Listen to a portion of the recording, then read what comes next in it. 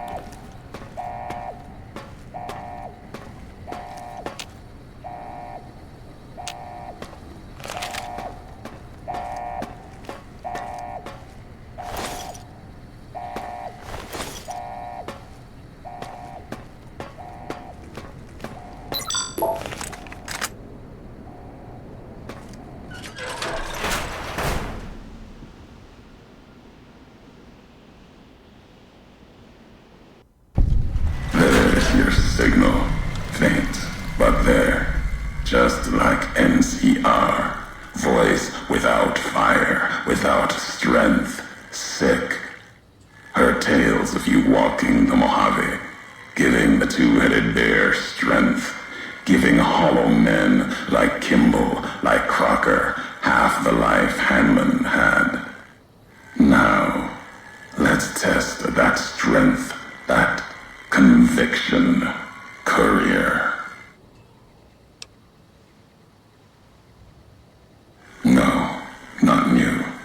And not new among all those in the shadow of the bear. You know their flag. A bear with two heads. Symbols an old world one. Had one head then.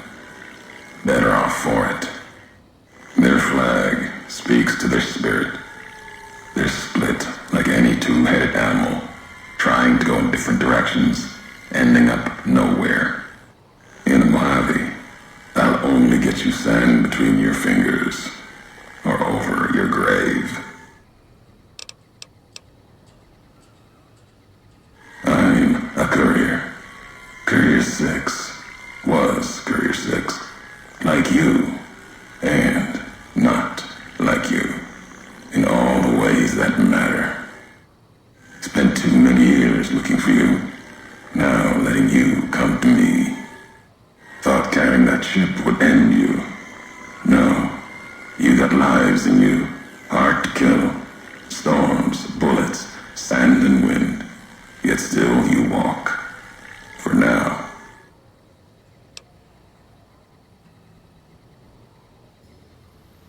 Words are the only way couriers meet. Sometimes it's the paths we walk. But no, we've never spoken before now. You may not know my voice, but we've walked the same places. The long 15 to Prim. That wasn't the only road you ever walked. I've been to your home, the place you kept returning to. May not be the place you were born, was the place you gave life to. Same thing. People forget couriers can keep communities alive until the day they're gone and their breath catches in their throat. Not my given name. Close enough. Took it from history. Found it in a book. It's an old world name. Ulysses lived a long time ago.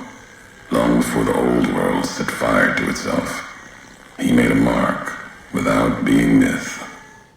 Had to fight during a time when his world had two flags, and he had to make them one.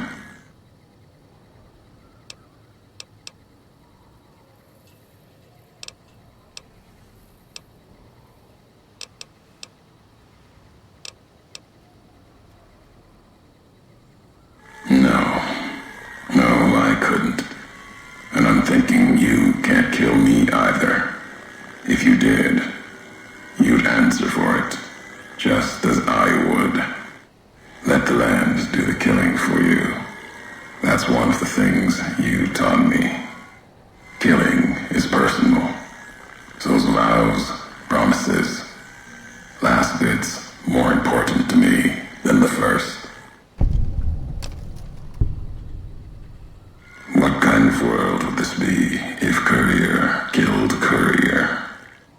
You've got enough distance ahead of you. Save your breath for the road. Don't waste it on words.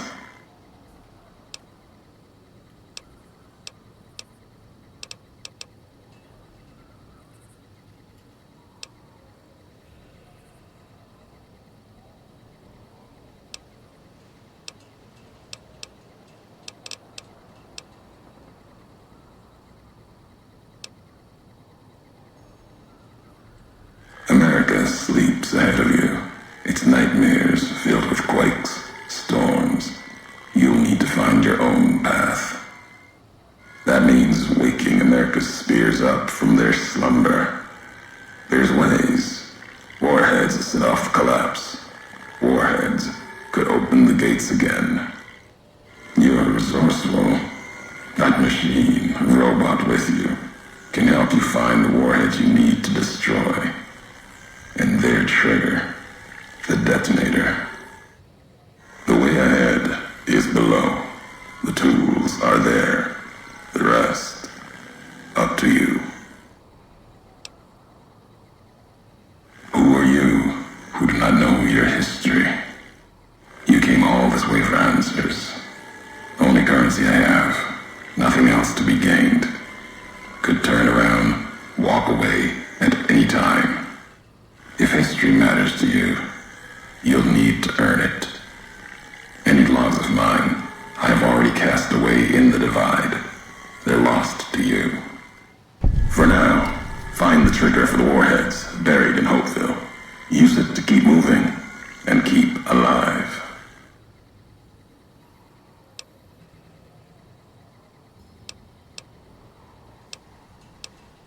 The divide will send its worst against you. It may break you. We'll see if you're stronger. Road gets rougher from here. Courier left marks for you. Colors will tell the way if you're smart. They'll lead you to your home one more time. Lead to the ending of it. Maybe remind you why you wander.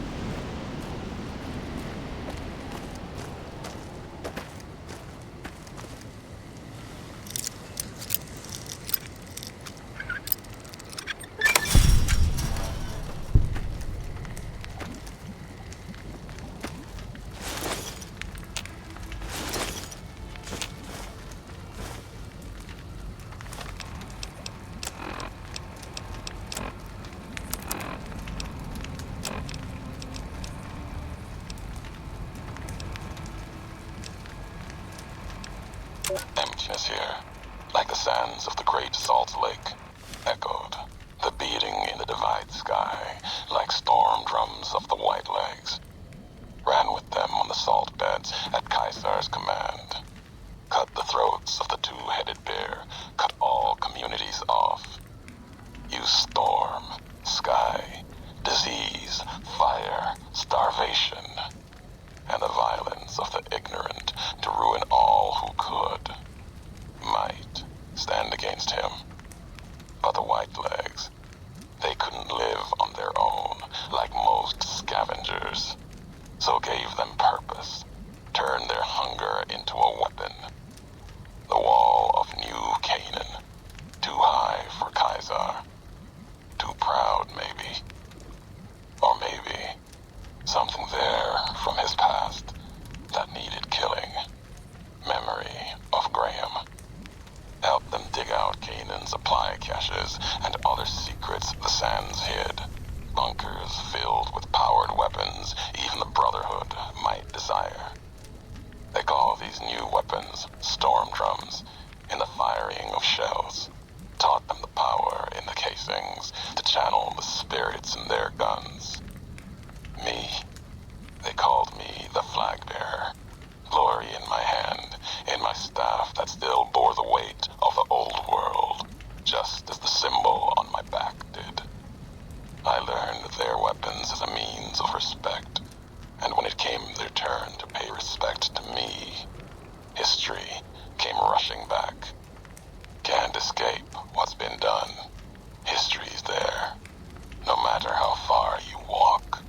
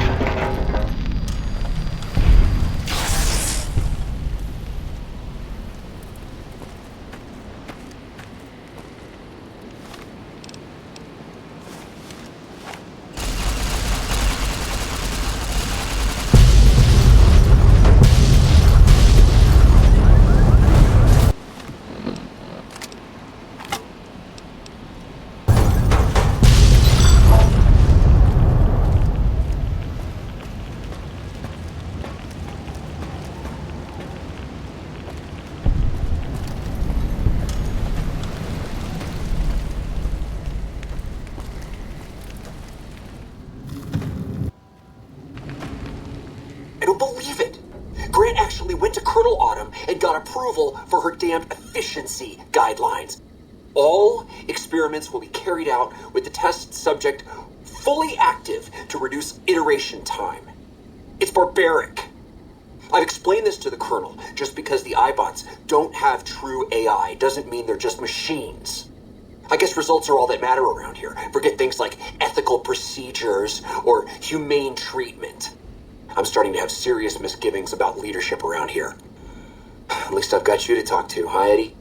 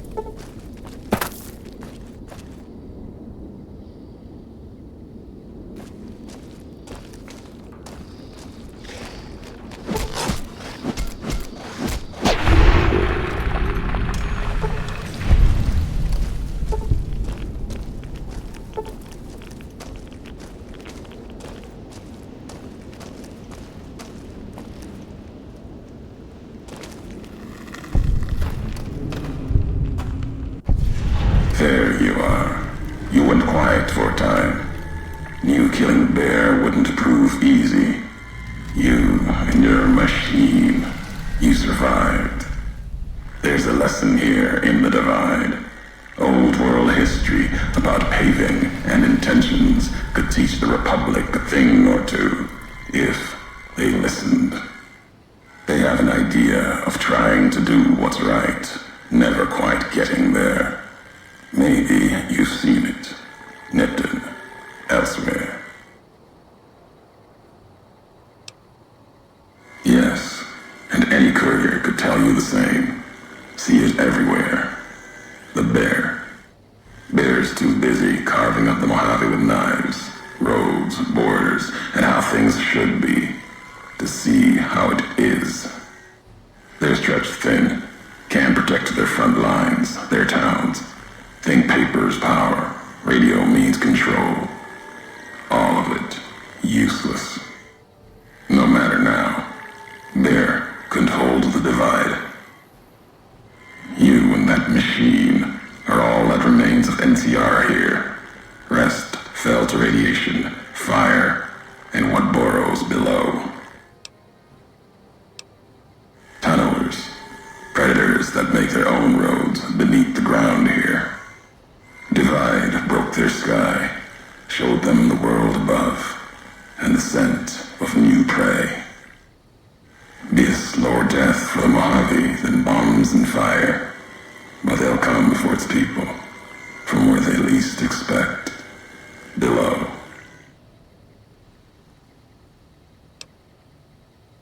Makes sense. Truth favors that, matches the history of this place. Were signs they were here for a long time, before marked men, before what happened to the Divide cracked their sky. If so, they were buried deep. Might have been born the day America's embers started to settle. Seen worse things twisted by radiation.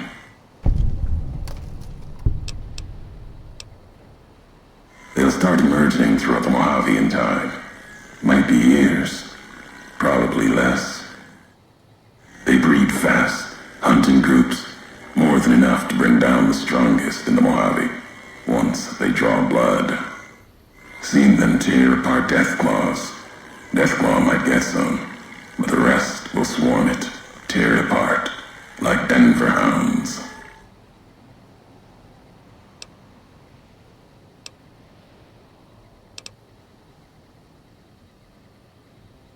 You see true, not scavengers. It's what they wore, before this all happened. Pain makes for strange allies. The hate the bear and bull shared across the battlefield, now turned against the Divide. Few survived, intact. Many NCR were already here when the destruction happened, keeping the route east open in fear of Caesar, fear of the Legion. The dam, that old world wall. The bear, NCR, couldn't be allowed to reach it easily. Long 15, Cayman, both bad enough. Kimball, Kaiser, House. You'd think their whole world was that wall, cutting the Colorado. If I'd never laid eyes on it, never spoke of it. But once found, it was all Caesar could see. That, and the flag beyond it, another symbol, big enough to challenge him. And the Divide, one of the roads to it. Legion was tasked with cutting that artery. If you can't kill the bear in one stroke, bleed it, starve it. That kind of murder. It's what any of the Legion would have done. Now, the Divide belongs to history. They bear false versions of Legate Benuse's mask, the one Caesar fashioned for him. Thought it was an insult at first. No better now. It's shaped from Divide metal, not with care and strength, but with hate. Keeps them anchored. Crude, effective, like the blades they carry. on to, while the divide tears at them. For the two-headed bear, NCR, they don't have symbols in the same way Legion does. They revere their mines and explosives, guns. That is their religion. Death from afar. Take pride in it. The tapes. Didn't think those would be found. You know the divide better than I thought. Had tech from the big empty. Recorder a woman gave me. Didn't survive the road. On its last legs. Cast it and the tapes aside. Weren't worth the words anyway. Not like I'd forget what happened. If you heard them. Nothing but ramblings. Reminders for a man who doesn't need them. Probably more lying from here to the divide. Maybe not. Who's to say?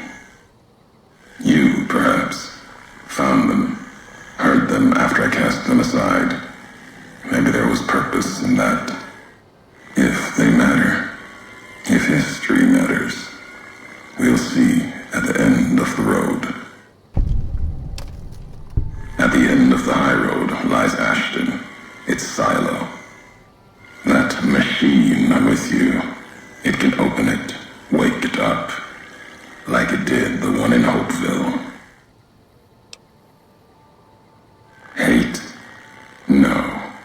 There's nothing to hate in metal, steel, gold, or platinum. You're a machine. It's just a tool, made of wreckage of the divide. All that was brought here. You know the why of it. If you don't, I do. And that's enough. Shows trust only walks so far west. Earned more than that, though, getting this far. We walk the same road, carry the same colors. Can't break that by making the road red. Want more than that? Walk the divide. Answers will come. Closer you get to home. You and that machine. Many in the Mojave think the divide's nothing but canyon and storm. Wasn't always. There was life. A town farther west. Not talking about an old world town like Hopeville. More recent. Something you saw in your lifetime. It had the name, the divide, too. But rather than cracks in the earth, it was a road from the west into the Mojave, a supply line.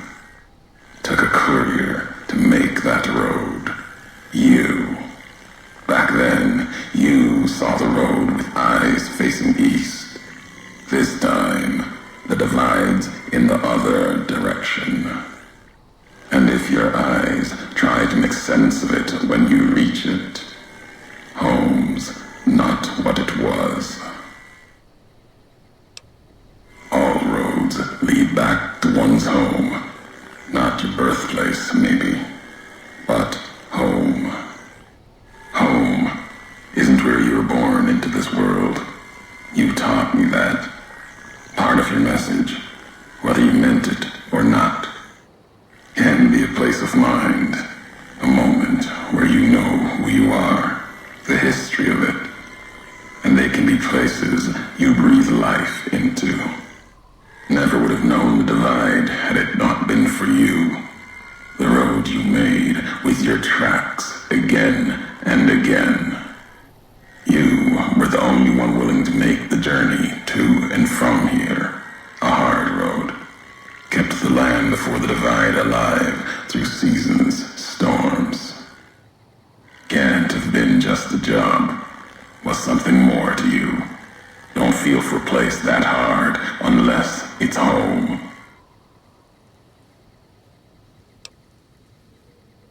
It means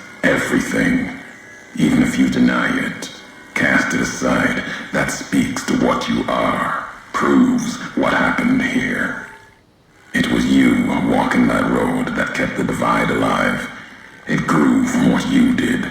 Settlers, camps, filling that old world city. Chance for a new nation, new beginning, new way of thinking. Could have breathed new life into the Mojave, bridging east, west, like Hoover Dam. But not old world. Something you made. Road was a supply line. No, recounting history. NCR saw the worth in that road you made. Staked a claim, whether it was wanted there or not. True elsewhere in the Mojave. And where the bear tries to cling to life, the Legion comes, bearing messages. Some brought by blade, others by couriers. You knew what was coming, as sure as I know what's coming for you. This time you carry the burden. Walk west into the sun, and keep walking until it dies. There, I'll be waiting.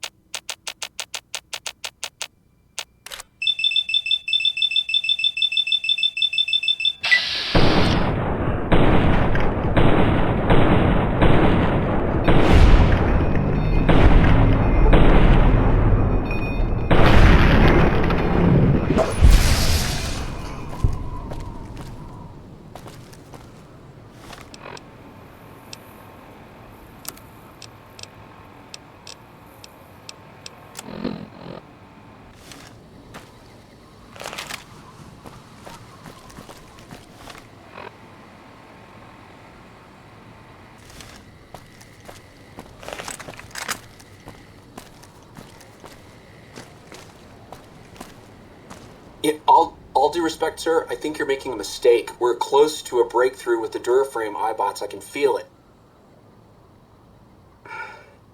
Yes, sir. Yes, sir, I understand that we need the Duraframe assets for Hellfire armor, but... No, sir. Yes, sir. I understand, sir.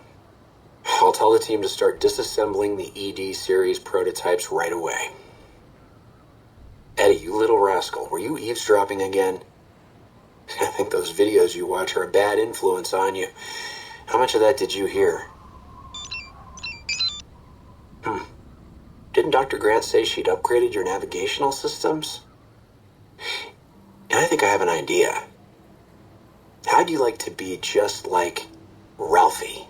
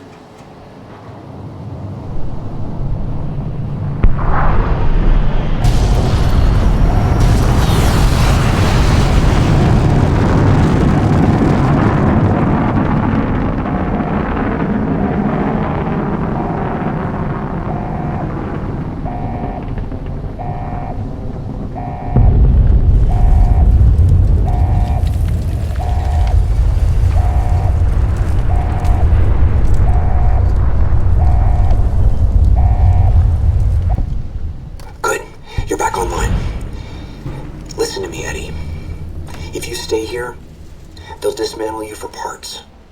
You have to go now. I've uploaded destination coordinates for our outpost in Navarro into your system.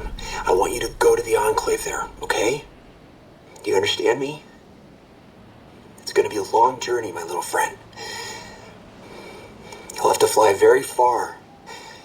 And fly very fast. Can you do that? I know you can. Be careful out there, Eddie. Maybe I'll see you again someday.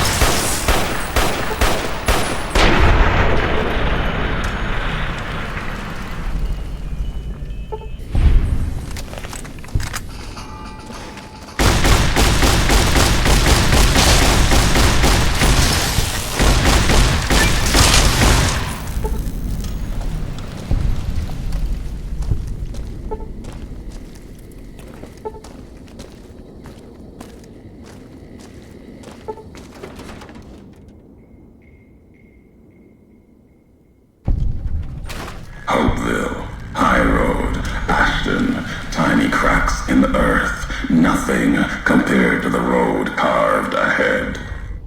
Before you, this is the edge of the divide. Ahead lies your work, the history you burned in the earth, what you brought to the people here. You delivered a package, had markings that matched those in the divide. Not all, but enough. Military markings from someplace the bear had savaged in the west. Maybe seeing those markings on it reminded you of home, made you carry it. It was a device, a detonator, one I'd never seen before, or heard before. You carried that thing to the divide. I know because I followed you as you walked the road, watched you do it. You brought it here, to the community you built, and you are responsible for what happened after, when the device opened, started to speak. When it did, the divide answered back.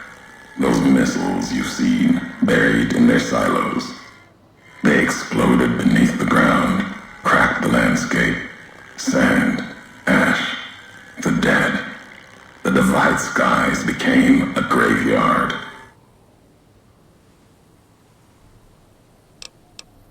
Should have died there, but now that I know you live, the machines here saved me. I was the only survivor, or thought I was. Your package, the message inside, awoke medical machines, close to the one that shadows you, began to build themselves, then others. They only take what parts they find in the divide, never roam beyond it. Can't even leave the silos without a human to shadow. Like hounds. Maybe they saw the flag on my jacket, thought I was of America. If so, history saved me. A sign.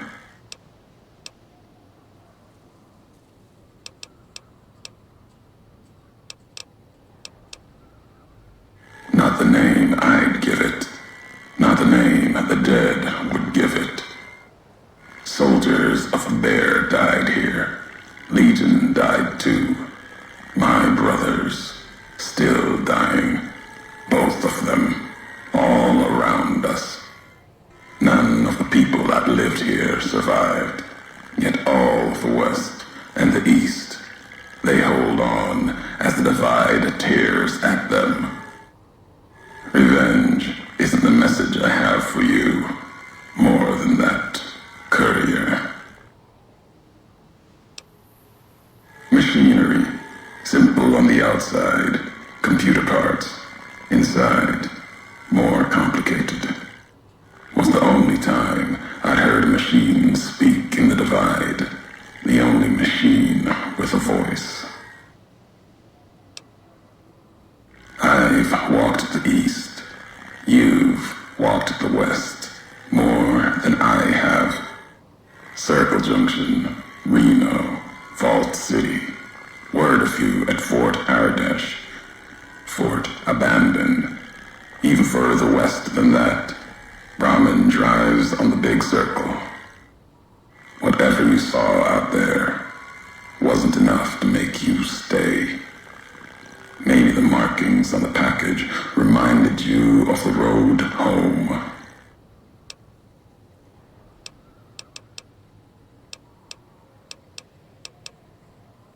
If you had been there when it happened, if you had seen the divide break, you would know it. You carry death wherever you go.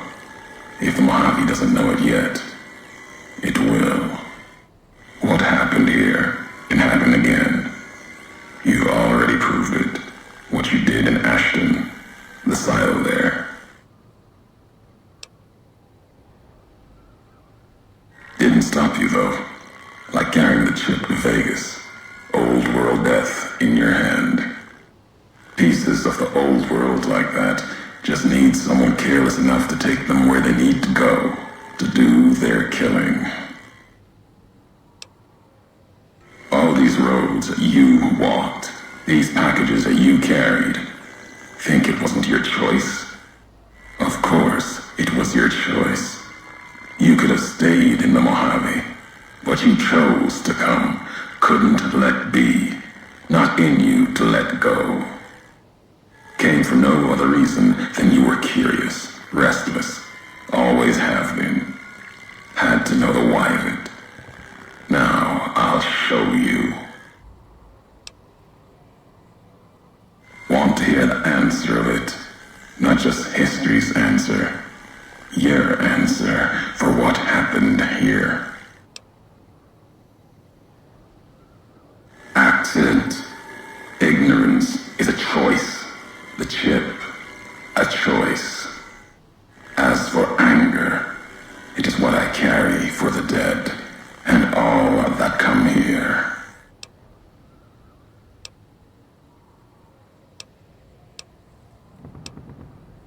The soldiers of the bear, they were dead already. Their symbol, diseased. Deserved to die as my brothers did at Boulder City. Mines, bombs. I carry nothing for them.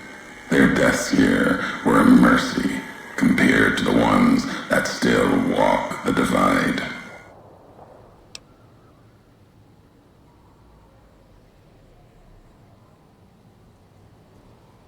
My family, my tribe lives.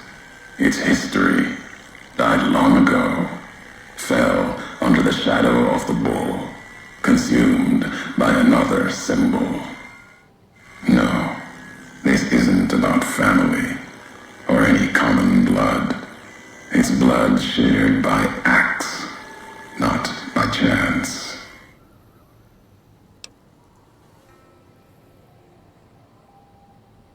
The supply line, the artery for the West. I have seen the blood of NCR at Legion hands many times. I carry no hatred for duty, if that's what this was. The divide was more than that. Its people more than that.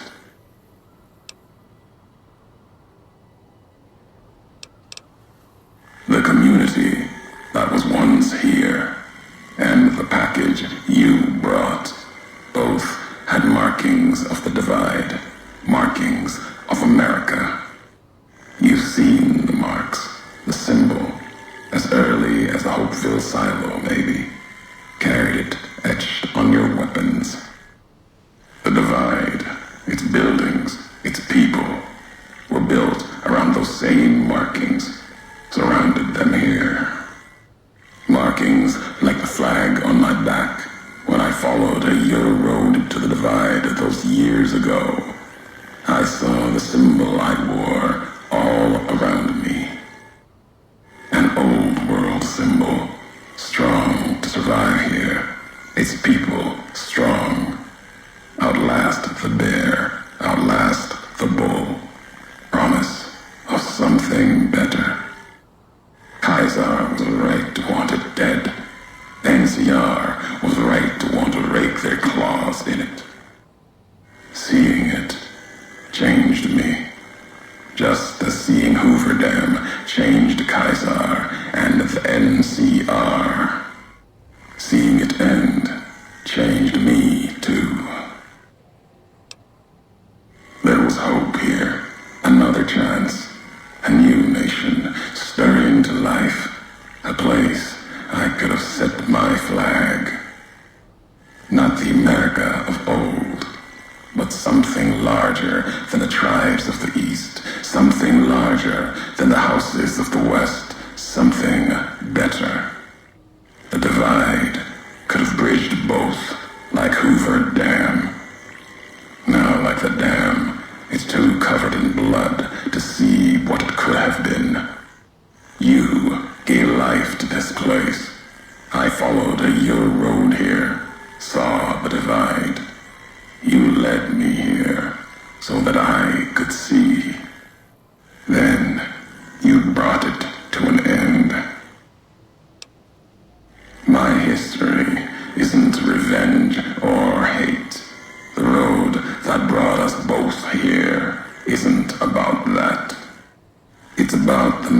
message you carried. The one in that package, whether you knew it or not.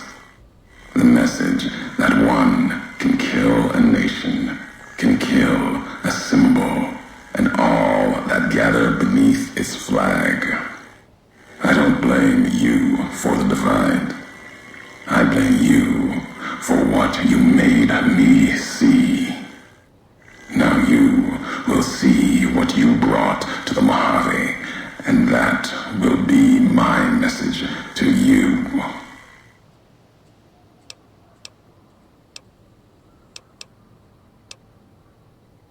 Your road's not done. Haven't walked it full yet. Not nearly enough. The way ahead and below leads to the heart of the divide. And there, you and I, we'll have an ending to things.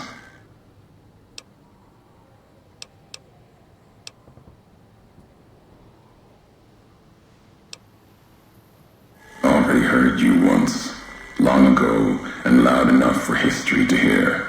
Tired of your messages. Still, curiosity drove you this far. Let's see what else it can do. Caesar's orders. Sometime before I realized the why of it. Wasn't just you. All couriers. No telling how many were Legion. Maybe all of them. Wasn't sure about you until the divide. All the NCR burning. That much death. It bears the mark of a Legion hand. But you killed like NCR, like Hanlon, with mines, bombs, missiles. Killed Legion along with the bear, like a coward kills from a distance. If you were Legion, then NCR beat you. The West changed you.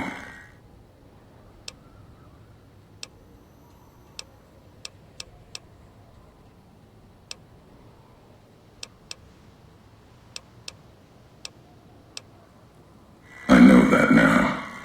Doesn't change what was done. The Legion who died here. Even if you were Legion, you would answer for those deaths by Caesar's law. I knew all of you, your name, your road to and from the divide, what that meant for the Legion. We never spoke, knew you through your actions, knew you'd walked the West as I'd walked the East, learned different lessons, and I would never have discovered the divide without you. You know what it was. Had the symbols of America on it, new markings from after the Great War. Thought it might be America come again. Promise of another future, another flag. It was a piece of machinery, military, holding memories, codes maybe. When it woke, made these sounds, words. When it spoke, the divide became fire. The ground tore apart like the skies. Through it all, kept calling out, maybe calling for home. Buried in the divide, part of it now. Wherever it is, it's been silent. If it spoke again, we'd know. Machine couldn't speak by itself. Needed a terminal to access it, like the terminals in the silos here, or the machine with you. When it was connected, it started speaking, and the divide answered. You've seen the divide, walked it, farther than I thought you would. Not sure how much farther you have in you. If you need answers, speak. You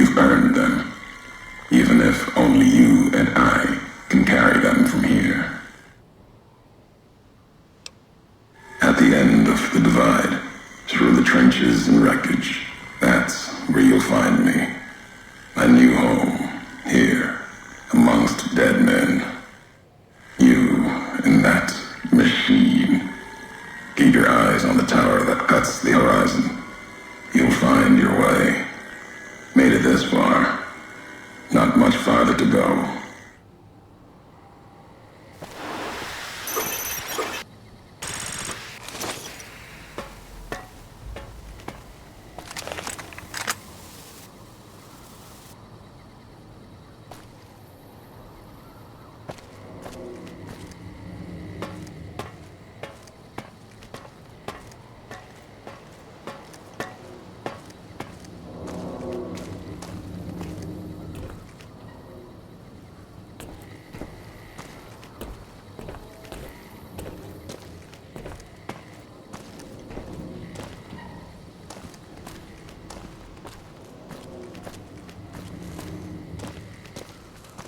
Dad! Hey, Dad! Check out this robot I found! Careful, Tommy. I've never seen a robot like that before. It might be dangerous. He's not dangerous. Look, he's hurt. Can we take him home, Dad? Maybe Mom can fix him. I don't know, son. What if someone comes looking for it? Please? He looks so lonely. Maybe if Mom fixes him, he can help her out around the garage. All right, boy. But if he breaks anything, it's coming out of your allowance. Yay! He'll be just like Ralphie. Only this one's not a toy.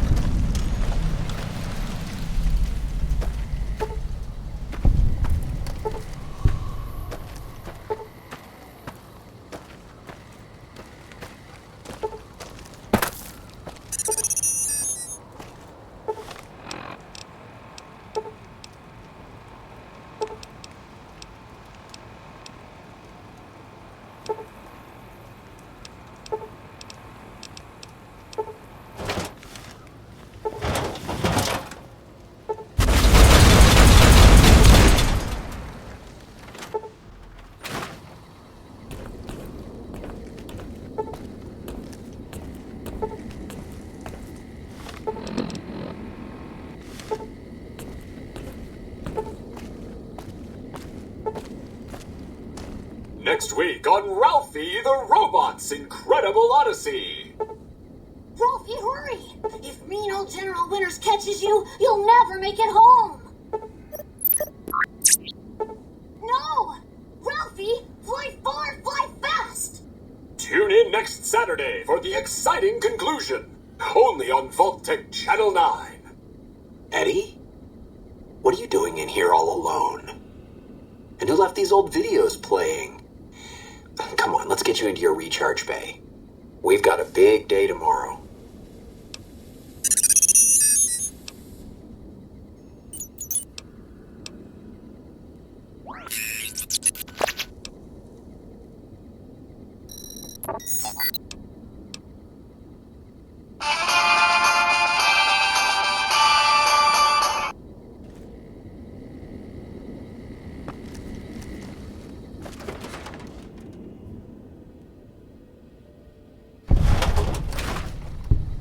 Thought that explosion, that building falling deep in the divide, might have been your work.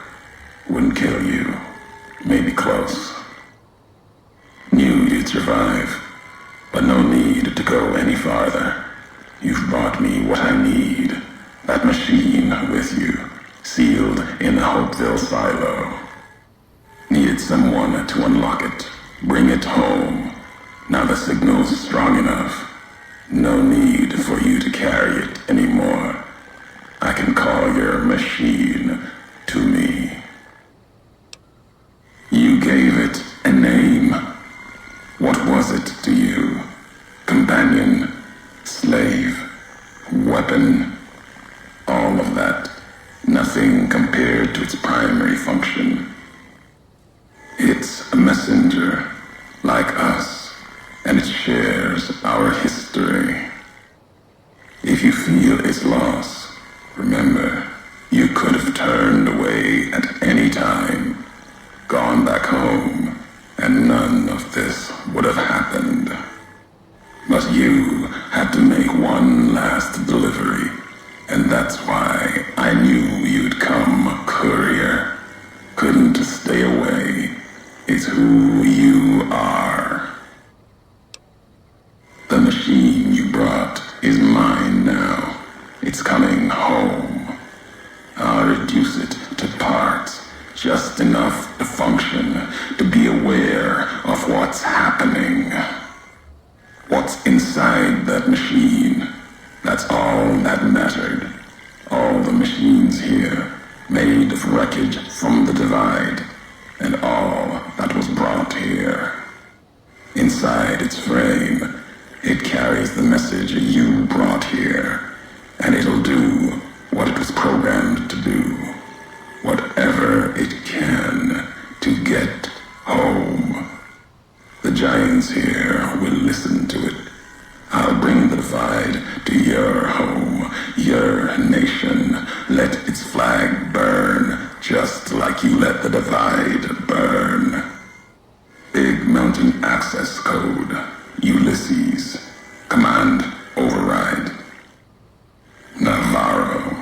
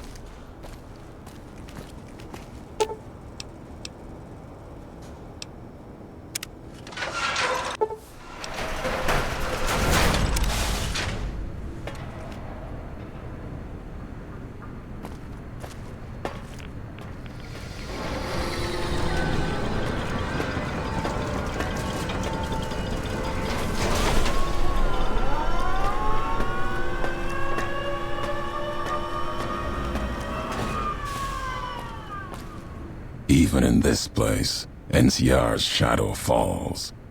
Or is it just you, courier, without the bear's corpse to weigh you down? You are too late. The divide is awakening. The package and the message within have come full circle. The sequence has begun just as before. Except this time, the missiles will touch the sky instead of being locked beneath the ground. You've answered your own question, and you'll die with that question on your lips. You don't see, listen, even when it's all around you. No matter if I nailed it into your head like a gift from Caesar. You brought the divide to life, courier. You walked the road, brought the bear, then the bull, brought me, following your tracks. And when I saw the divide you made, I saw a second chance. A new way of thinking. My world, no longer the East. And you brought the West in that package. Destroyed it all. Nearly killed me, flesh and spirit. You destroyed something larger than the bear, greater than the bull. And even when you could have turned away, you brought it again in that machine. You destroyed a nation taking its first breath. A place that could have been my home. Now, I'll destroy yours.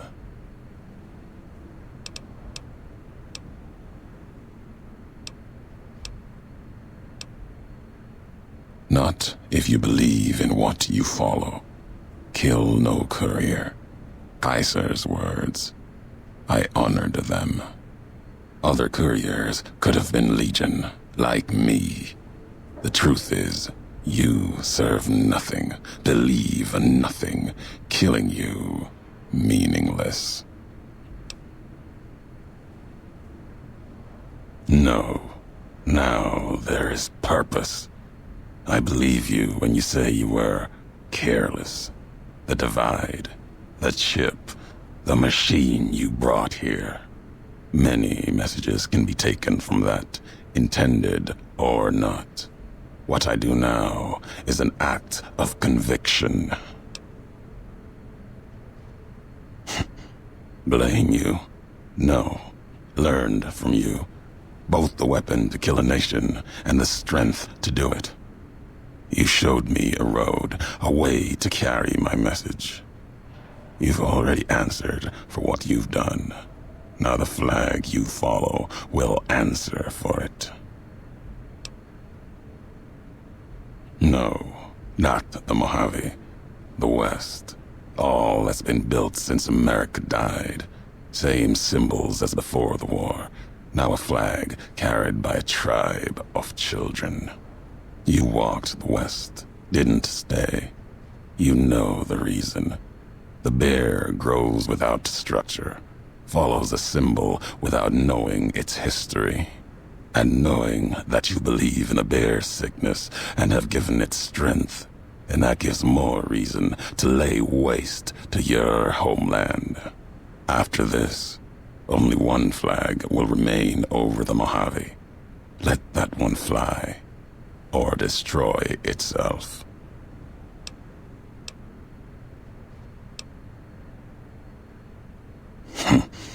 No need to destroy the bear. Just cut its throat. You taught me that at the divide. Only need to cut off the supply line, the road, to watch something greater die. I'll turn the long 15 into miles of fire. Cut off the Mojave. NCR will fall back, lose Hoover Dam, and leave their throats exposed to the Legion.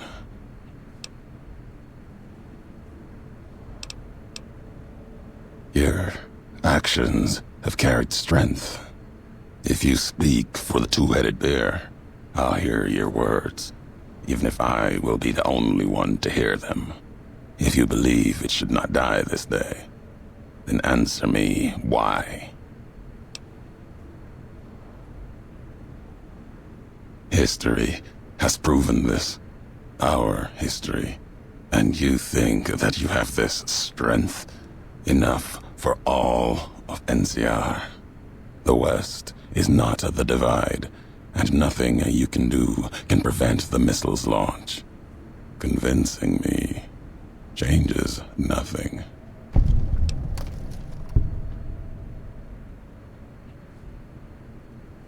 So, you resort to trickery. You were hoping that you could deceive me, reveal that somehow I can stop all this. Your nation will burn as intended, and the last words of its messenger were not for its people, but to beg for mercy. I'll finish history's work. If the divide couldn't kill you, perhaps these spears of the old world can. Let's end this courier, you and I, here with the old world flag as witness.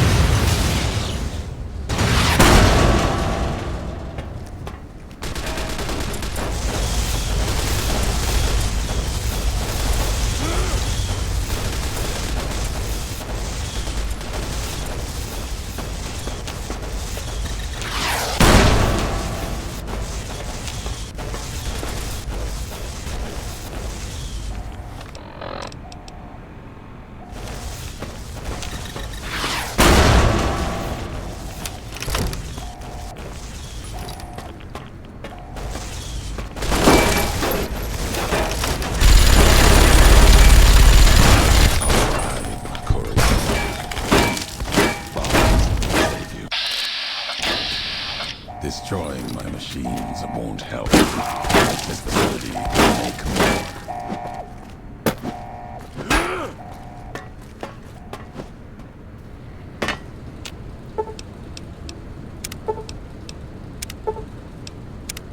Just you and me then. Always was. Movement.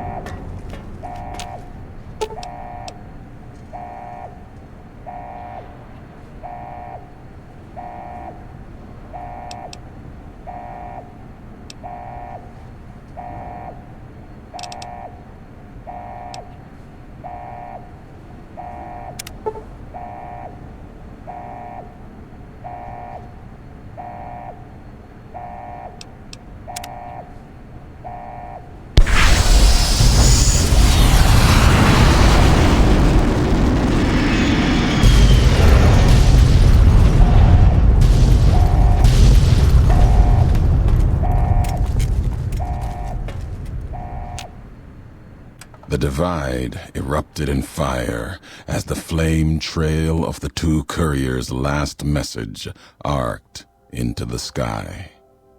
Missiles fell on the east, and the Legion encampment at Drywells, where the Twisted Heres had allied, then been betrayed by Wulpus and Caesar. Legion soldiers died, their silhouettes blasted into the ground and earth, the last word of the last of the Twisted Heres. It was an ending to things, a way of erasing the road that had led to this point and the history that had walked with it. At the end of the struggle, only one courier remained in the heart of the divide, the true courier. Courier 6. The courier tore the ancient flag of the Commonwealth from its cables and cast it over the corpse. Though whether done as a sign of respect or in anger for what had been endured to reach this moment, that is unknown. Interpretation is something best left to history, and only the surviving courier would ever know for certain.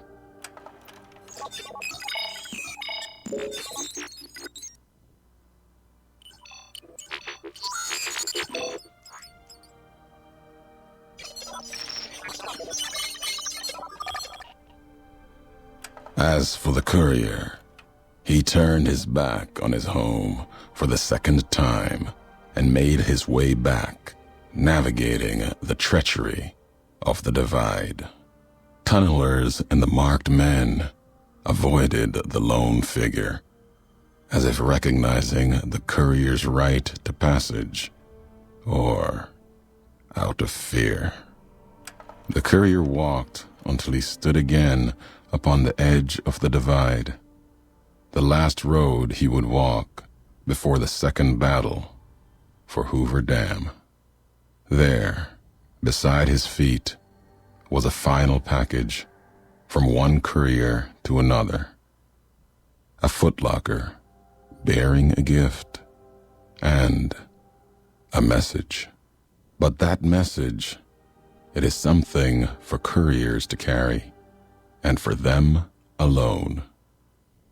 The lights flickered across the divide, reminders that the old world histories persist and find meaning in the present.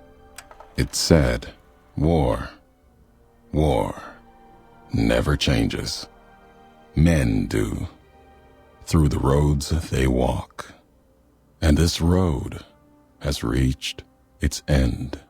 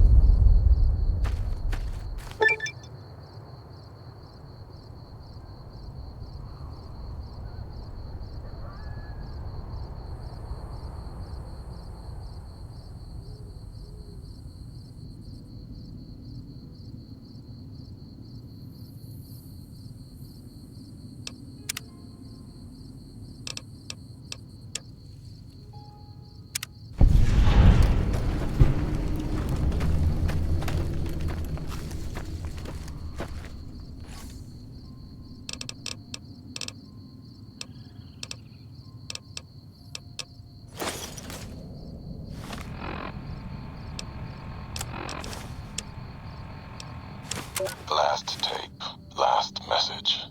In case you best me. If you're hearing this, you have, through blood or word, this message and all that lies with it. It is for you, courier. If you want to know the why of things.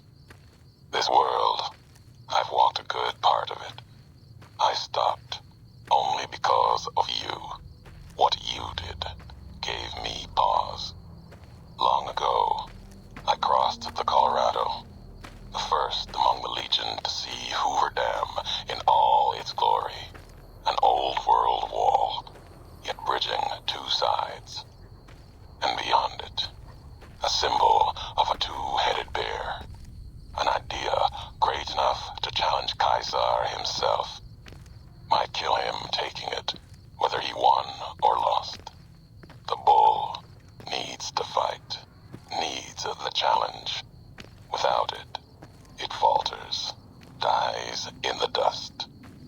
Might be a lesson there, in you and me. Leave the thought behind the message to you. My message is this.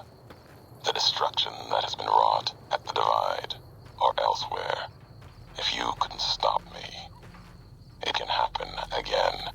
It will keep happening. If war doesn't change, men must change, and so must their symbols. Even if it is nothing at all, know what you follow, courier. Just as I followed you to the end.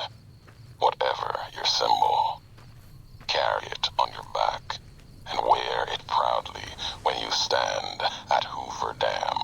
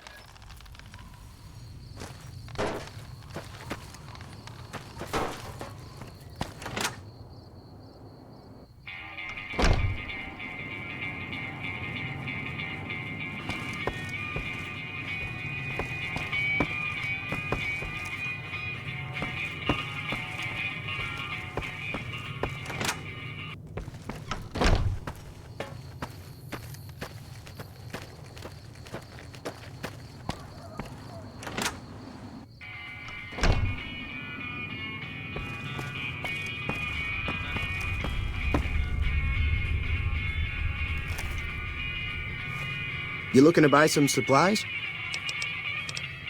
Can do.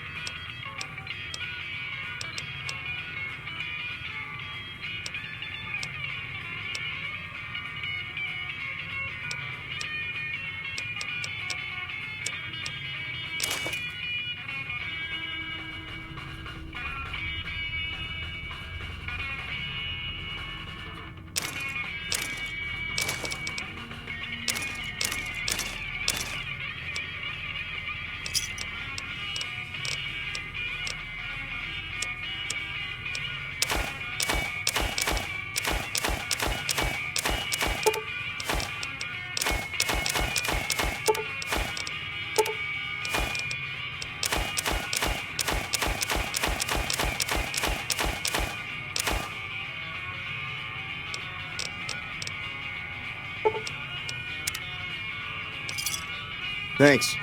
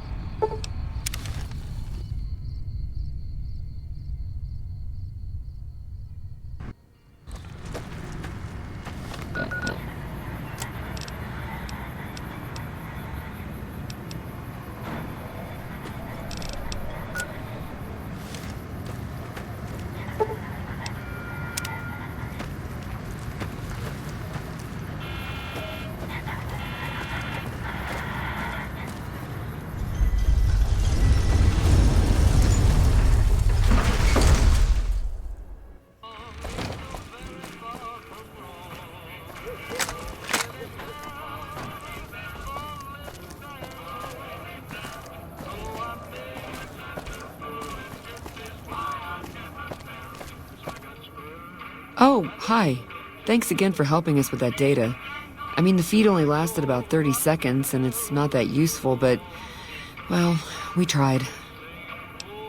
We were connected for half a minute and received enough data to fill 5 holodisks. It looked like nonsense at first, but we decoded it. It was all biometric data, life signs from Mr. House. The technology he's using is so advanced that it samples data hundreds of times per second. It's fascinating, but depressing. Whatever technology he has can't possibly be practical for the people out here. About 5 years now. I have family back in Arroyo. But this is where all the good work is being done, so to speak. NCR taxes and inflation have been hard for a lot of people to deal with, and most of the money's going to the war effort. There's not much funding for medical research with OSI or any other group. Not unless it has a military application, anyway. I'm interested in medicine, but it's not my strong suit. I try to help out with any computer issues the followers have. That's why I was helping out with the research into Mr. House's technology. Trying to, anyway. After 2 tries, I think I've learned enough. I'm sure there's something more promising I could be helping the other followers with. Oh yeah. I didn't tell you about the first time. I'd rather not talk about it if you don't mind. True. All right. The first try was a little less professional. Someone important on the strip had access to some of House's technology. Specifically, a Securitron. And more specifically, the someone was Benny.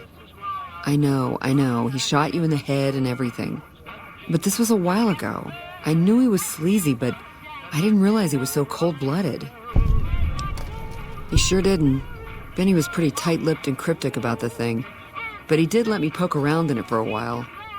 I wound up helping Benny a lot more than he helped me.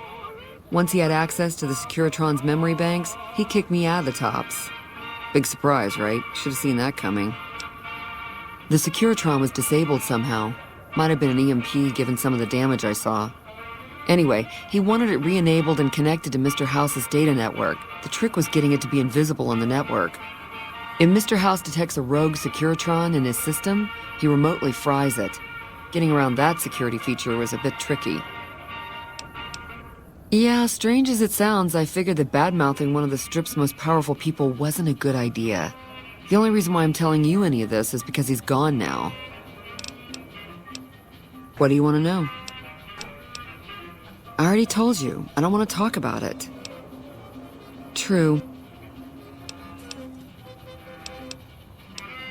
Not much to tell. Benny had one of Mr. House's Securitrons deactivated and wanted it switched back on. He'd heard I was interested in Mr. House's technology, so he hit me up, so to speak. See you when I see you.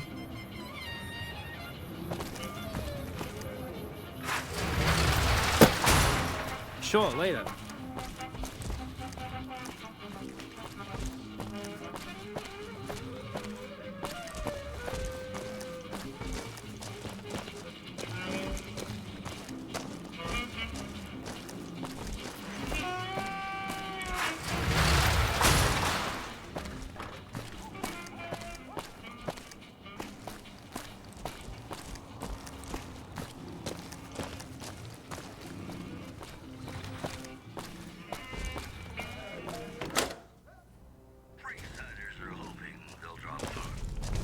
Good to see you again.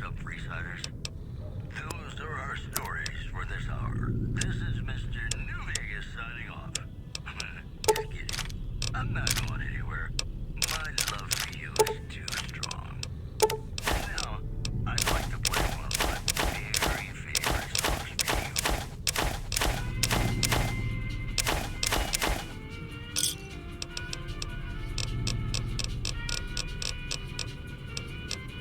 Another satisfied customer.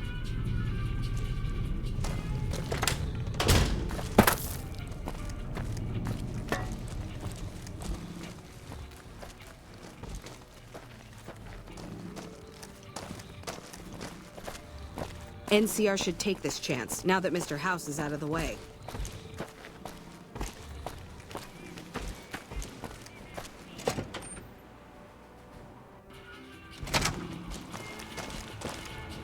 Welcome back. What can I do for you this time? Ah, excellent. I received word you may be coming. We helped the receptionist over at Gomorrah with some thugs that were taking advantage of her. She owes us a favor. Go talk to her. She'll be able to point you in the right direction.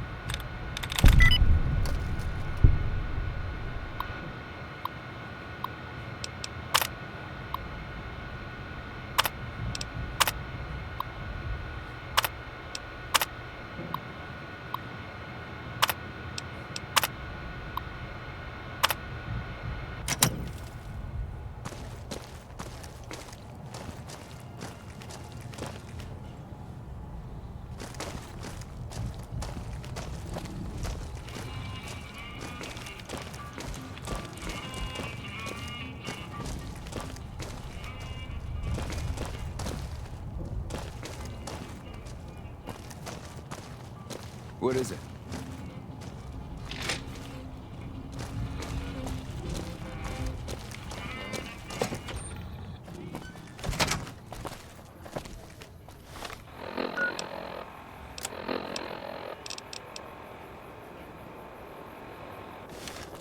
They got to President Kimball? How long can we hold out?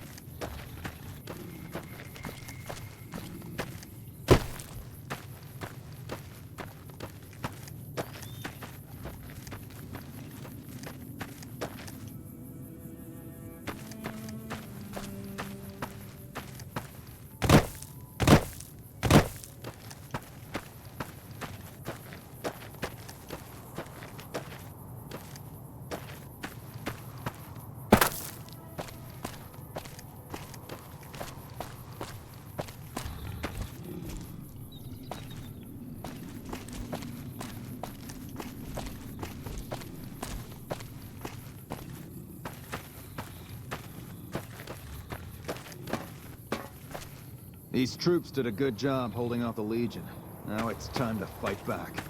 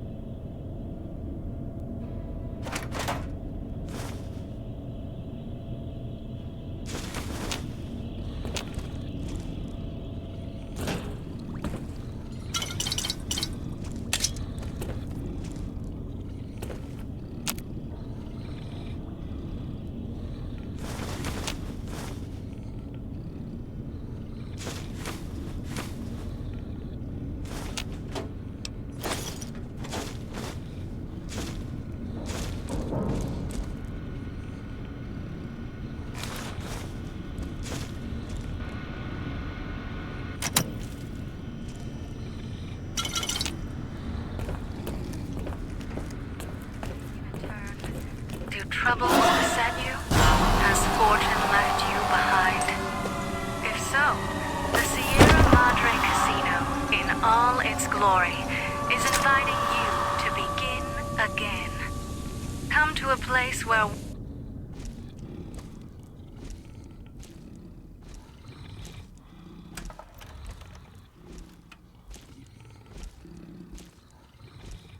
You've heard of the Sierra Madre Casino. We all have. The legend, the curses, foolishness about it lying in the middle of the city of the dead, buried beneath a blood-red cloud. A bright, shining monument luring treasure hunters to their doom. The world's most famous stars and entertainers were invited to its grand opening. An invitation was a sign of exclusiveness. The opening was supposed to symbolize a road to a brighter future, not just for the world, but for all who came to its doors. A chance for anyone to begin again. Except the Sierra Madre never opened. The war froze it in time, like a big flashbulb going off. The grand opening. One big ending of humanity. It's still out there, in the wastes, preserved, just waiting for someone to crack it open. But getting to it, that's not the hard part. It's letting go.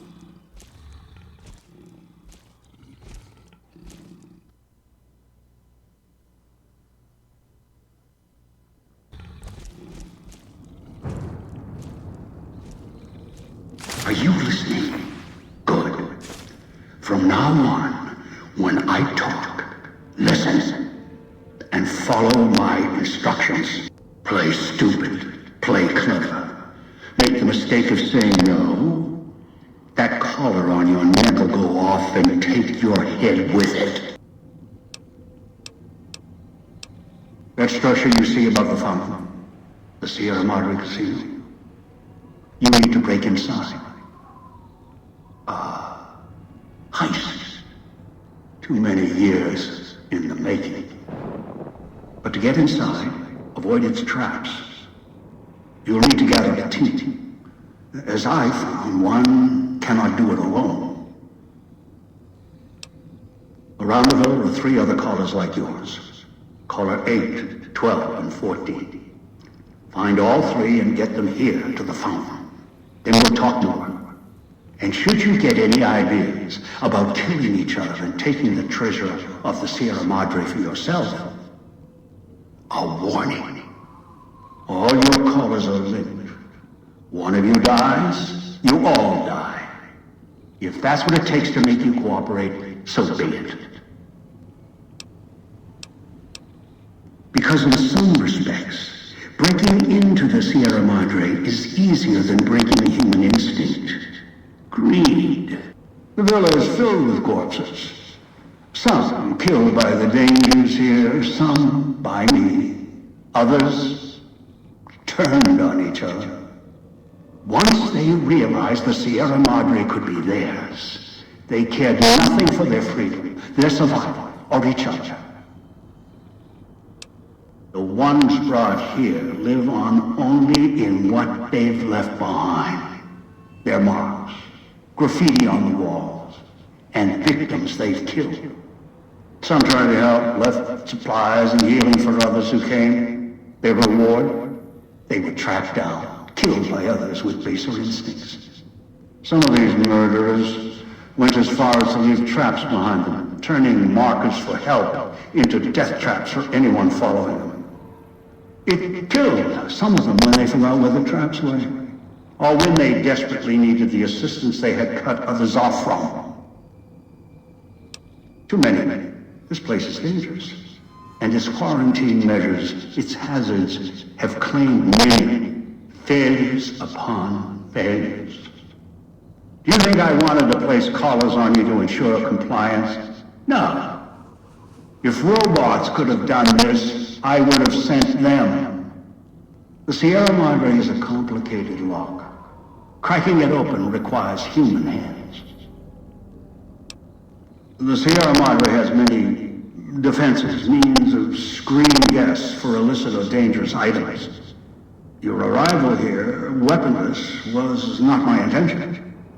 The casino, this villa, it takes anything with even a trace of radioactivity, traces of unknown substances, and returns it home, the bunker. The process is automated, and the casino itself has other similar services. I was unable to find a workaround except to send others in as tools. Still, I have not left you defenseless, and the Sierra Madre's security, in some respects, can help you if you are resourceful enough. This place is well preserved. Few who came here ever returned. All the treasures of the old world lie scattered about, virtually untouched. Search, hunt, craft what you can from what you find. The trash of the pre-war era can keep you alive. Food, knives, more. Use them. Even those toxins and the residue it leaves behind can be shaped into tools and weapons, gatherers as well. Also, there is one more thing in your possession. A rifle that will keep you alive, as surely as the caller will. It is a hollow rifle, a weapon I constructed when I arrived. I have since made superior models and modifications. For now, that too will have to do until you find other weapons, and I suggest you do. The hollow rifle's ammo is limited. Still, it should serve well enough. I fashioned it from the holograms of the villa and used it against the villa's living inhabitants. Yes, inhabitants. Avoid them if you can. They are difficult to kill. Whatever has created them, bullets, explosions, energy, it can make them inert for a time, then they seem to crawl back up, restored.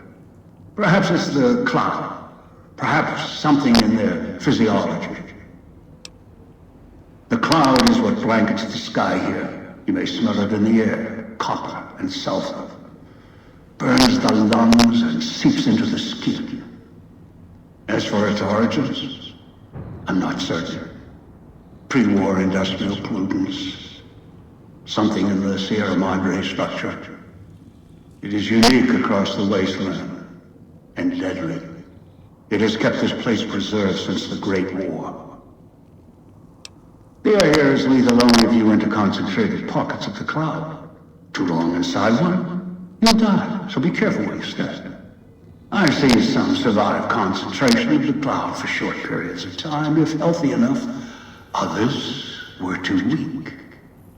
Rebreathers, chemical suits, there is no protection against it. It decays all it touches. I found fighting it useless. Anywhere sheltered from the cloud. Inside buildings, tunnels. Any place not exposed to the outside air. Anything the cloud has touched has preserved it one way or another. But only the holograms in the villa truly remain. Ghosts. They fill the villa. More in the casino. Much more. They carry out the functions the dead once did. They cannot be harmed. They only perform the same rote tasks until their power dies. They are of no consequence, except for the security holograms, the ones with the silhouettes of the armored Sierra Madre guards. Most holograms perform specific functions. The security holograms, ever since the bombs fell, now perform their function. They will kill anyone they detect. They are immune to guns, weapons, EMPs, even energy weapons. Still, they have limitations. Their design limits their field of view, enough to avoid detection. Each has an emitter. Destroy or disable it, and they cease to be a threat. Still, at least they still work as intended. Other technology here is more of a threat to you. Notably, the villa's radios and speakers. Yes, music was intended to be broadcast all over the villa. Over time, however, the radio signal has decayed and emits a different frequency. Speakers and radios interfere with the bomb caller frequency and can trigger the detonators prematurely. It is an unfortunate side effect, one I did not anticipate. I was unable to calibrate the collars to block the signals. So, you'll have to make do. Yes, but not immediately. You'll hear a beep from your collar's detonator. When you do, step back, scan the area, and find the signal source. There are damaged speakers and shielded ones. The damaged ones you can destroy at range. Don't get close. You can't switch them off like a radio. The damaged speakers are sparking. Hard to miss. The casings are resistant to vandalism. Punching or hitting them will not destroy them. Gunshots, energy blasts, even spears thrown with great force can puncture their exterior. Shielded speakers can't be destroyed at all. You need to avoid them or switch them off via a terminal. I'll leave the method up to you. I am short on patience, and you are short on time. Assembly stations. Schematics are stored within. Dispensers with unlock codes. They use the chips scattered around as batteries. Alloys are raw material embedded in the shell. They resemble the vending machines of Mojave, but they are crafting devices of tremendous versatility. Once an old world convenience, now they are a means of survival. Use the chips to power them. Select from the holographic display. The device will assemble it. Ask. Unfamiliar with the legend of the Sierra Madre? The casino exists. You are one of the few who look upon it. Where you're standing is the villa beneath the casino above. The wreckage. The villa lies in the shaft. The villa is a dumping ground of failed construction. Pre-war junk that has aged poorly. I've downloaded the instructions and markers on your Pip-Boy, in case you forget. And yes, I have access to that device on your wrist. Get the other 3 here after that. I'll have more instructions for you. Do this, I'll let you go. I'll let all of you go. Good. If necessary, I will guide you through the villa's broadcast systems. If you get lost, return here, and I'll direct you. I've downloaded instructions on an audio log to your Pip-Boy in case you can't read. If you forget why you're here, let my voice remind you. Stroll along the winding streets of our beautiful resort. Make new friends, or rekindle old flames. Let your eyes take in the luxurious expanse of the open desert under clear, starlit skies. Gaze straight on into the sunset from our villa rooftops. Countless diversions await. Gamble in our casino, take in the theater, or stay in one of our exclusive executive suites that will shelter you and cater to your every whim. So if life's worries have weighed you down, if you need an escape from your troubles, or if you just need an opportunity to begin again, join us. Let go and leave the world behind at the Sierra Madre grand opening this October. We'll be waiting. Has your life taken a turn?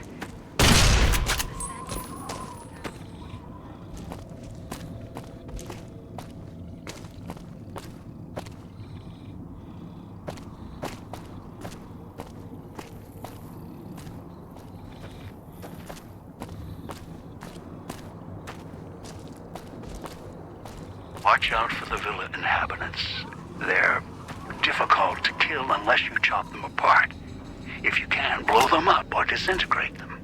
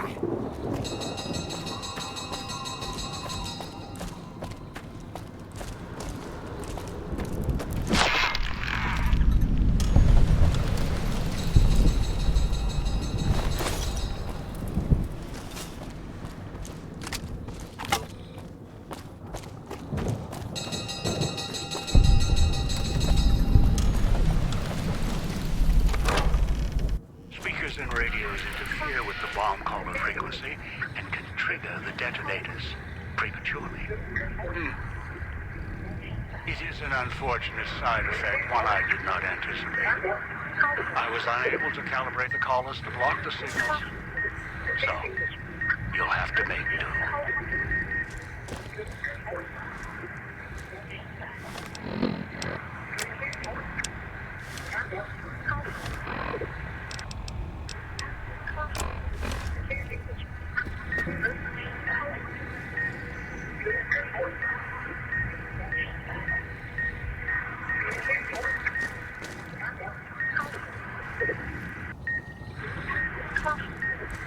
Noise makes my stomach.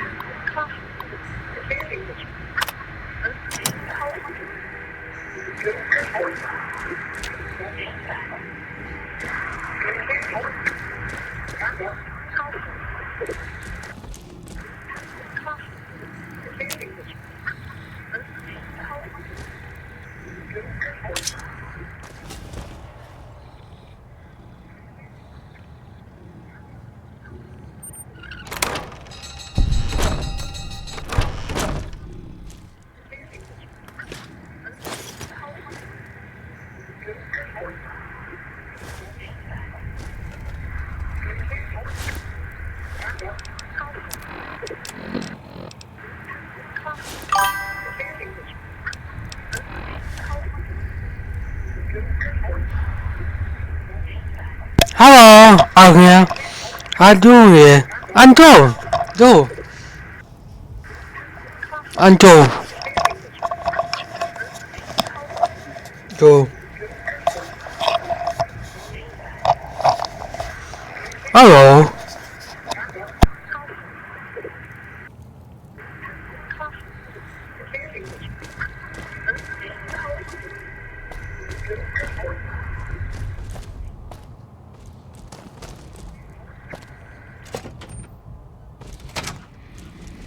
Knew you would come below the cage, down to where I am. Maybe you saw the letters I scratched on the villa walls. A little farther. Follow my voice. That's it. The one in the cage? Dog. I had to lock him up. He keeps disobeying me.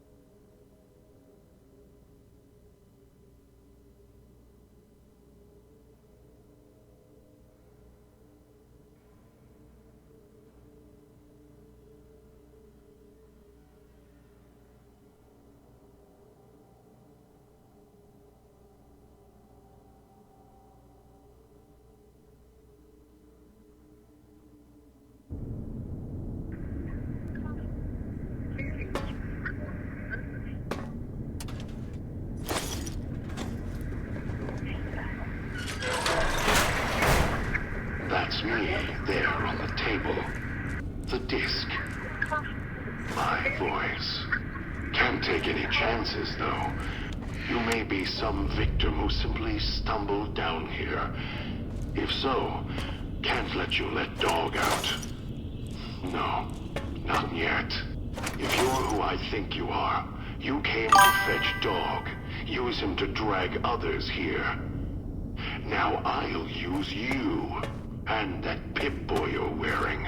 You're smart.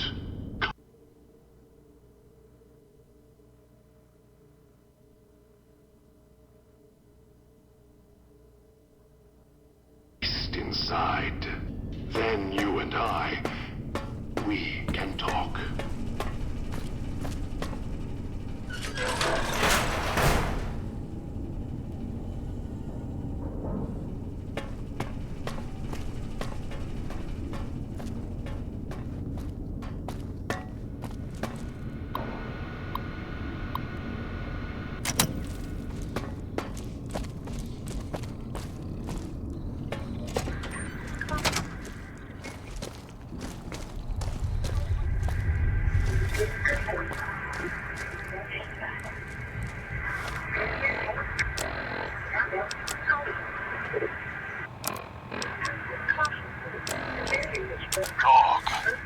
What have we here?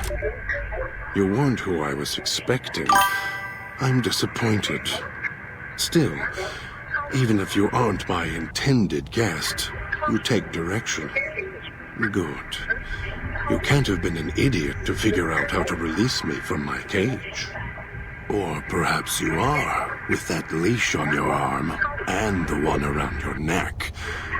With our collars and manacles, why, we may as well be kin.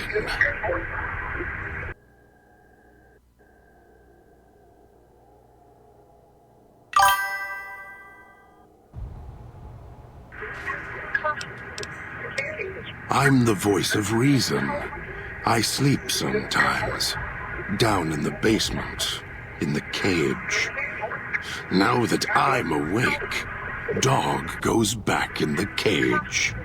Dog knows I'm here, but can't do anything about it. I'm his conscience. Keep him tame, keep him from hurting us, doing foolish things. I've been trapped in here for some time. Then you come along and let me out. So, you opened my cage for a reason. Now, I want to know why.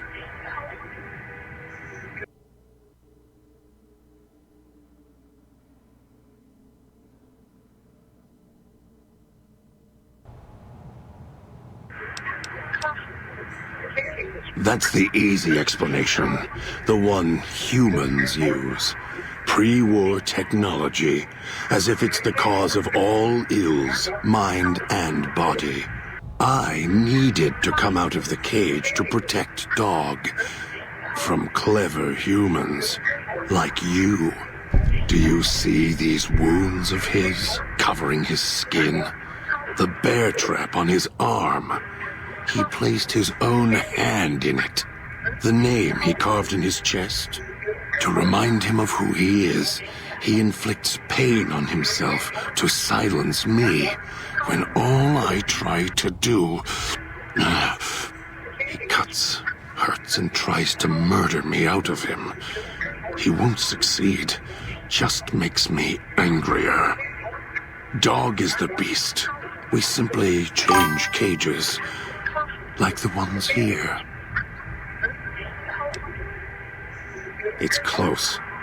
Closer than I'd like. Dog's been into things. Needs to think before he eats. Chew before he swallows. He's eager that way. Now the collar's a part of me. Inside. I can feel its electronic heartbeat. Clicking and burning down below. Like before. It was cold and heavy before going in the cage. Now you're here, and it's pulling and kicking again. Tugging like a leash. Interesting.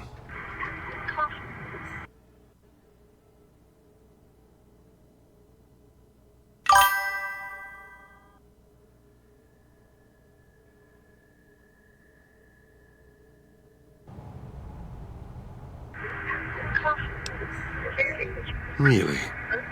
Yet it led you here, to me. And now you're here, and it's burning a hole in my guts. Maybe it's crying for its owner.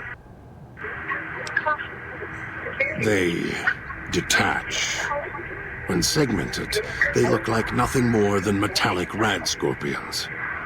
And if they're attached to neck flesh, warm, red. Dog doesn't care what's on the body he's crushing in his hands. He'll mangle it, twist it, make it fit until he's full. Dog can't help himself. Hungry, greedy. And now the collar's inside, alive again. And we're trapped here until it goes cold.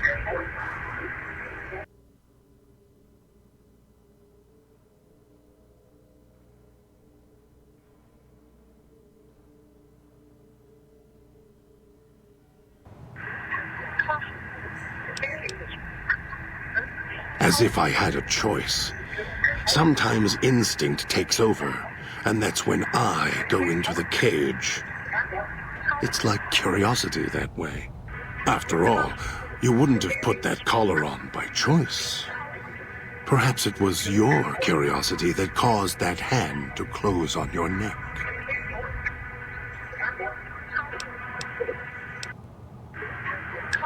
Of course you do. And so do I. The key? Why, it's the old man, the one who brought us here. I hid the key on me so Dog wouldn't know. I just need the old man to show up so he and I can talk. If Dog was in control when the old man appeared, well, he would just do whatever he commanded, as always. And I can't have that.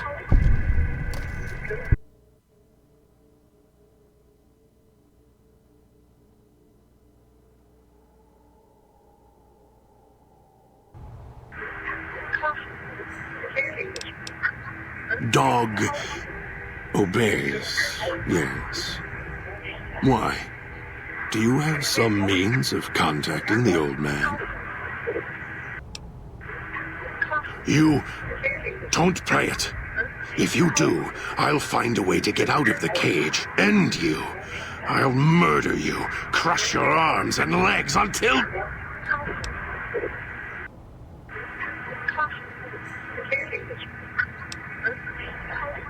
No, you wouldn't.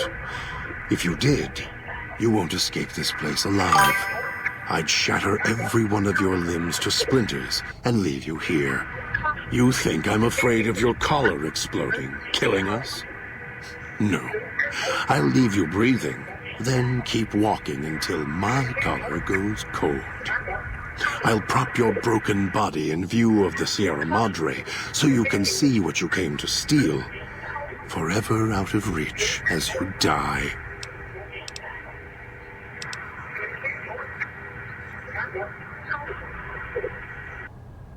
Prove it. How?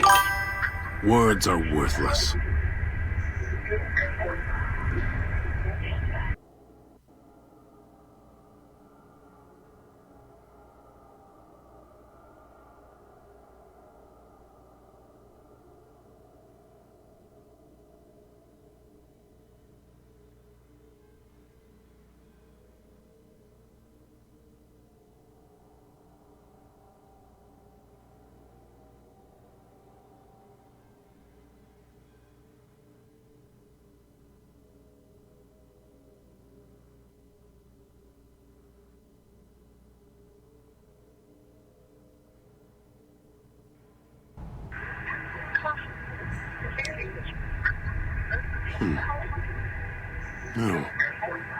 No, you're not. Even though Dog's more docile, easier to control. You may regret this. This place is where creatures like Dog can survive. The people that fill its streets. He is as vicious, more vicious than them. His hunger can help you more than I can. When I am in control, the shell is difficult to fight in.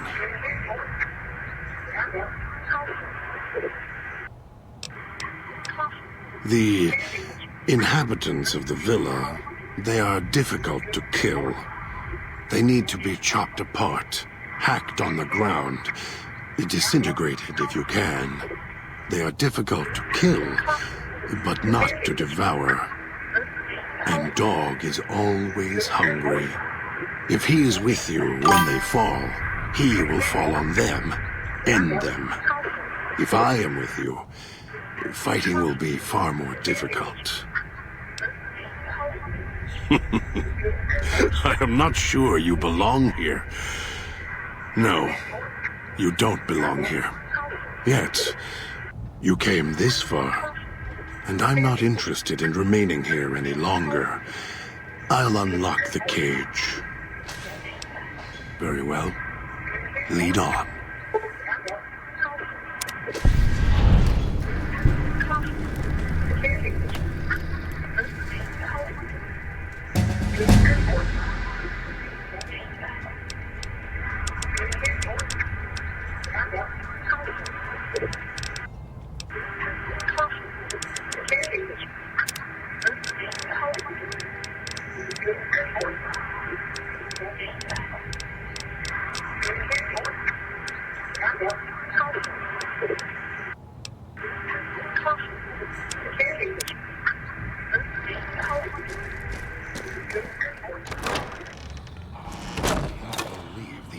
Swallowed his collar.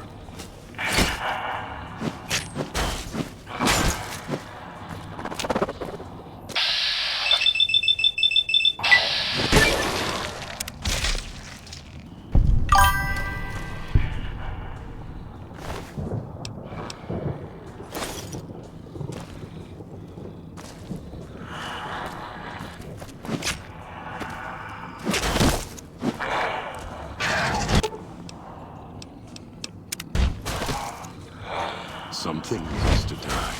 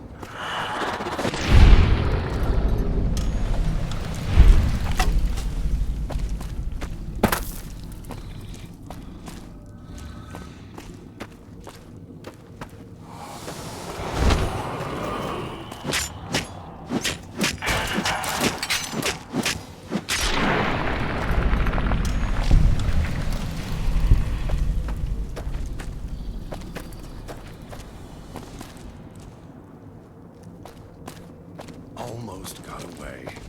Then the idiot's hunger screws it up.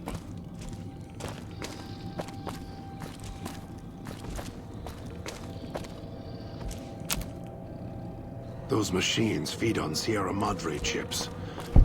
There's codes that unlock other things, too.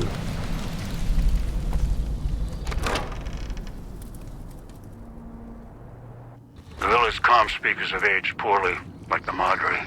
Pre-war junk. The speakers emit a signal that'll set off your caller if you stay too long. There are damaged speakers and shielded ones. The damaged ones you can destroy at range. Don't get close. You can't switch them off like a radio.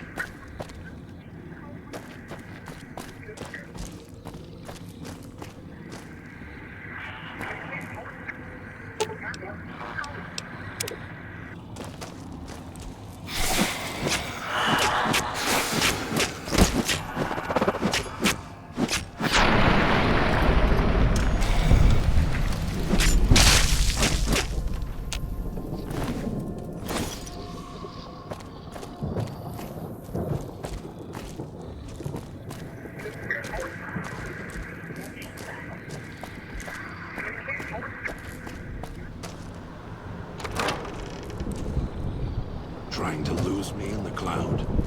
Not a chance. Air tastes like copper. Or gold.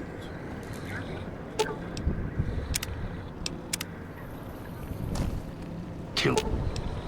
Whatever you're...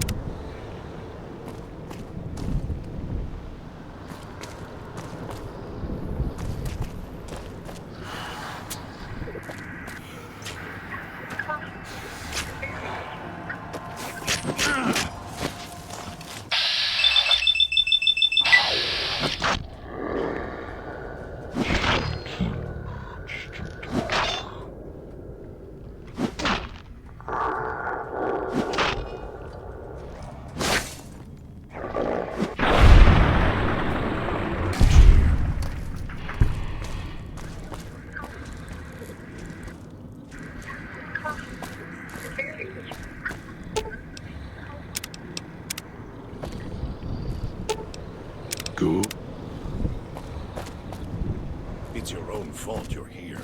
Couldn't leave well enough alone.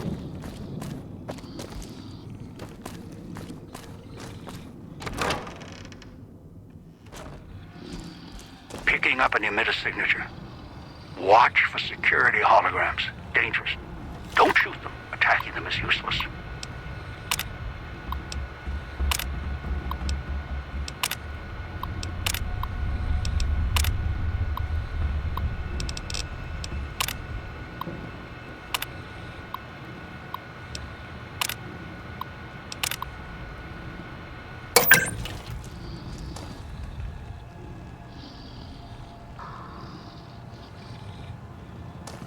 I'll end you.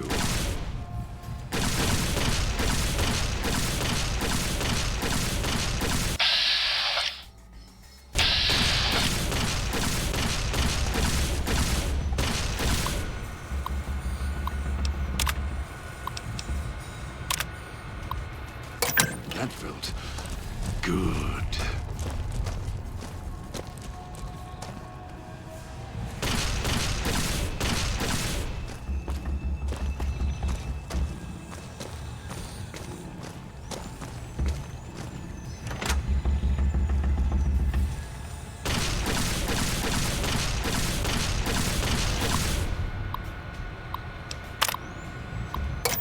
Finished here.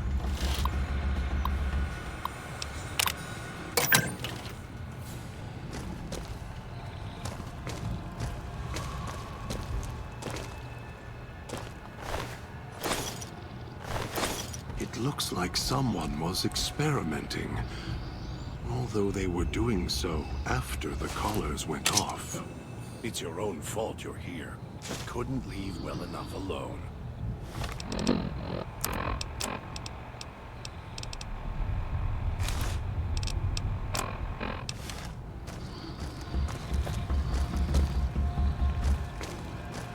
Damn speakers at the end of the hall. Red light means they're shielded. Must be a way to shut them off somewhere else.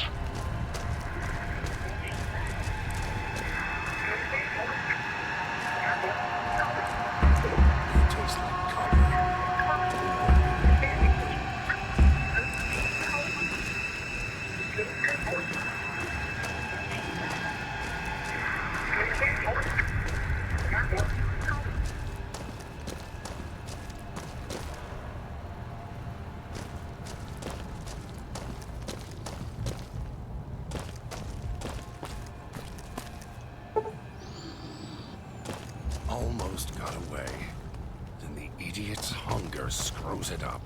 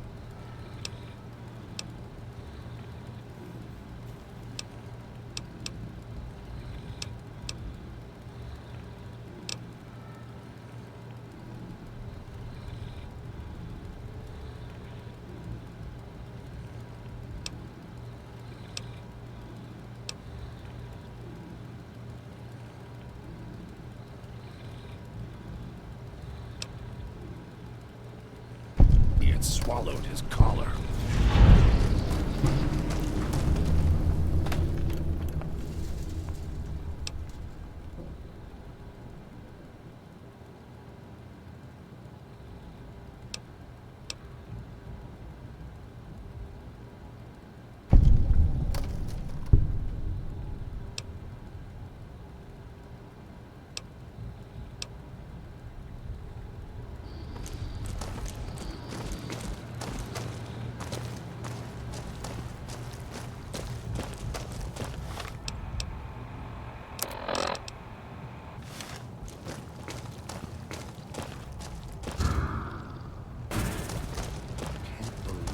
Idiots.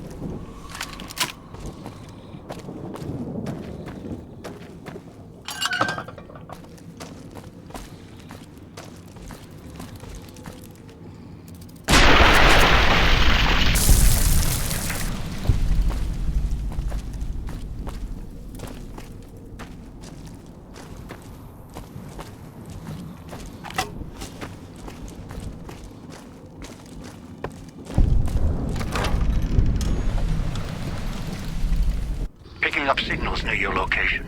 Detonators. Watch for traps.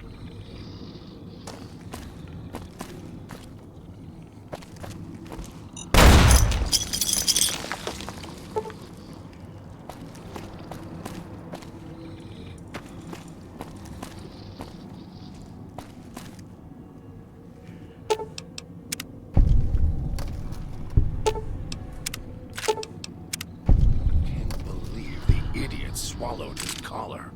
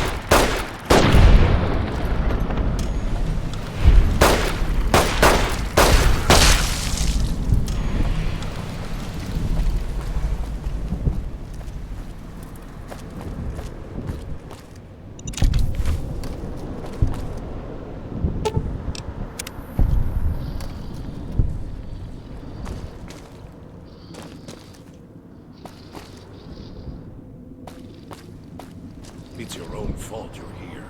Couldn't leave well enough. Won't get rid of me that easily.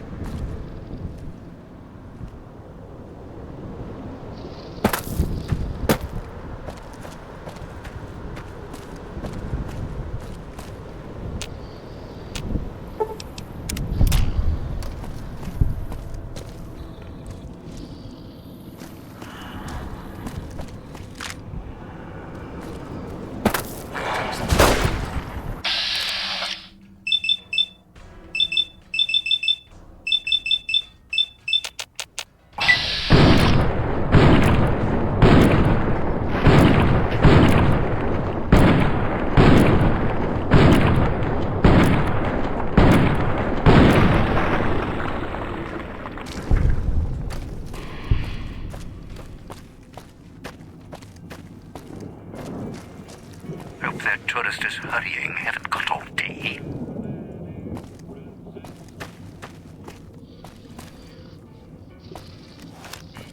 Almost got away. Then the idiot's hunger screws it up.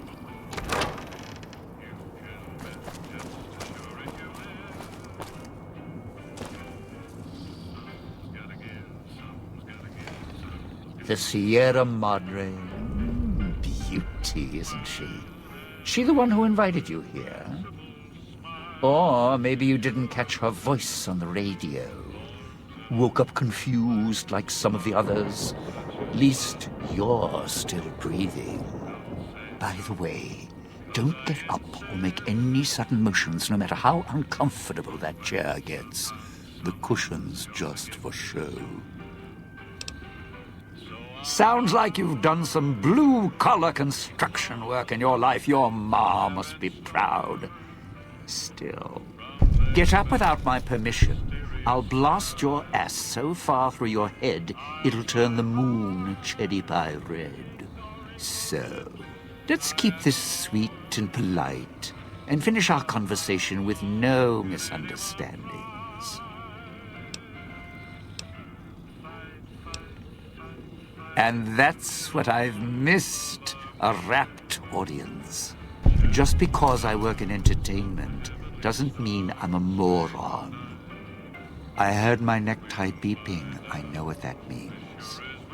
I'm part of this somehow. I want out of this contract. And if you put me in it, I'm not going to be too happy. So whatever's going on here, if you're part of all this, you're taking orders from me.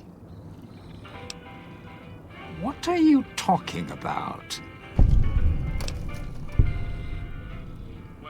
That's an interesting clause. That's a real bad contract you have. We have.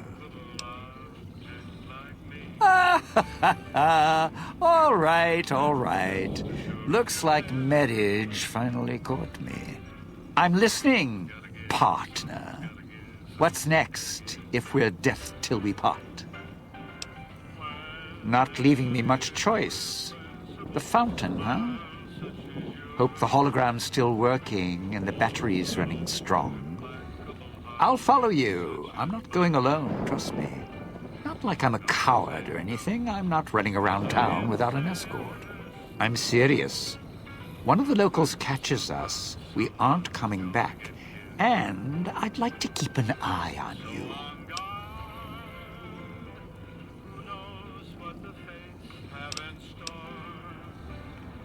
All right. But you already got company, so tell you what. I'll meet you at the fountain. Don't have to take the long way back. There's a shortcut across the way, see? It's through the cloud, but if I'm with you, I can help you through it. If you didn't already force the lock to the gate, that is.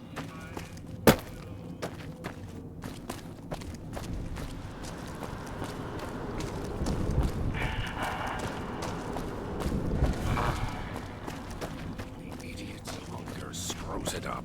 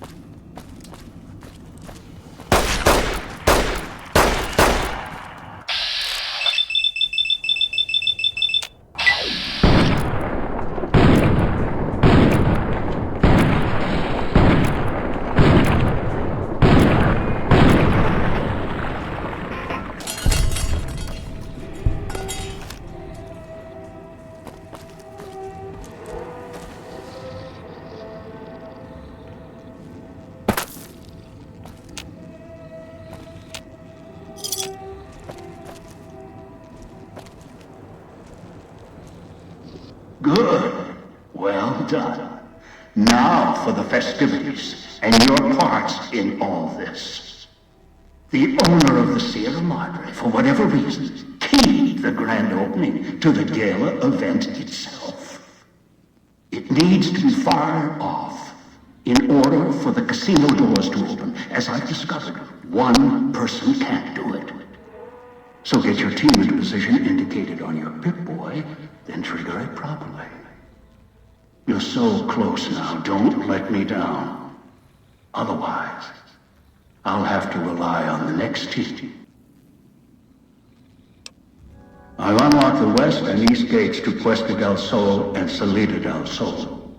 Now that you've survived the villa, I need to get to my position. You don't need me to hold your hand anymore. I'll keep monitoring you via the transceivers through the villa. If I need to offer guidance, I will.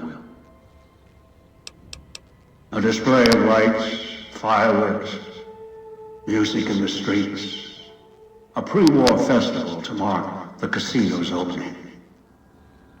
The bomb struck first. It is of no consequence, only firing the event is.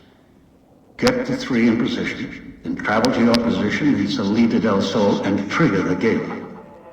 After that, the real work begins. Perhaps you think this is a simple robbery, a cheap casino heist. No, this is a heist of the centuries. We're not plundering Sierra Madre. We're plundering history, taking from the old world itself. It won't let its secrets go easily, not without a fight. I wouldn't expect anything less. I'd suggest taking the FEV reject to his position first. Although you may need his brutality and strength elsewhere first.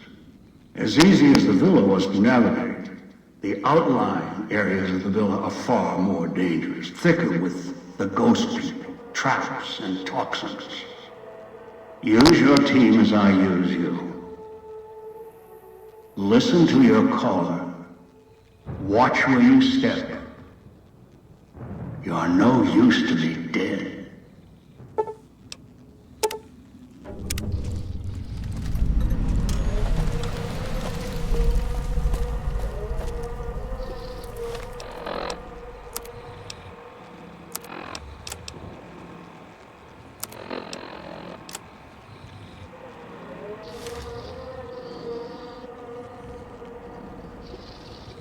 So, are we on our way to somewhere else? A gala event, perhaps? The gala event is the way to bring the old man out. He won't show himself until the casino doors are open. So triggering the event is key. And the key. The question becomes, can we trust each other to do this? We'll see. If we go there, you'll have to give me control. If you bring Dog out, then I'll make sure you pay in blood. Dog might know more. You should ask him. Beware the answer, because I think Dog got hungry. He couldn't help himself. I tried. I always try, and he keeps giving in. Maybe it's familiar, comfortable. Practice makes perfect. And as much as it bruises my ego, some things require brute strength. In the right combination. Besides, none of your assembled band of thieves look able to rip a 200-year rusted power switch down like a machete to fire up an entire town. You're a brave one. Sure you're ready for the answers? All it takes is the right command. Whenever Dog hears his master giving orders, I go back in the cage. So that leash on your wrist, and the one on your neck. I won't truly be free to express myself until every trace of that voice is destroyed. Still, if you ever want to speak to me, bark my audio log at him. The one in the police station. That'll call me out.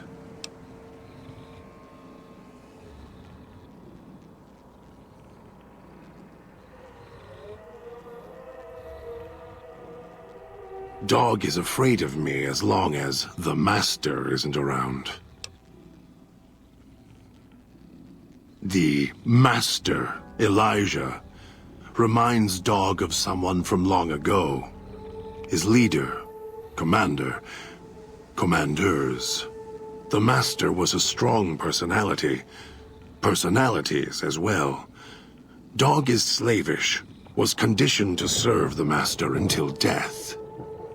The old man, Elijah, merely came along and opened that door in Dog's mind. Now, Dog does whatever the old man wants. Mad? Mad doesn't even begin to describe. There's not a word for the hate I feel inside. It's consuming, twists every thought to red. After all that's laid ruin to the world, again and again, I thought at last we could be free. Thought Dog could be free. No. No, the world's always got another cage, waiting, keeping everything you want just out of reach. Gather others, drag them here, fetch like an animal, and hurt them if they resist. Dog doesn't even blink. Even hear their cries when he's twisted their arms full circle. Fragile things, screaming on the ground. To listen to him, commanding Dog to hurt others. And Dog just nods, eager and willing to serve. Do anything? Me, Dog puts in the cage, hurts himself to try and drown out my voice, when all I want to do... never mind. Useless. Finally had to start fighting back. Screaming on my own. Had to take matters into my own hands. Lock Dog up. I've watched over Dog for so long. Tried to stop him from hurting others, killing others. Quiet that mindless, howling instinct of his. He doesn't understand. He has the brain of a child. He knows when he does wrong. He just can't help himself. He's my brother, kin. Without him, I wouldn't exist. Maybe I was nothing more than his conscience, trying to rein him in. Useless. I just need him to show restraint. Let go of the needs, the hungers. Ease the burden. Just once, so I can have my thoughts to myself. The instinct is stronger than me. Dog is stronger than me. He's just a child. He knows when he does wrong. He just can't help himself. I don't know when I first spoke, or when I first started thinking for myself. It was so long ago. I slept for a long time before. I want to believe I was the one in control once. I don't know anymore. Then Dog got a new master, a new voice. And I woke up to protect him. We'll see. What's taking that human so long?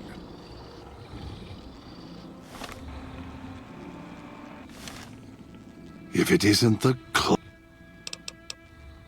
maybe Dog will obey you. I'm not as easily broken.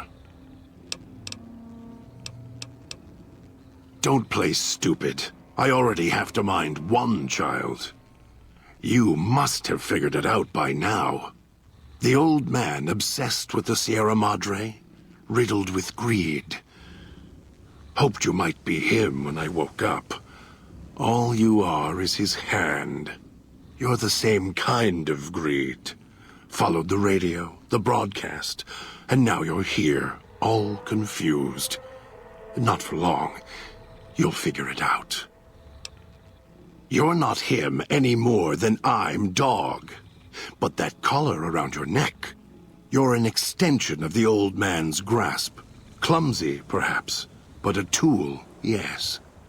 And once you get acclimated to the Sierra Madre, then you'll feel the same overpowering hunger the old man does.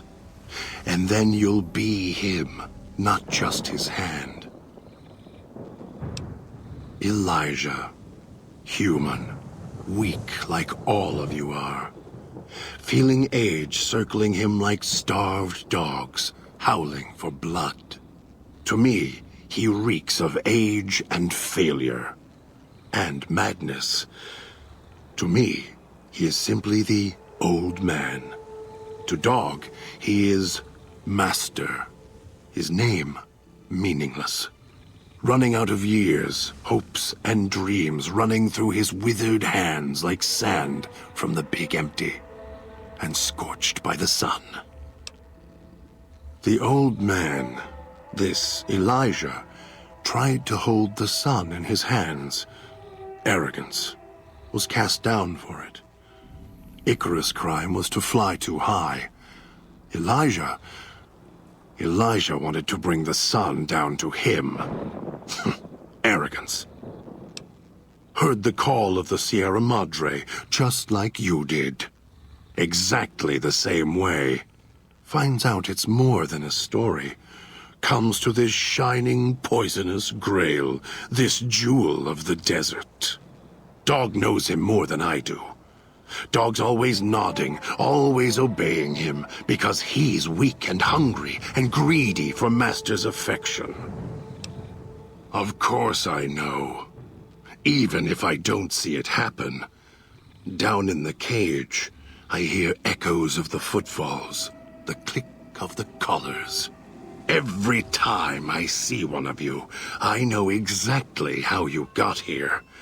You couldn't help yourselves, any more than Dog can help himself. You heard the voice, the promise, and then you walked right into one of the old man's traps. Then Dog comes for you, drags you here. Me? You think I want to haul bodies around the waist like a Brahmin at the whip? No. Dog does it. When the old man says fetch, Dog fetches. You were in a man trap, and Dog made his rounds and dragged you here. When, I don't know. But it must have been recent. Before the cage. I don't remember you. That isn't surprising. What is that it was when Dog was out of his cage. Free, hungry. He knows not to eat anything he catches in the traps. After that, however, so he dragged you here. You got spared. Dog must have fed after you arrived. Once he was fed, that allowed me out of the cage and put him inside. Do you remember how long you were out? Must have already been in the cage. Already had the collar in me. You're lucky Dog didn't devour you. Otherwise, we'd be closer than we are now. Don't play the... Of course I know. Even if I don't see it happen. Down in the cage, I hear echoes of the footfalls, the click of the collars. Every time I see one of you, I know exactly how you got here. You couldn't help yourselves, any more than Dog can help himself. You heard the voice, the promise, and then you walked right into one of the old man's traps. Then Dog comes for you, drags you here. Me? You think I want to haul... You were... The way back doesn't matter. Try to leave. You're clever. You'd be able to find... Until the old man let... Me?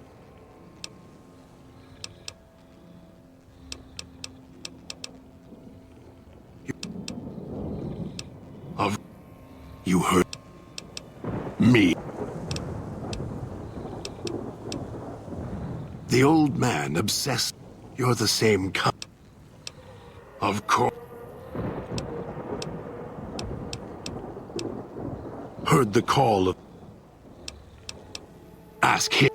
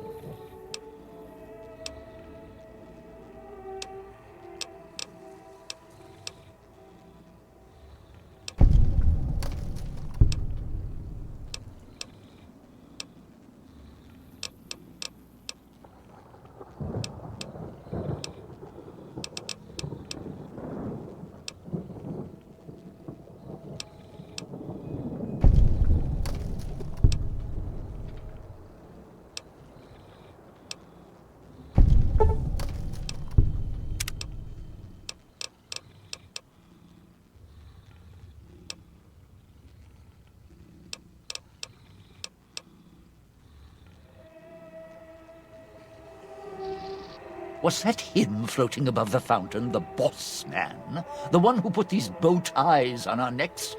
Sure does like to make a presentation. We should keep it down, or else the ghost people are going to swarm the gates, Vira hologram or no. Supposed to be the grand opening of the Sierra Madre. And he's going to use... Yeah. Maybe the drain in... No, the place will close up. Right, look. So, not everything about the villa was the pinnacle of bright ideas. In order to pull off the gala, old Sinclair had to get creative. The Sierra Madre announcement, for example. Not just for the casino, not at all. The gala's tied to the casino, draws on its power.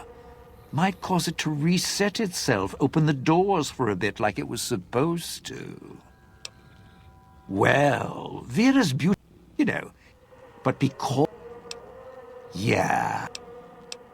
No, look, that place, if we're going... Partner, he figures, plus Christine and me. Don't get... Odd... And... Taurus, if they survive... Sure, they start... Dead. Can tell you... Some... Well, first... also, and speak alive. Vera tried talking to Nick. My advice, you shoot, not an friend. I'd say, always whatever. Yeah. Vera of was the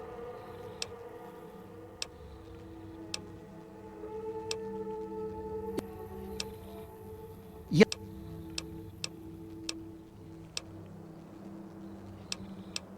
Around the cloud.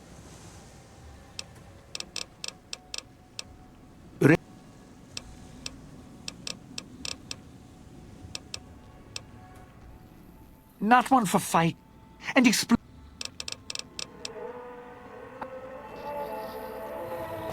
If it isn't the... I'll follow.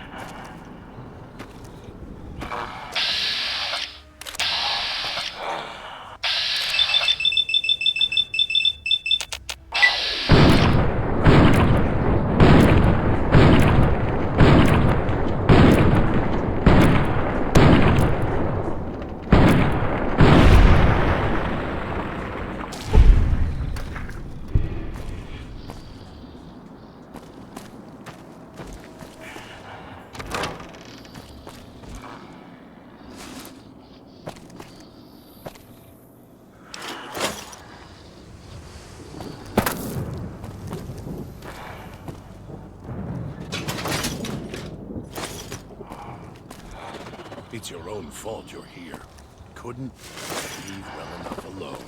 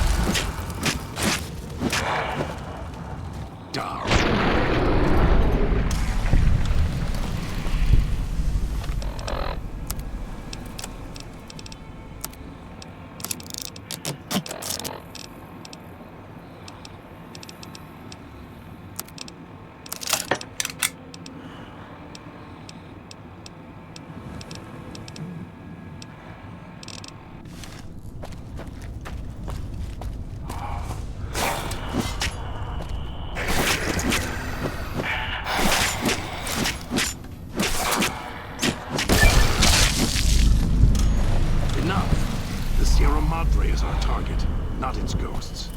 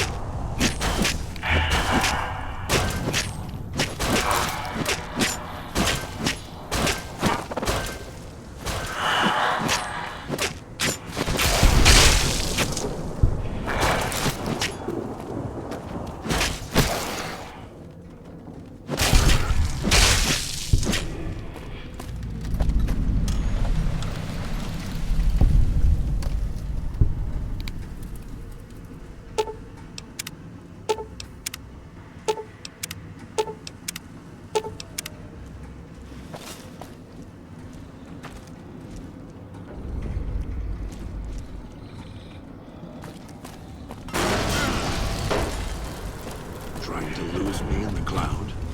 Not a chance. Something.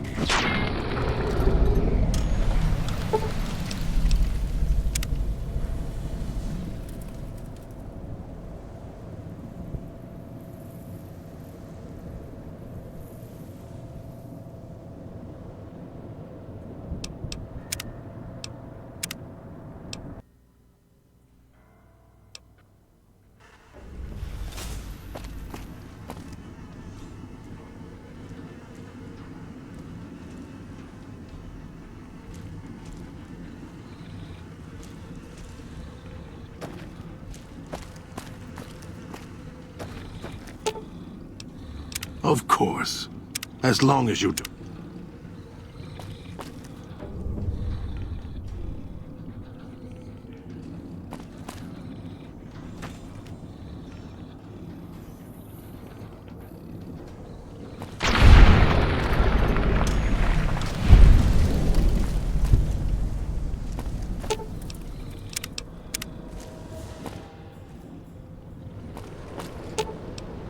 Of course. Murder's in our blood.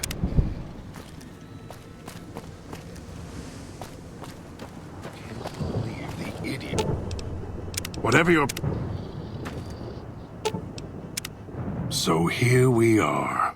A row of switches all lined up. How familiar.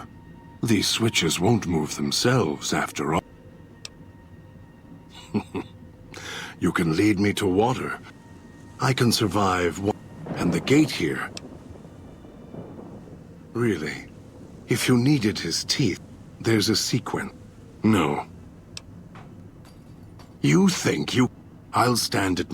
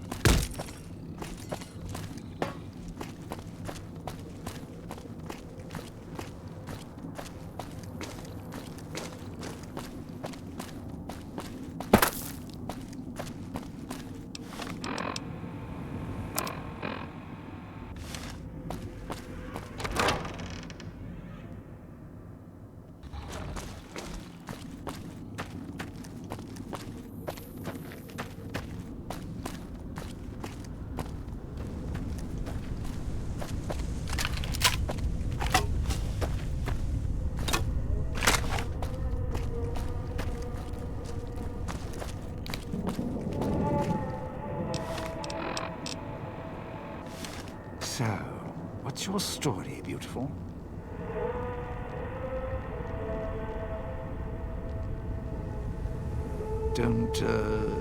don't talk much, do you?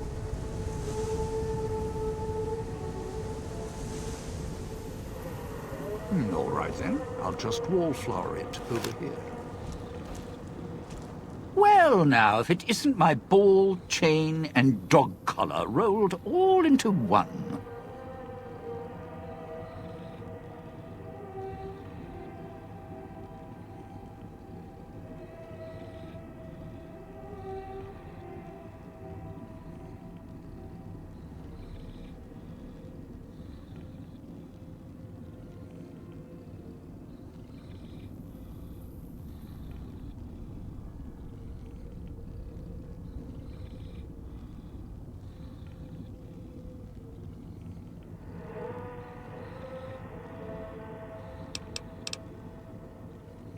Why?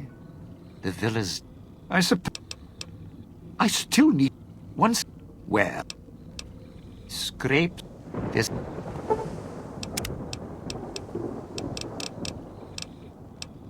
Strike up...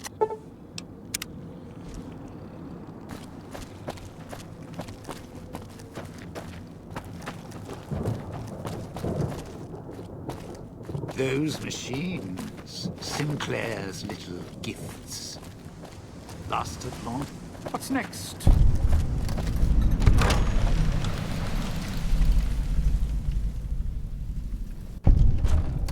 Let's head through the hole in the wall. Of course. It was good.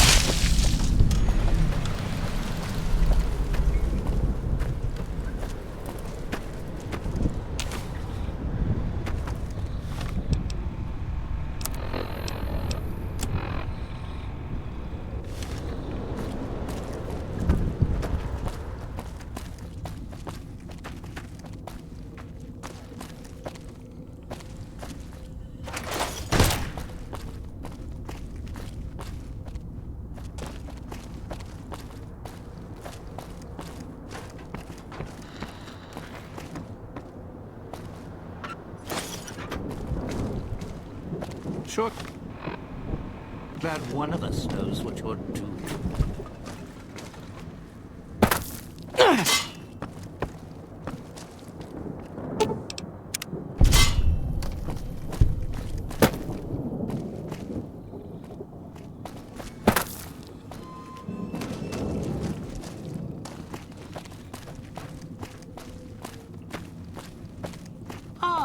Aren't the trees lovely this time of year?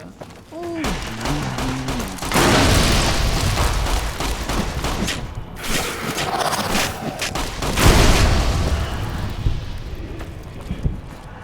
Don't dive in for too long. Don't miss so much item.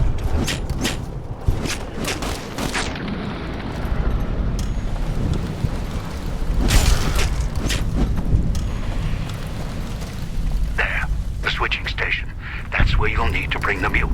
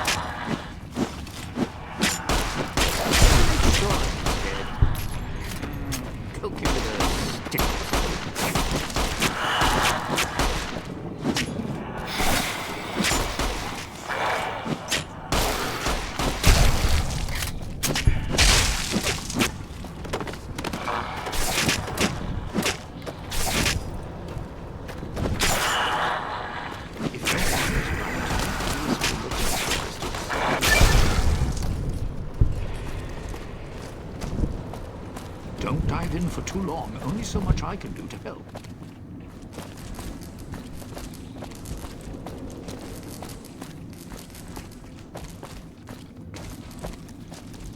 You're at the Ghoul Scalar area. Now make him stay. So, this is where I'm supposed to put on the show.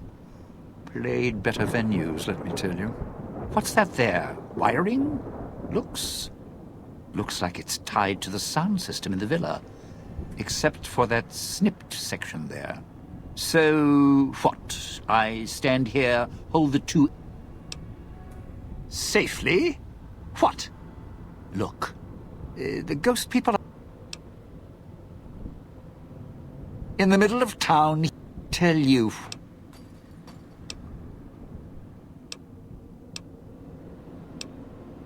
Really? Look, you could offer me...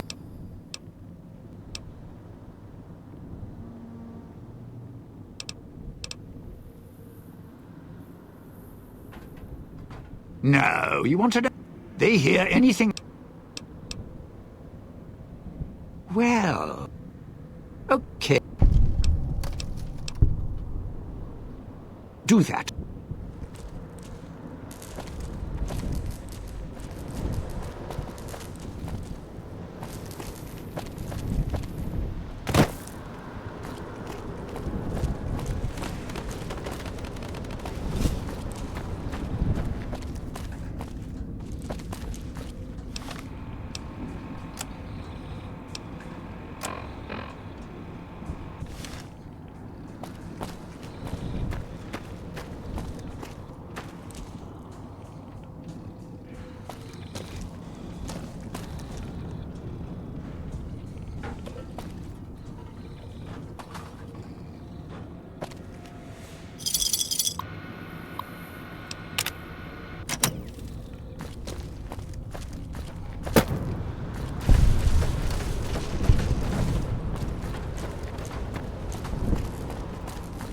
Do not leave me here.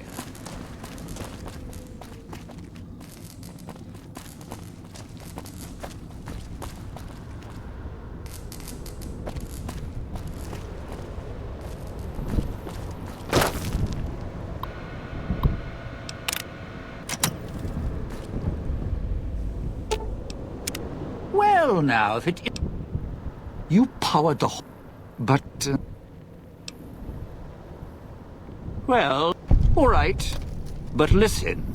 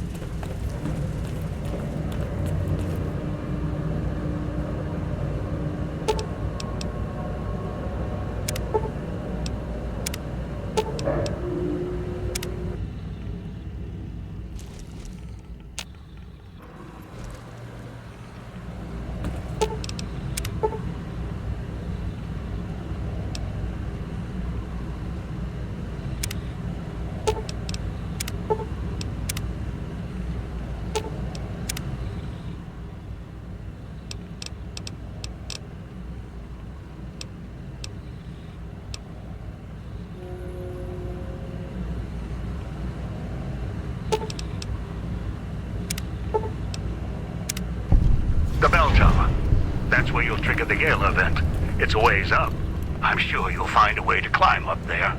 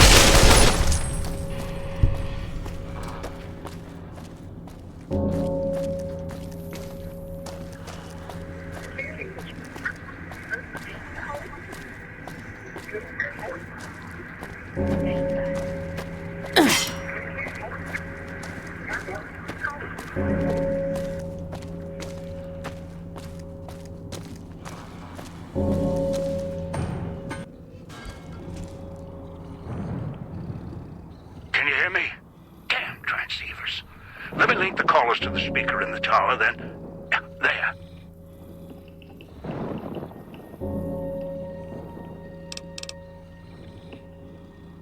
Ready. The both of us. I'll keep Dog locked in his cage. You just open the Sierra Madre. What are you waiting for, Rubber-Kitten? Careful what you do. Finally! Now, the gates will open, and so will the skies.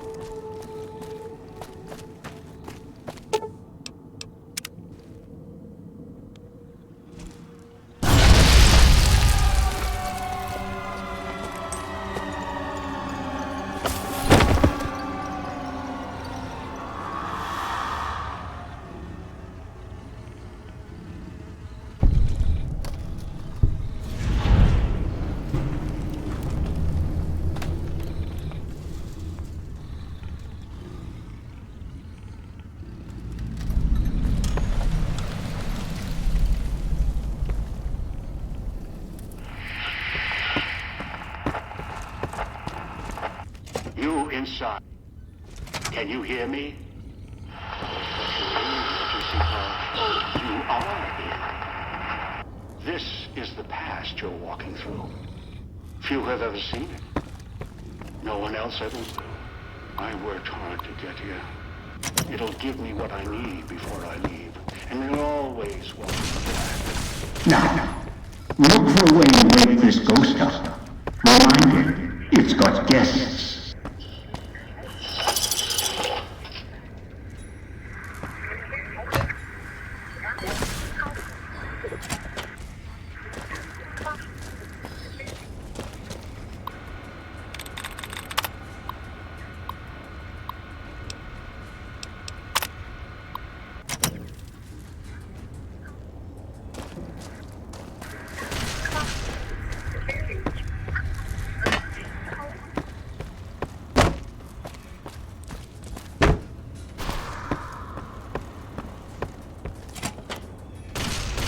Woke it up, good.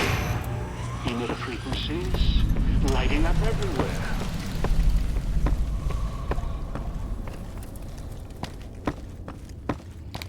Damn recordings.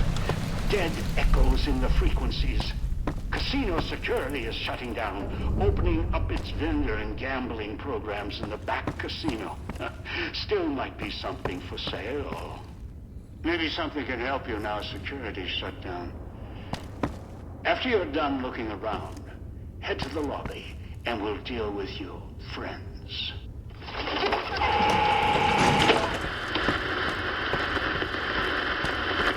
Casino's woken up, paying attention to us. Good. Wondering what happened to your team? Looks like they got moved to other floors. Interesting. Maybe that's why... Oh, yeah.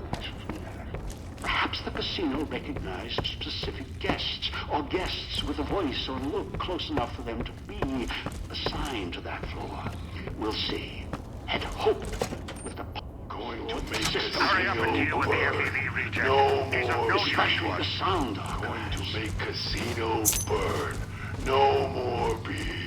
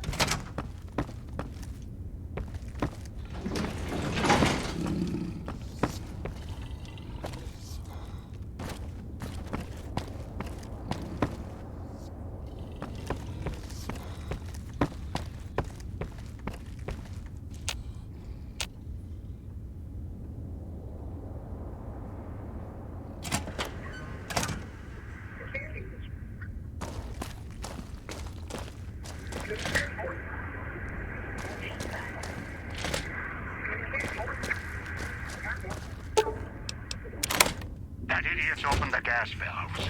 A single spark, or he sets off his collar. The casino's going to burn. All fire us, now. along with him. Burn away. Shut off the gas valves or that idiot'll kill us all.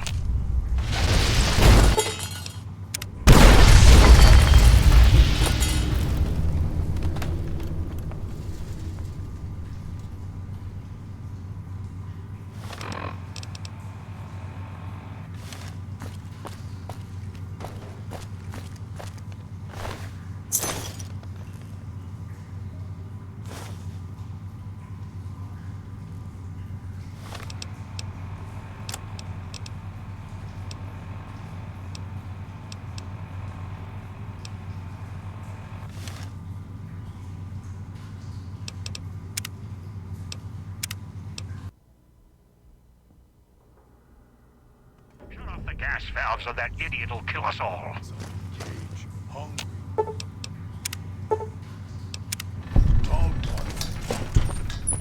All fire now. Burn away. No! Dog!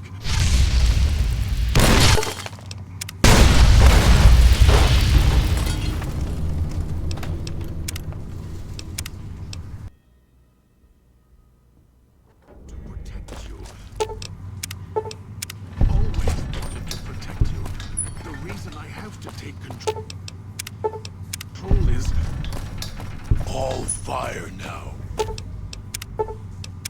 Burn away. No. You? Master. No.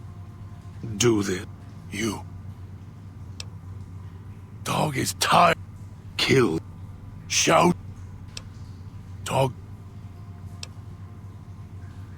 Master? To stop you. You listen to... Dog can... And dog in the water. If dog... He's right. And dog... We... Dog... Dog... When you... You were... All the... Together. Who... I don't... How...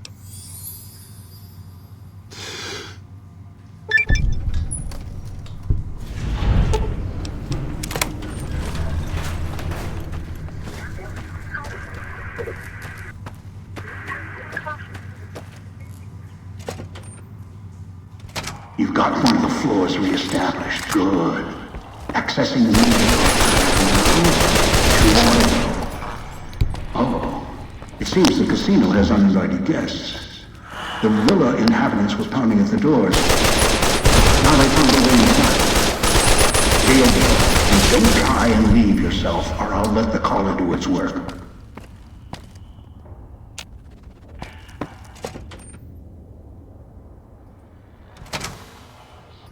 If that ghoul's still alive, correct that. Or break him.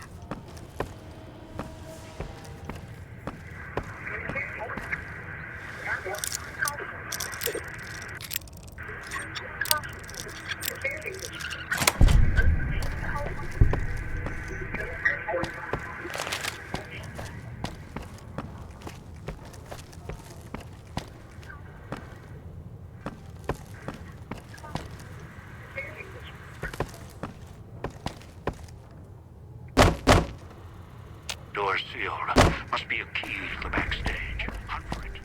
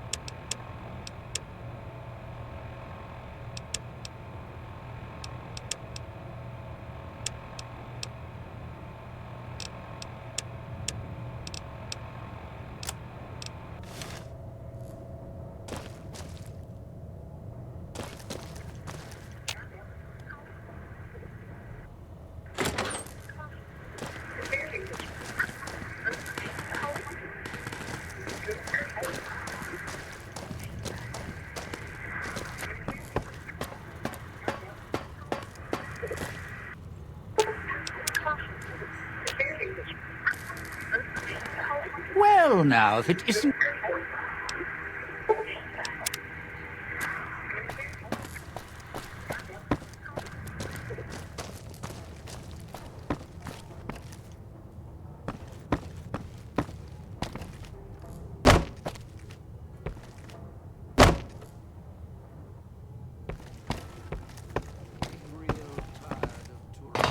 No offense, but you guys are lowering the bar.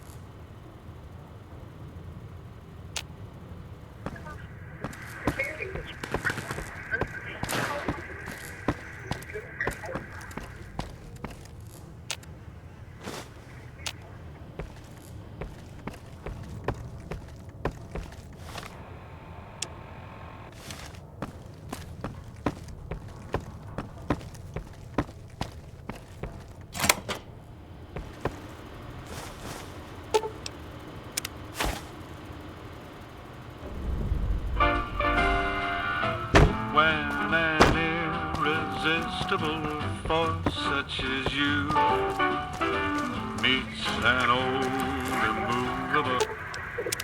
Well, now, if it... Object like me. Some music to... something's gotta give, something's gotta give, something's gotta give.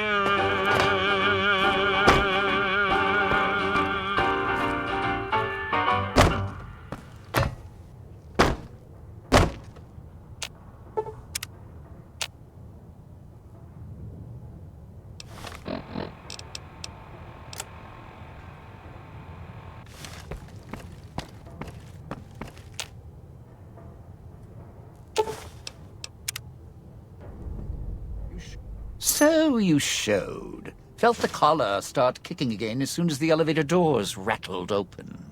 Think you're going to upstage me here at the Sierra Madre? I don't think so. Now that I'm inside, well, I don't need you anymore. Me? I was halfway off the rooftop, through the service tunnel, and beelining for the gate before the light show started. And before Vera finished her gala speech. I knew what had happened with music in the streets and lights in the sky. Ghost people. Lots of them. But that was your problem. Anyway, front gate was open, no way I was letting you get in first. Must have been... Me, though. Stupid. Time. No. I can... Way I figured it, you...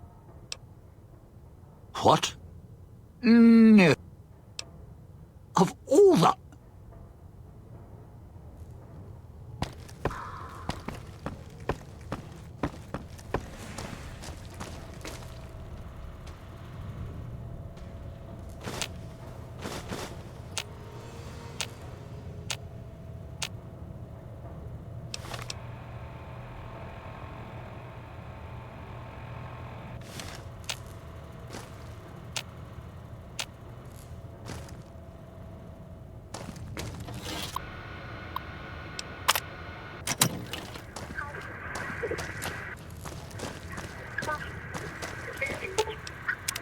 Well, now, if it isn't my...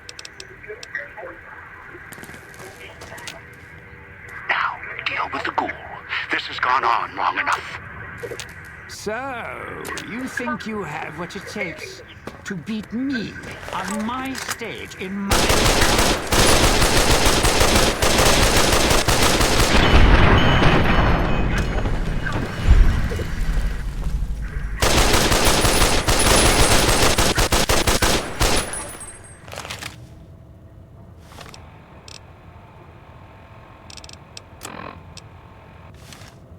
Feels like someone played my head like a trombone.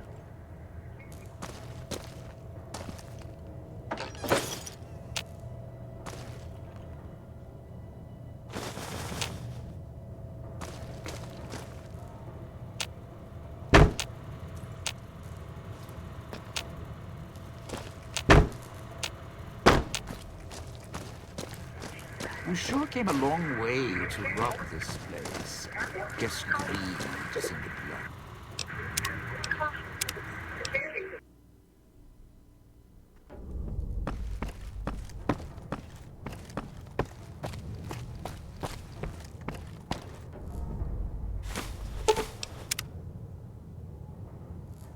So you should...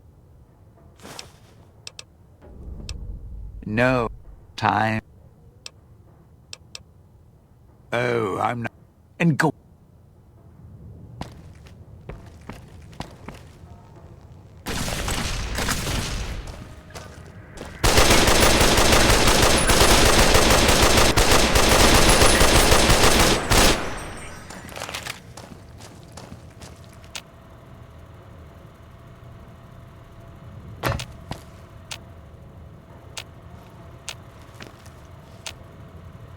Sierra Madre is not getting any younger. Now, deal with the This has gone on long enough. You think you have what it takes to beat me on my stage in my town? Come on down. We'll see.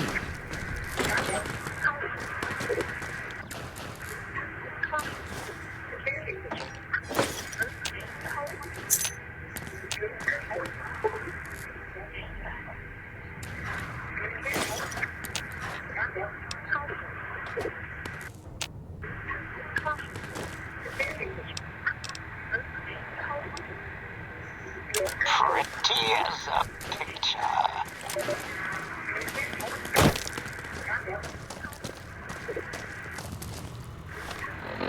Pretty as a picture. All right, you're resourceful. So lucky. All right. Look, and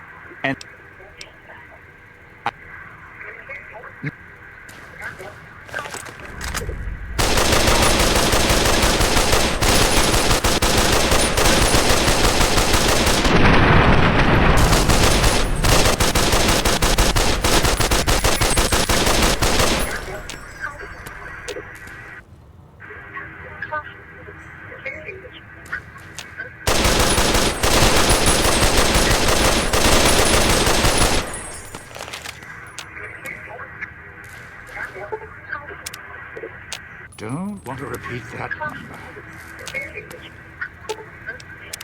All right, you're resourceful. You... What a... Black... I believe... What?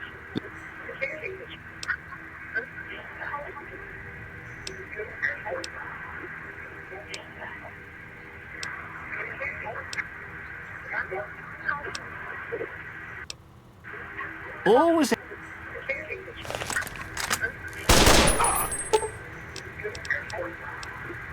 Well, let's steal.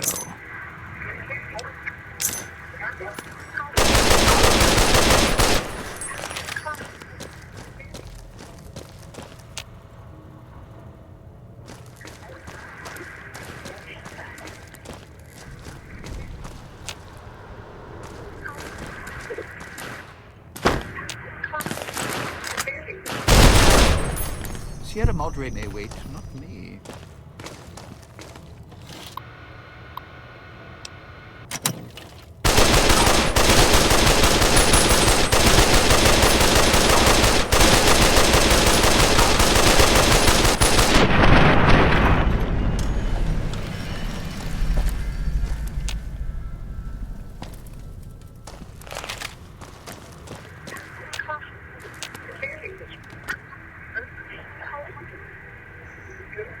Don't want to repeat that number.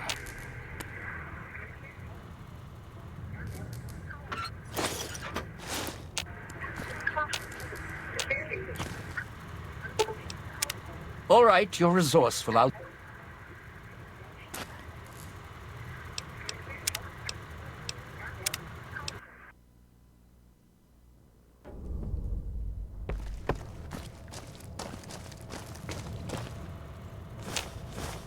Watch out if you see a prize lying around.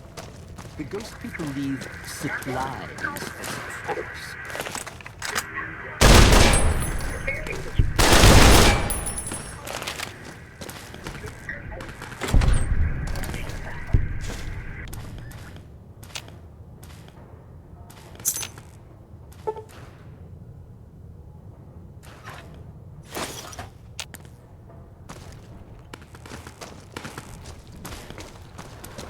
Don't dive in for too long. Only so much I can do.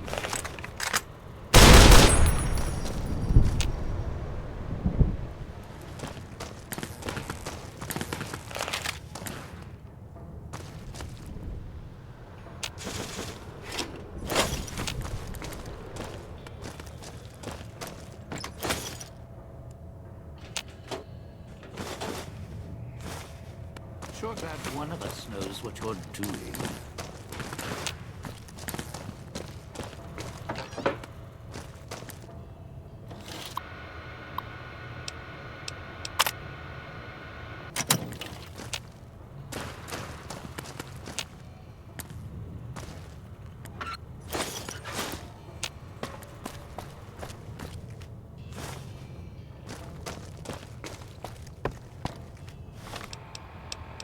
Pretty as a picture.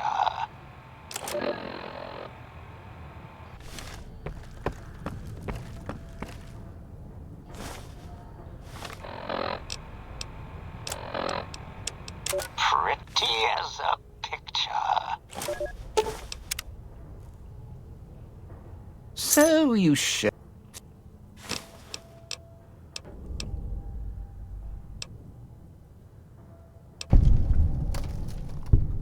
I'm not. What?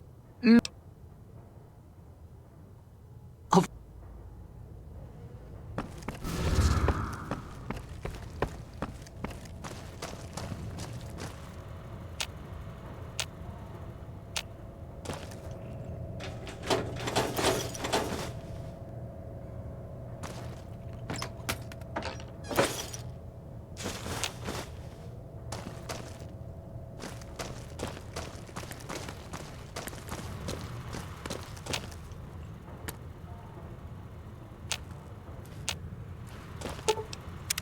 well, now, if it...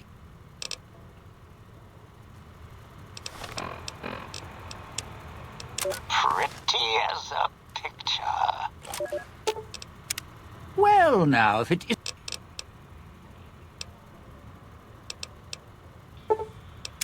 Now, deal with the ghoul. This has gone on long enough. You think you have what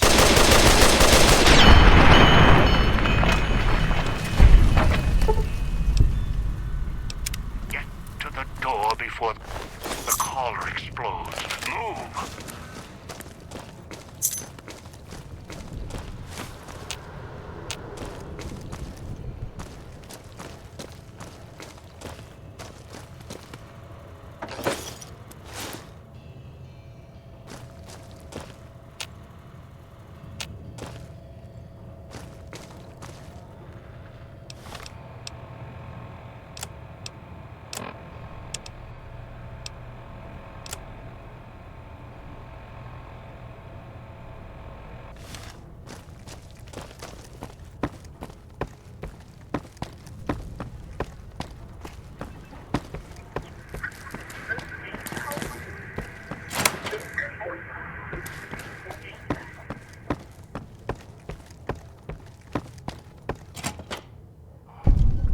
Another fragment. Good.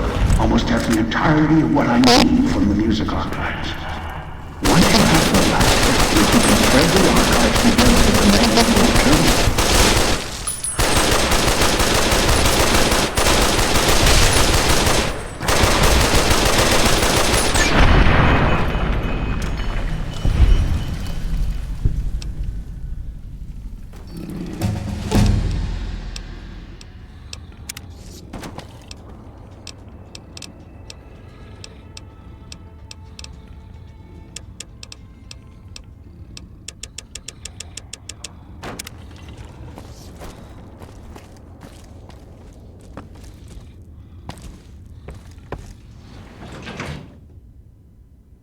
Find the mute and deal with her. She's somewhere on this floor.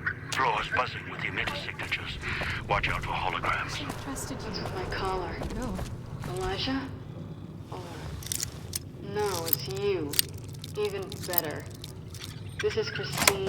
Oh, what? Voice back. So You got off on the wrong floor. Sinclair, is that you? Trapped. Sinclair? Sinclair, I'm trapped. I've been looking Please. forward to taking God, care the of security your systems won't let me out. event. They're keeping you and me here. Elijah were working together this whole time. It's see. from your actions. You have his outlook on things. I can hear the other guests screaming to be let out. Although I'm sure my collar Let would go. let me know. I could just detonate it now. But saving it for someone special. So come on and get me, jackass. I'll have this floor's security dissect you like an auto doc. Leaving me in that goddamn elevator in the dark? Don't beg me to do the same to you while the holograms are tracing lasers across your face.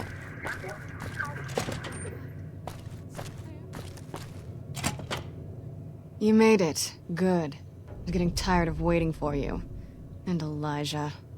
Surprised? Yeah, I made it here just like you did. Come to throw me in the auto dock?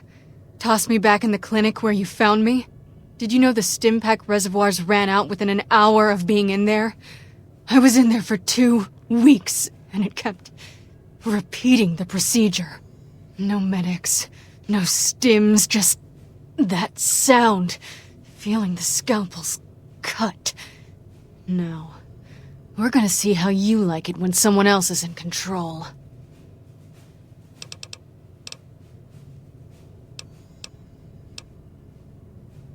Silence suits me fine. When your master shows, I'll deal with him, too.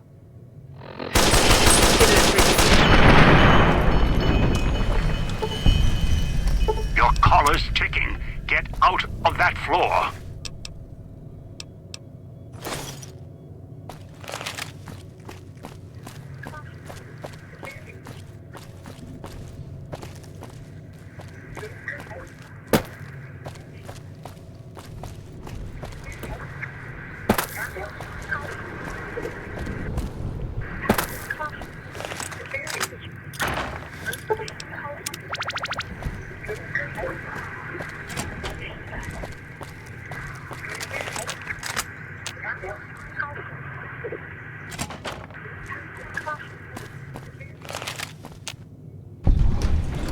You have the last fragment. That's all I need. Now, we have on time.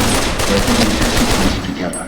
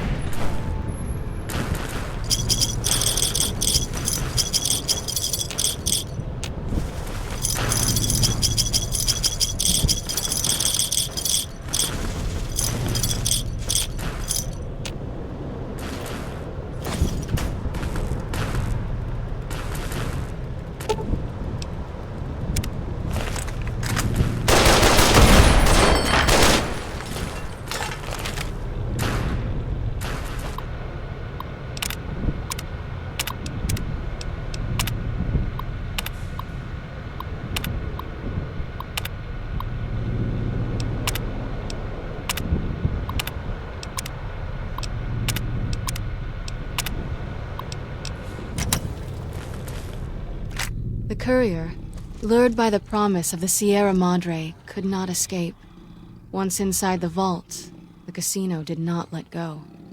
When the courier finally passed away, the casino created a new hologram to walk with the other ghosts that filled its casino. It was a pre-programmed homage intended for another. It assumed a new meaning in the likeness of the courier. A means of allowing even the dead to begin again.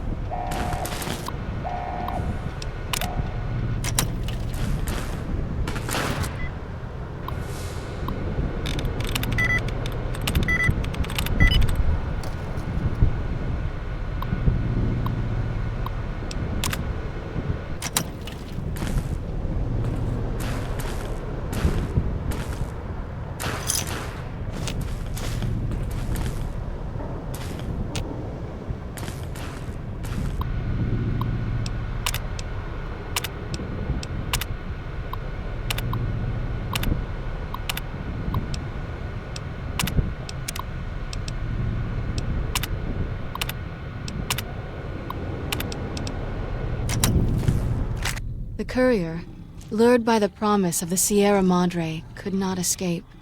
Once inside the vault, the casino did not let go. When the courier finally passed away, the casino created a new hologram to walk with the other ghosts that filled its casino. It was a pre-programmed homage intended for another. It assumed a new meaning in the likeness of the courier. A means of allowing even the dead to begin again.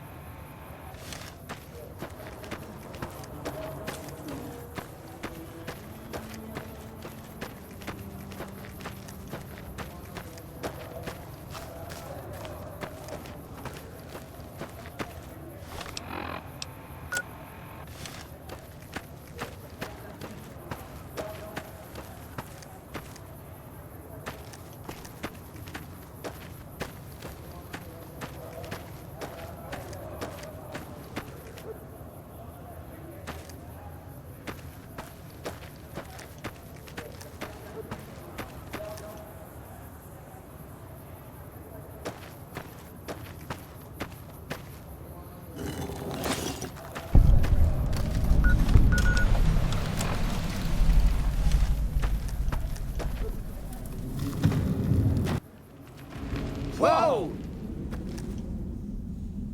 Howdy, friend. Heard my little broadcast, did you? Yeah, you look the type. Just like that, huh? You got guts, I'll give you that. You sure you want to jump in blind? Ain't got no questions about where we're going or why? I bet you are, but you ain't going nowhere loaded down like a pack Brahmin.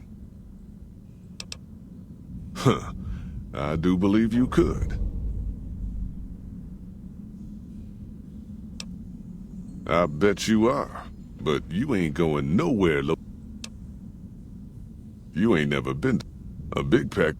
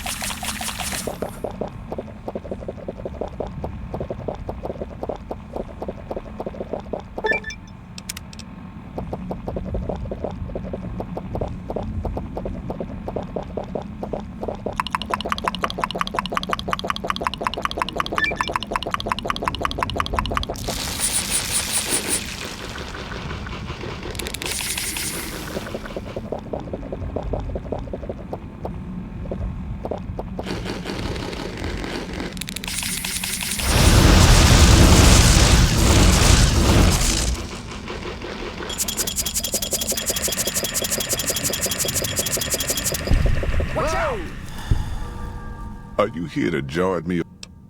I bet you. As a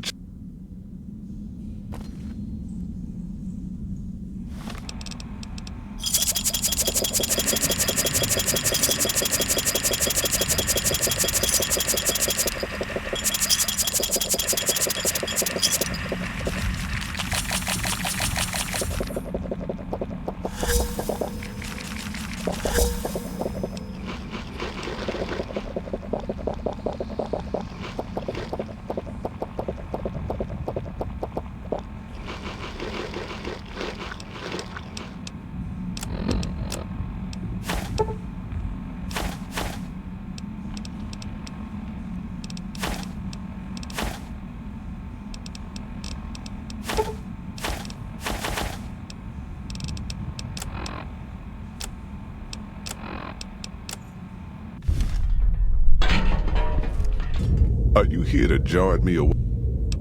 I bet you ain't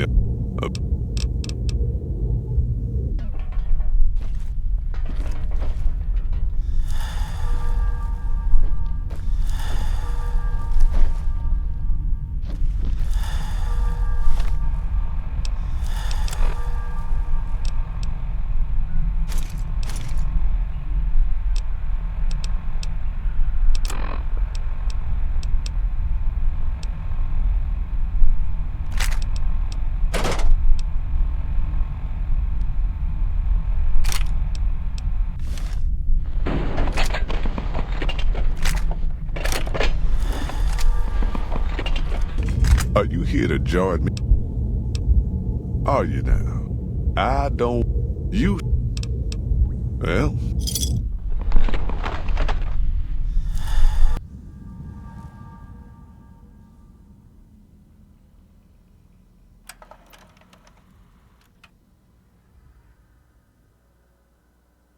The paths we're following are slow going, so you might as well keep your ears open and listen to what old Jed has to say. A few decades back, folks in the NCR started to hear about a community in northern Utah called New Canaan. Didn't know much about them, except that they were religious folks, sent out missionaries to talk to the tribes. We've seen our share of cults, but the New Canaanites, they were honest traders. Good fighters, too. Raiders wouldn't tangle with them. But then, the Legion appeared in Arizona. I reckon you know all about them.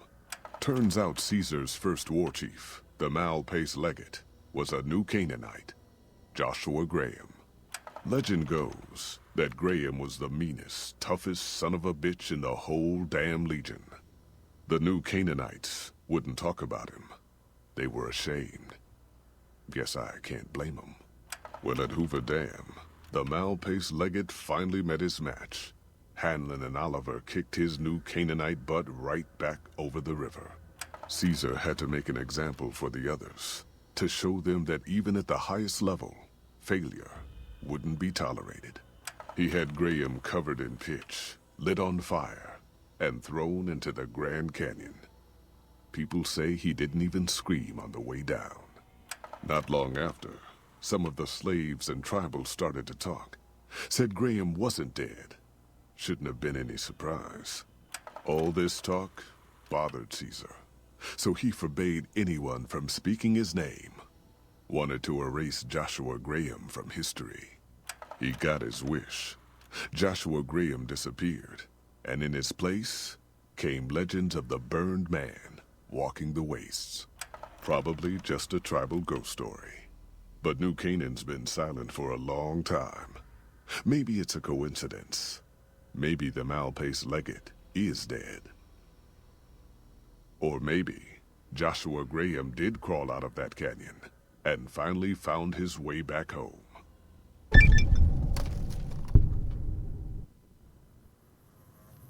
All right, people. Been a long couple of weeks. But here we are. Zion. I know your feet hurt. I know you're tired, but I need everyone's mind on the trail ahead. Ain't the trail ahead worries me, Jed. Those descents we made through that slot canyon back up there. Ain't no way we're getting back out the way we come. And then what? God damn it, Stella heard you the first time. And the 15th, too. The New Canaanites will know a way, and if they don't, we've got the maps on our friend's Pip-Boy over there. Enough lollygagging. Get moving. And keep an eye out for tribals. Sorry to bother you with reality, old Jed. Who cares if we can't get back out the way we come? That's not a problem.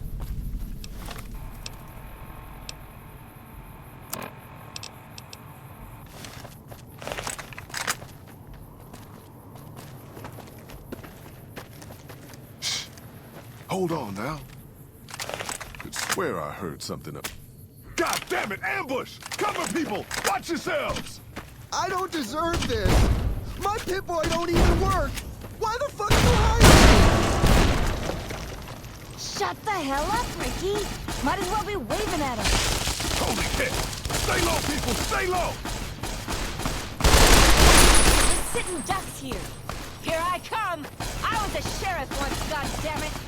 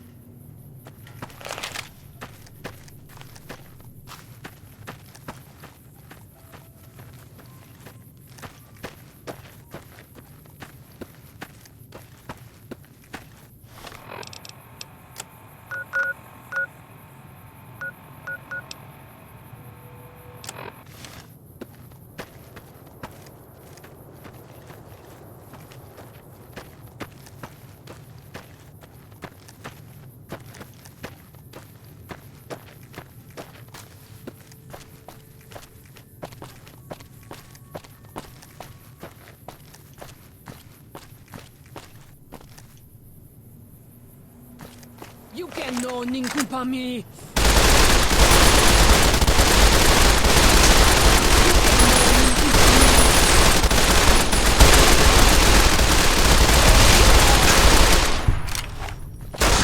You can ninkumpa me.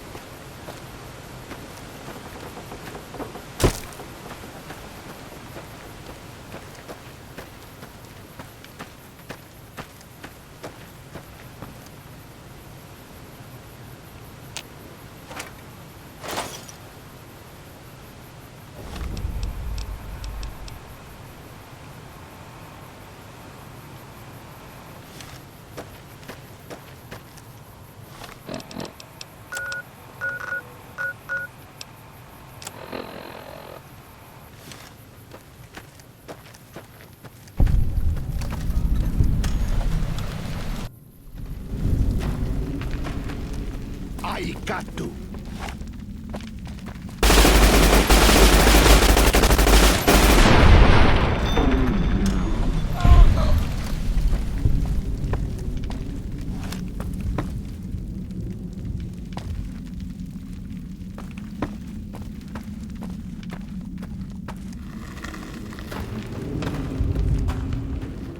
Oladu Sagasi.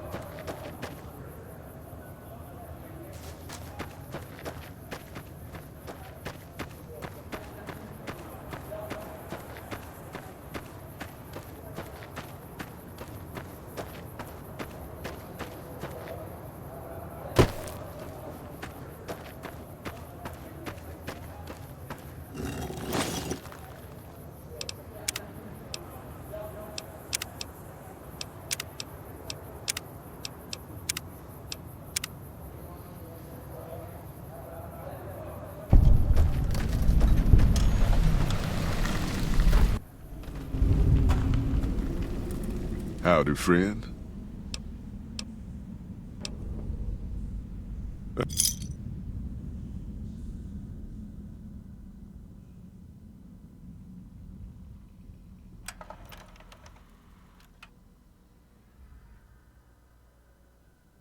The paths we're following are slow going, so you might as well keep your ears open and listen to what old Jed has to say. A few decades back, folks in the NCR started to hear about a community in northern Utah called New Canaan. Didn't know much about them, except that they were religious folks, sent out missionaries to talk to the tribes. We've seen our share of cults, but the New Canaanites, they were honest traders. Good fighters, too. Raiders wouldn't tangle with them. But then, the Legion appeared in Arizona. I reckon you know all about them. Turns out Caesar's first war chief, the Mal-Pace Legate, was a New Canaanite, Joshua Graham. Legend goes that Graham was the meanest, toughest son of a bitch in the whole damn Legion. The New Canaanites wouldn't talk about him. They were ashamed. Guess I can't blame them. Well, at Hoover Dam, the Mal-Pace Legate finally met his match. Hanlon and Oliver kicked his New Canaanite butt right back over the river. Caesar had to make an example for the others, to show them that even at the highest level, failure wouldn't be tolerated. He had Graham covered in pitch, lit on fire, and thrown into the Grand Canyon. People say he didn't even scream on the way down. Not long after, some of the slaves and tribals started to talk. Said Graham wasn't dead. Shouldn't have been any surprise.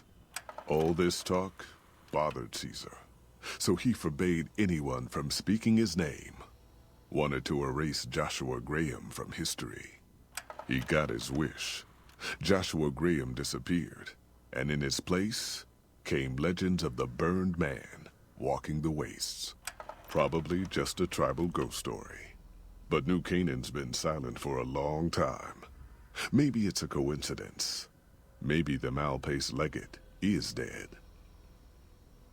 Or maybe Joshua Graham did crawl out of that canyon and finally found his way back home.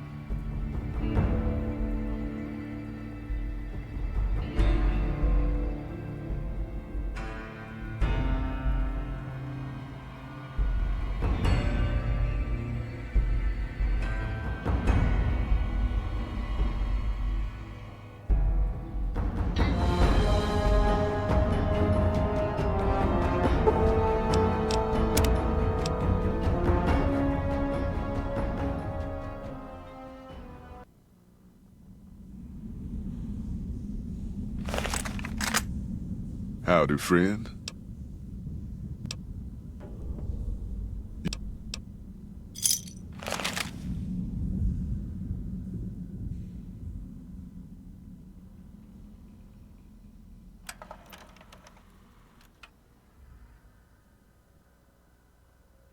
The paths we're following are slow going, so you might as well keep your ears open and listen to what old Jed has to say.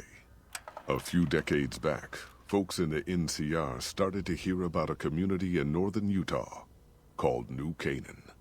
Didn't know much about them, except that they were religious folks, sent out missionaries to talk to the tribes.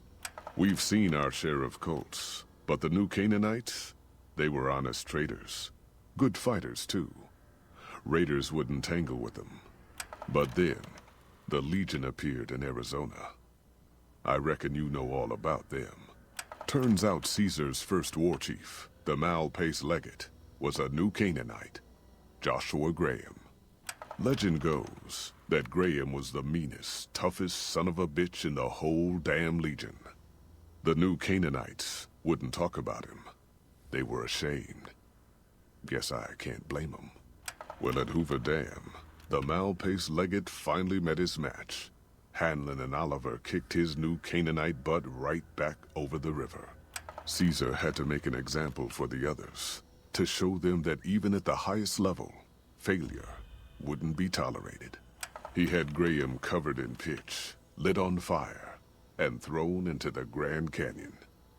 People say he didn't even scream on the way down. Not long after, some of the slaves and tribals started to talk. Said Graham wasn't dead. Shouldn't have been any surprise.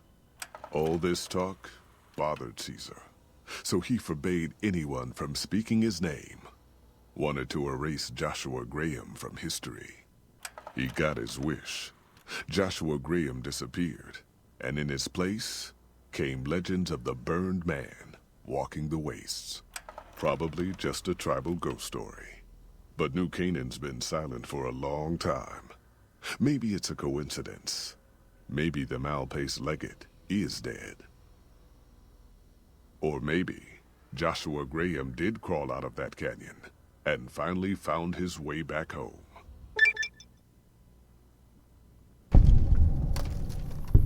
All right, people. Been a long couple of weeks, but here we are. Zion. I know your feet hurt. I know you're tired, but I need everyone's mind on the trail ahead. Ain't the trail ahead worries me, Jed. Those descents we made through that slot canyon back up there. Ain't no way we're getting back out the way we come. And then what? God damn it, Stella heard you the first time. And the 15th, too. The New Canaanites will know a way. And if they don't, we've got the maps on our friend's Pip-Boy over there. Enough lollygagging. Get moving. And keep an eye out for tribals. Sorry to bother you with reality, old Jed. Who cares if we can't get back out the way we come?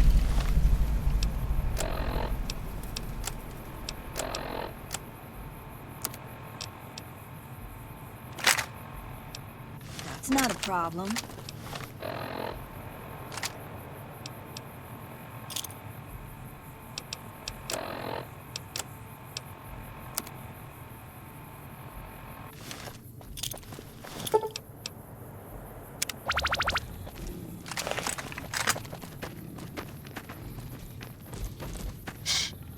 Hold on now. Could swear I heard something. God damn it, ambush! Come people, watch yourselves! I don't deserve this! My Pip-Boy don't even work! Why the fuck you hired me? Might as well be waving at him.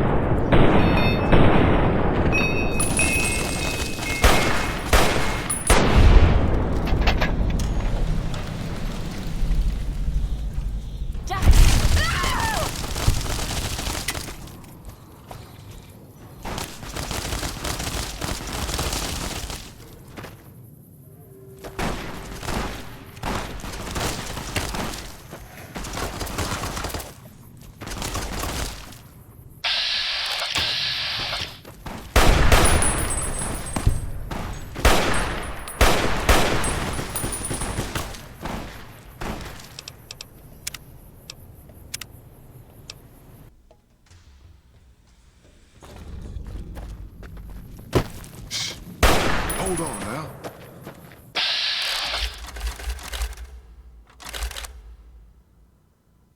I swear I heard something up ahead. God damn it! Come on.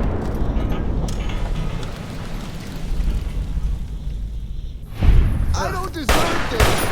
My pit-boy don't even work! Why the fuck you hire me? Ricky. Might as well be waving at him. Stay low, people! Stay low! Enough of this. You're sitting down here. Here I come.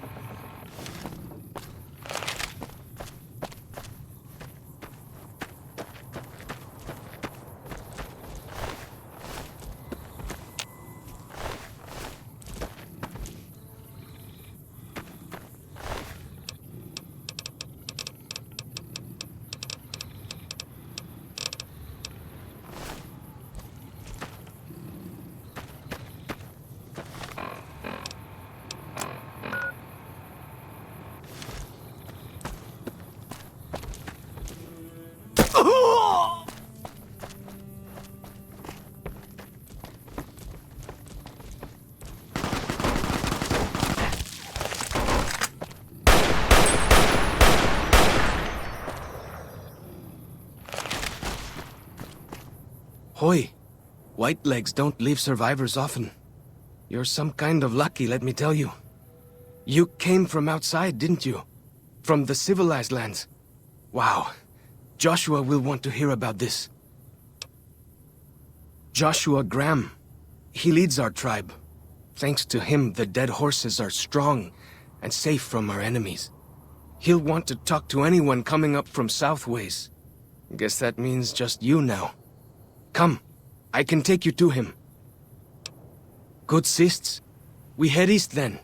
Joshua is at our tribe's camp in the Eastern Virgin.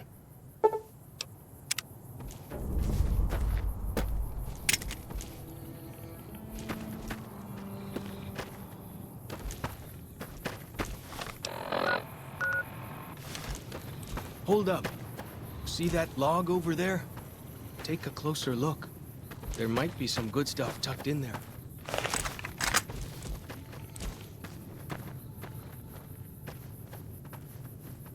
We follow this path for a while. Nice view of the river. Yeah. Freeze. Why?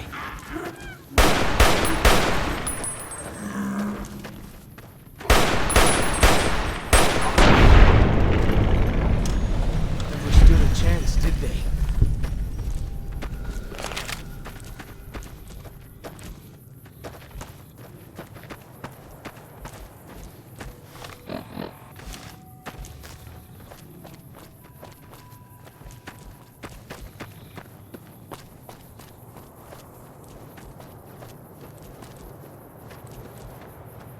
Follow the old road south. Nearly there.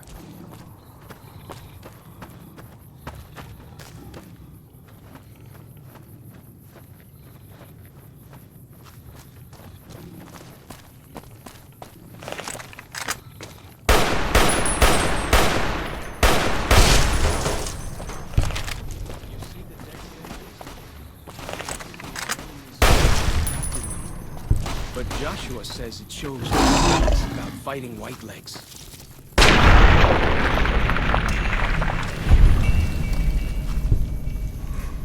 Fight! Time. You're not heading toward the dead horses anymore.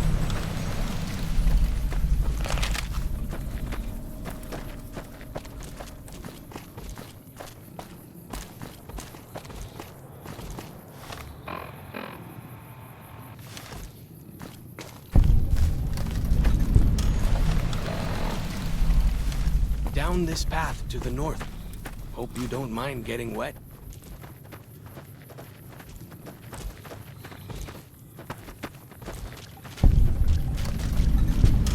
These paintings show the dead horse's victories against other tribes. Lots more of them since Joshua came to us. Nearly there now. Watch out for traps in the water. Got to keep the white legs out somehow, eh?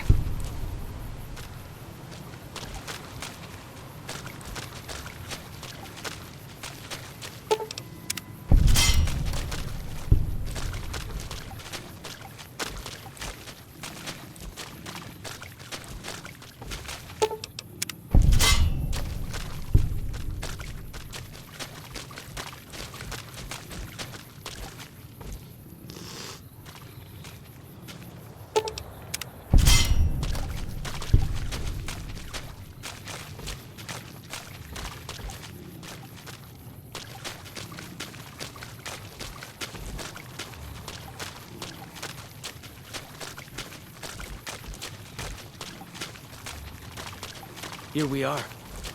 Joshua's just ahead there, in the Angel Cave.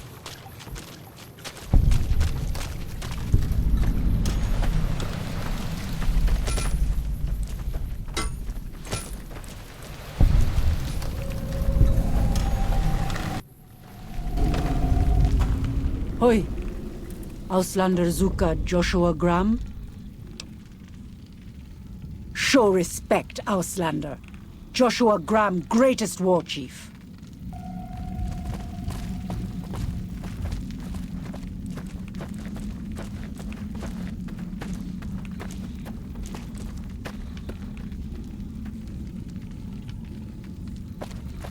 We should have given you a better welcome on your first visit to Zion. But from what I hear, the Whitelegs beat us to it. Whitelegs seem to be the only visitors we have these days. And I wouldn't have expected anyone from the Mojave to come looking for us. And you're a courier, no less. Not the one I was expecting, but I suppose he wouldn't have come with a caravan. I don't know if you were close to the other members of your group, but you have my sympathy. I pray for the safety of all good people who come to Zion, even Gentiles. But we can't expect God to do all the work. The dead horses are capable scouts. Nothing passes into or out of Zion without my hearing of it. Happy trails. I remember. They were good friends. I have bad news for your employers. New Canaan was destroyed, its citizens scattered. All because of the Whitelegs. And Caesar, of course. The Whitelegs want to join the Legion. Caesar's rite of passage is the destruction of the New Canaanites, almost assuredly because of me. The good news is that we can help you find your way back. Daniel, one of the other New Canaanites, has made many maps of the region. The bad news is that we can't help you right now, not with everything that's going on.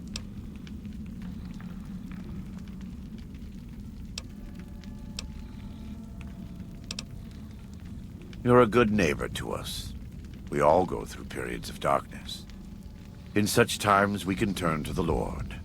But it's good to have friends. Daniel and I need pre-war tools to help us navigate beyond Zion. Should we need to evacuate, these instruments will be vital to us. Normally, we would have some of the dead horses or sorrows look for them. But many pre-war buildings in the valley are taboo. They won't go inside. Thank you. Follows Chop can help you find your way around the valley. He's inexperienced, but he knows enough of our language to ignore the taboos about pre-war buildings.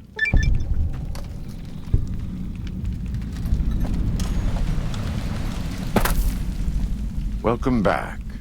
What can I do for you? Caesar would never admit this openly, but he knows that I'm alive. I've killed enough of his Frumentari and assassins that have come looking. I've heard one of them travels the Mojave as a courier. Most of Caesar's agents meet a fitting end in NCR territory, but maybe this one survived. I have to admit, it's hard to believe that even after all he did to me, all he tried to do to find and erase me from this world, he went first. No doubt this will be good for the Mojave. I can only hope Arizona and the tribes don't suffer as the Legion falls apart around them.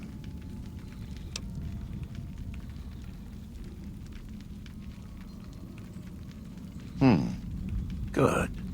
You're doing God's work, whether you believe it or not. I am a New Canaanite.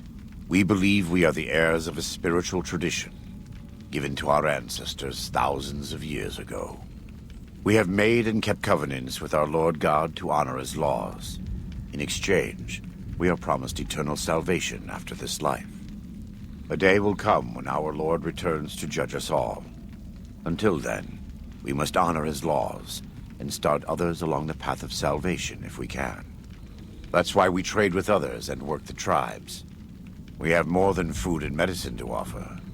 Good news is our most valuable commodity. In a world filled with misery and uncertainty, it is a great comfort to know that, in the end, there is light in the darkness. Every day we move closer to our judgment. We must do our best to walk in the footsteps of our Lord and teach others how to do the same. For many of us, the road is a difficult one, but the path is always there for us to follow, no matter how many times we may fall. Every day. Some days are harder than others. In the Great Basin and Colorado Plateau, all tribes are known for a specific weapon. Whitelegs are known for their big submachine guns, storm drums. They broke into an armory near Spanish Fork and have been using them for years. Of course, the Dead Horses have their wooden war clubs, and even the Sorrows have their Yao Guai gauntlets. This type of .45 automatic pistol was designed by one of my tribe almost 400 years ago. Learning its use is a New Canaanite rite of passage. I wouldn't say that.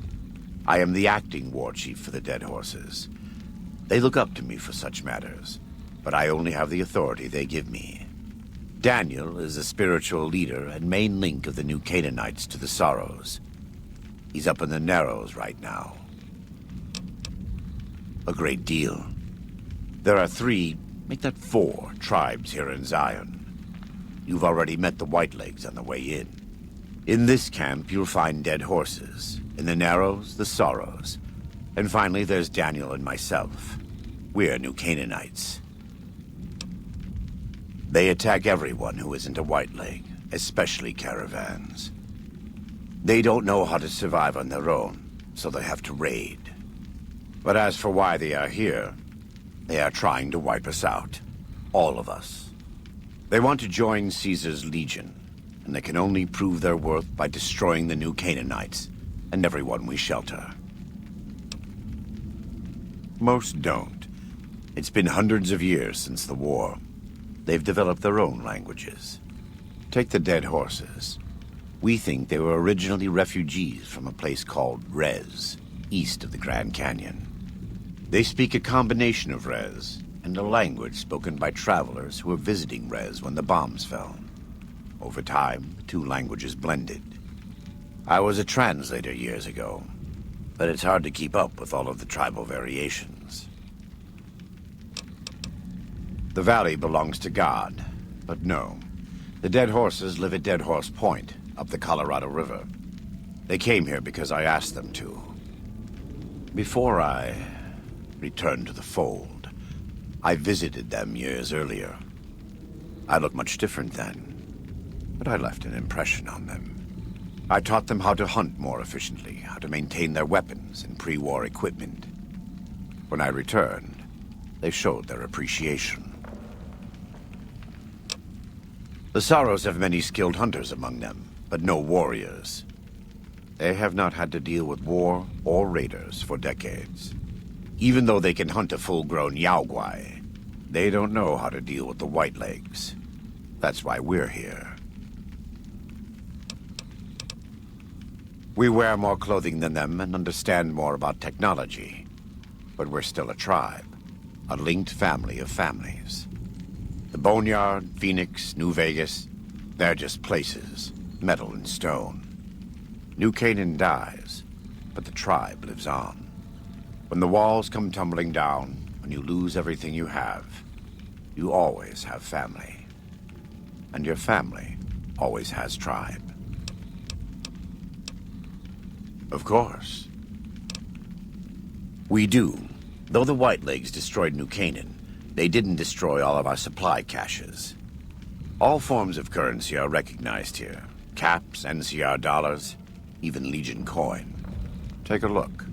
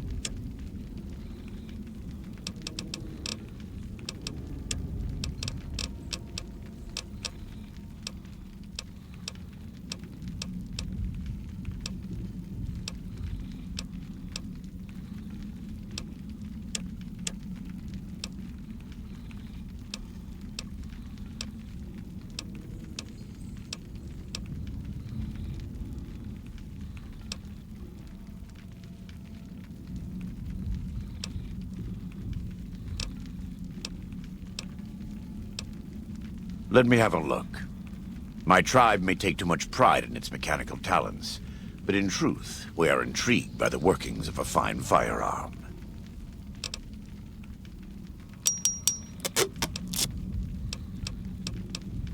Right now, I'd like you to focus on helping Daniel. Maybe there will be time later. God be with you.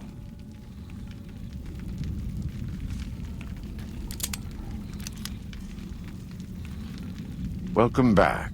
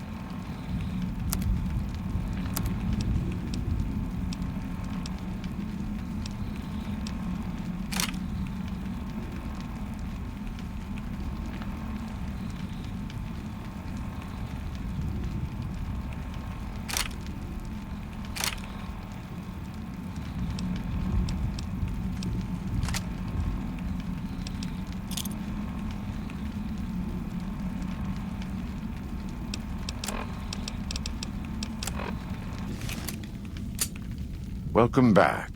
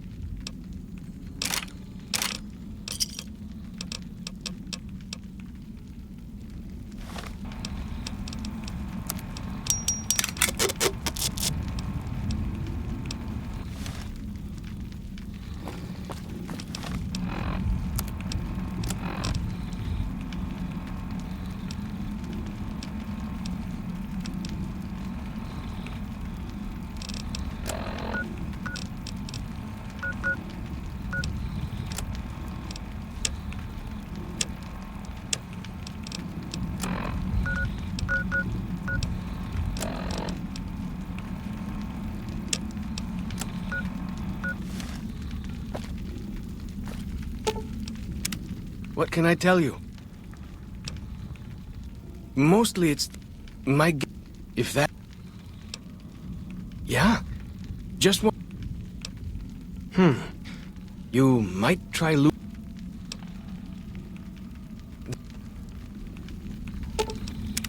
What can I tell you? Best place to look for Lots of them around. The hand... Lots of 3 I know. Closer to... In the... Lots... He's been the... Well... I don't know. Ha!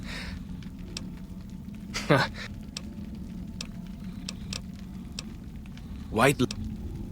That's... What? Our... Dead horse... When Joshua... Then... He let it... If it wasn't for... He... Little... We decorate... Only... Well...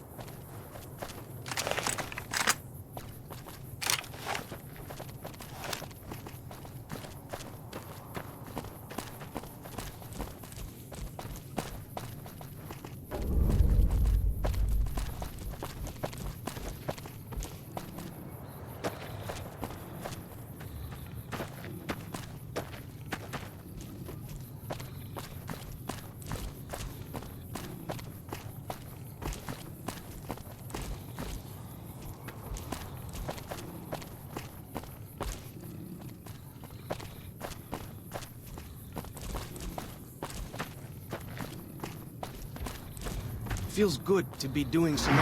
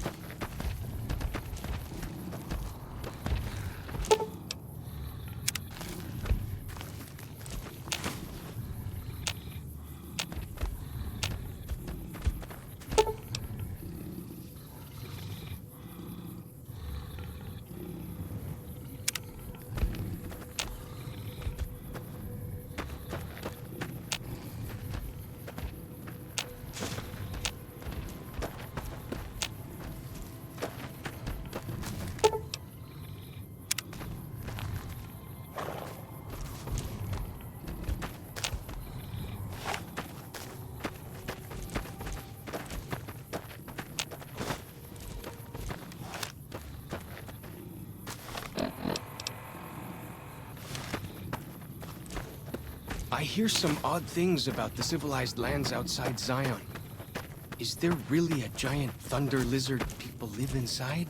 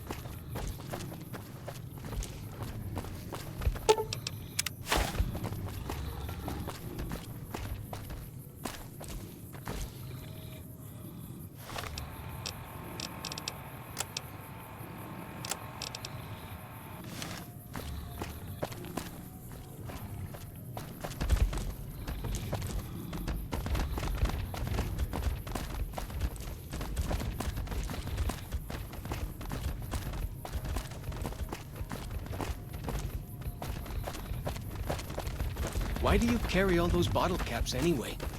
They jangle like crazy.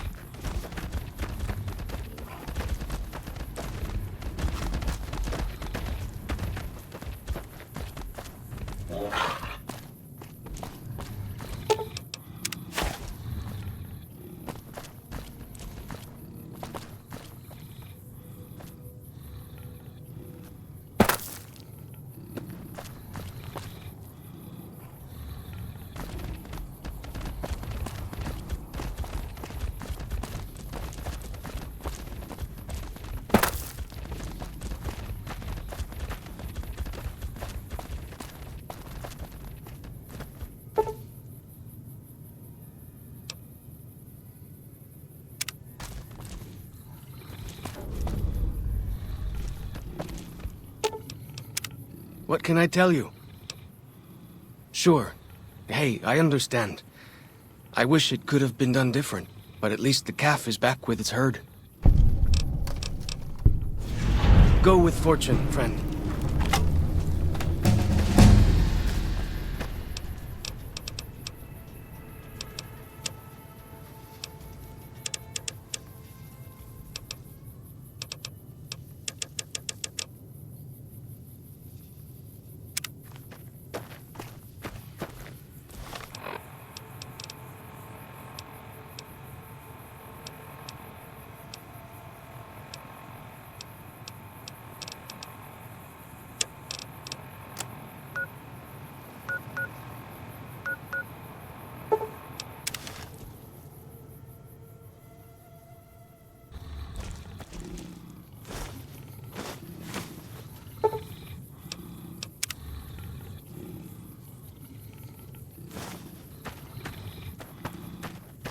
See those handprints?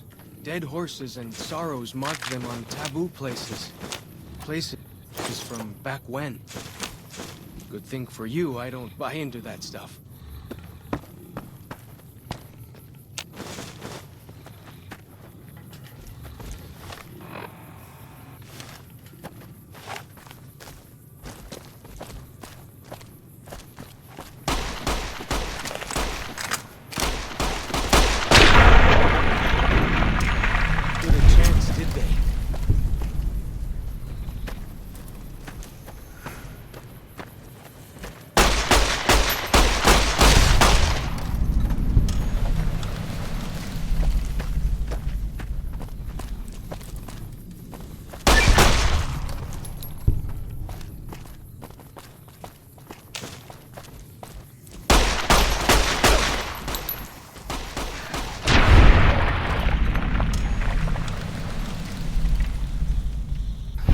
That's that then.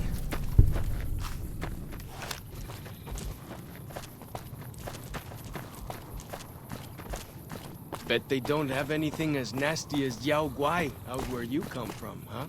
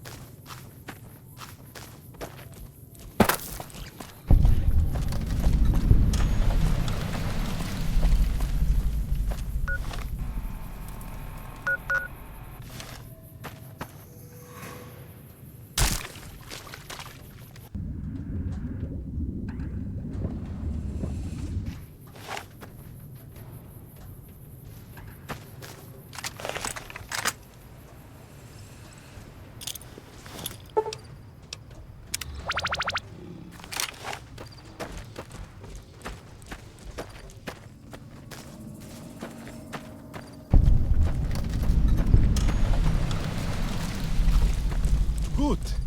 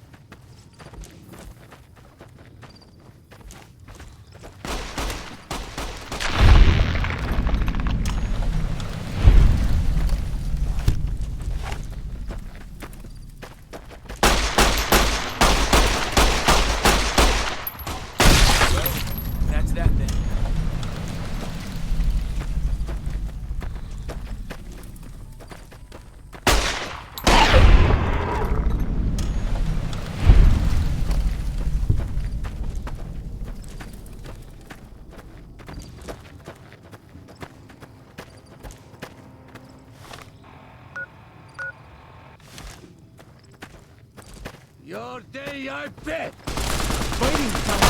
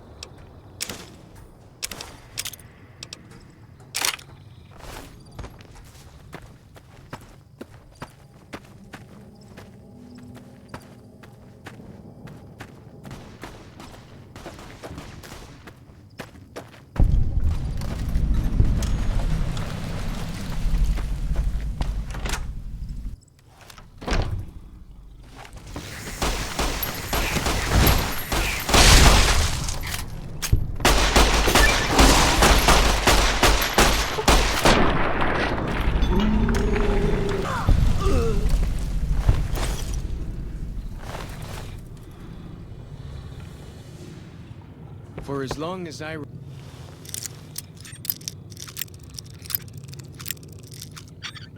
remember, the dead horses have thought that places in the old world were taboo. Doesn't look so spooky to me.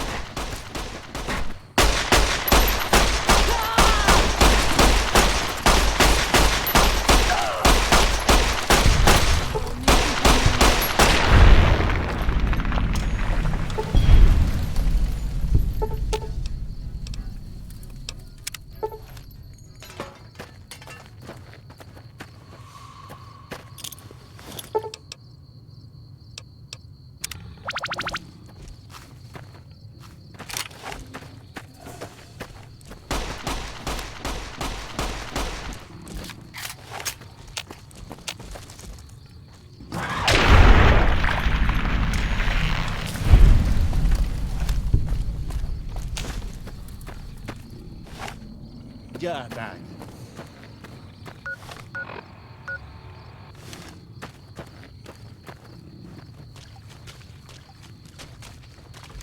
So I finally get to explore all those taboo places without the other scouts yelling at me?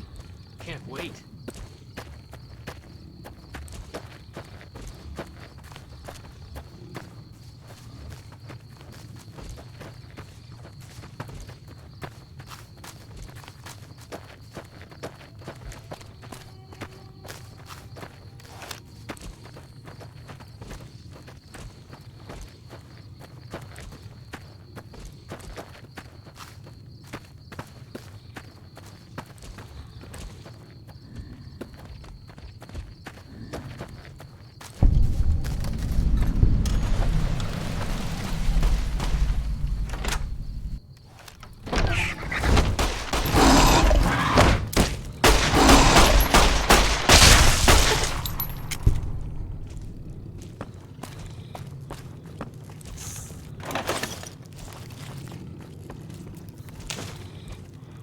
Got him! Fighting time!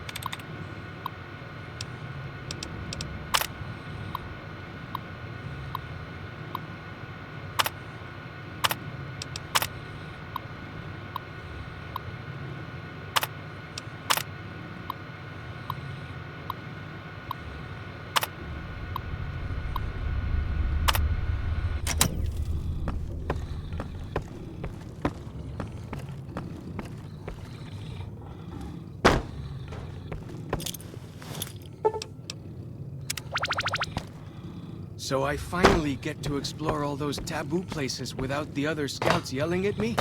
Can't wait.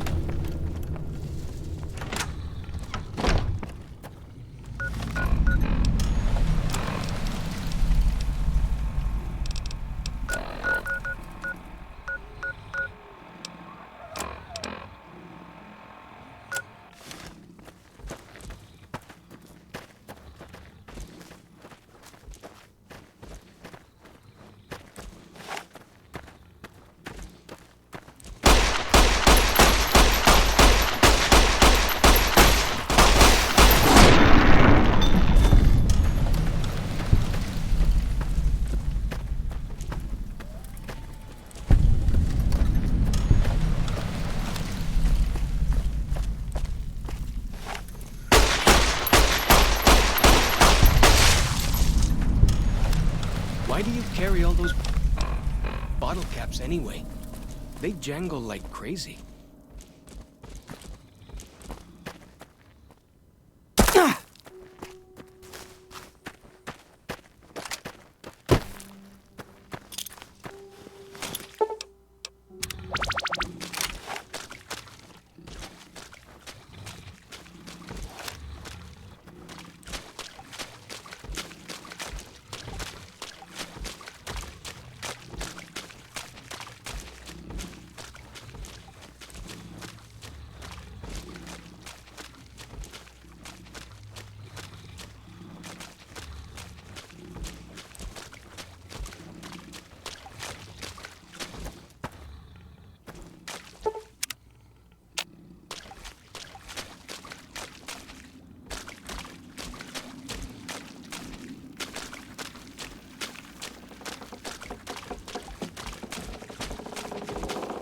You are the one Joshua Graham sent to us. Blessings of the Father in the cave on you. Daniel is waiting for you.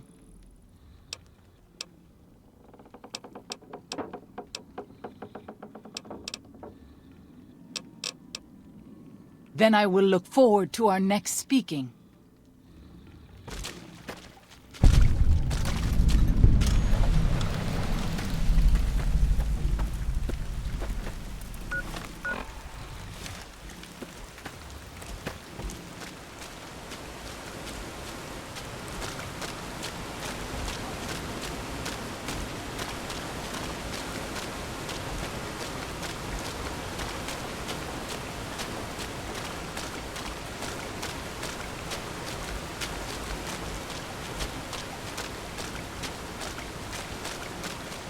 The dead horse has told me details about the attack on your caravan. A stranger's sympathy might not count for much, but for what it's worth, I'm sorry. The sorrows will mourn your friends too. They mourn everyone, even the Whitelegs. They have sensitive souls. Innocent, if there is such a thing. In spite of what's happened, I hope that Joshua and I can help you out of here. But to be frank, we need your help too. Well, I'll be. I was starting to lose hope we'd be able to get any of this, much less all of it. Tribals are smart, but, well, they're ignorant. Letting go of a taboo is difficult for them. So I knew it would have to be one of us. Turns out all it took was a Gentile, or, no offense. These supplies are a godsend. But if we're going to evacuate Zion without drawing more White-Leg attention, I need you to go back into the valley. Specifically, I need you to scout out some locations for White-Legs and try to recover a map of Grand Staircase, a wilderness area to the east. There's also the matter of the roads. We're going to be heading out of the east side of the park, but I'm not sure the way is clear. I appreciate the enthusiasm. There aren't a lot of people in the wasteland with kindness to spare for anyone who isn't kin. Since you've been poking around the valley, you might see more activity from the Whitelegs. One of the Sorrow's hunters, Waking Cloud, has volunteered to help guide you through the valley. She has a special talent for staying out of sight.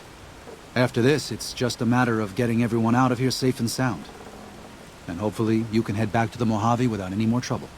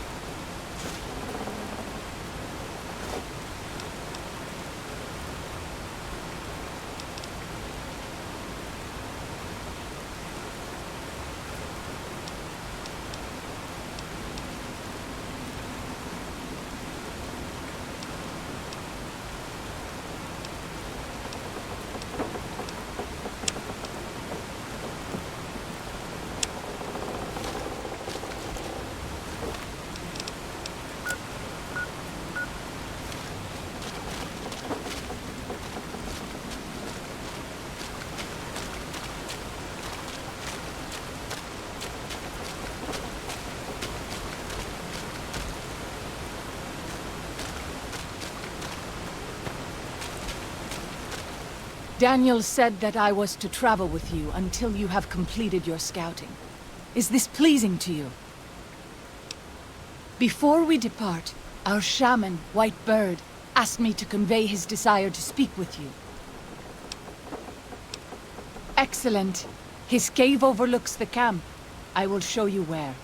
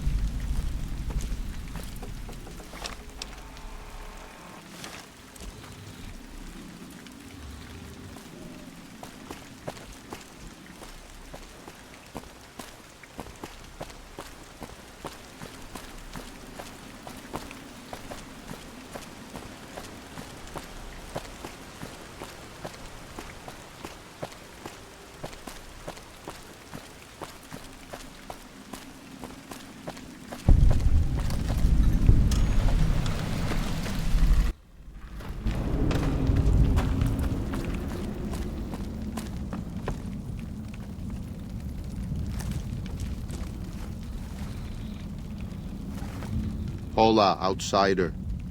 Welcome, child of omens. You come to receive visions of truth? Take drugs, kill a bear. Seek medicine plant. Return with sacred datura root. Receive visions of truth, they guide you. Go. Return, maybe yes. Return, maybe no. But go.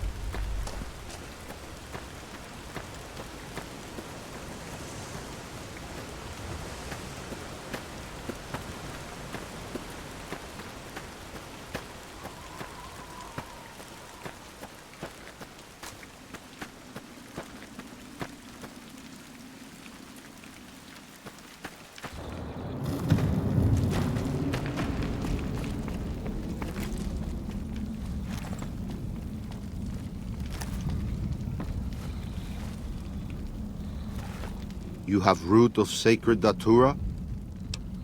These roots make sacred vision tea. You drink, you see path before you. Ready? Drink. Tea is strong. Tea is bitter. Wisdom is strong. Wisdom is bitter. You see? You go to cave, find ghost of she, lay ghost to rest. This your quest. Bring peace where was strife. Go.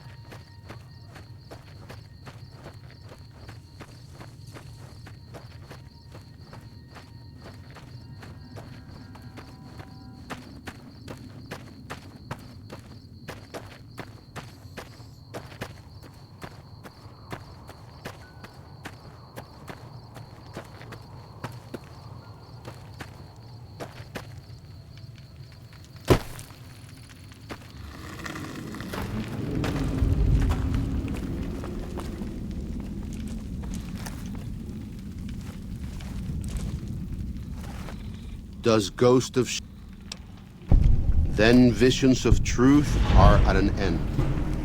Will you learn from truth? Maybe yes, maybe no. Only for you to decide. Here, take. Gift to remind you of visions. Use well, or sell to curious trader. Either way, says much about you.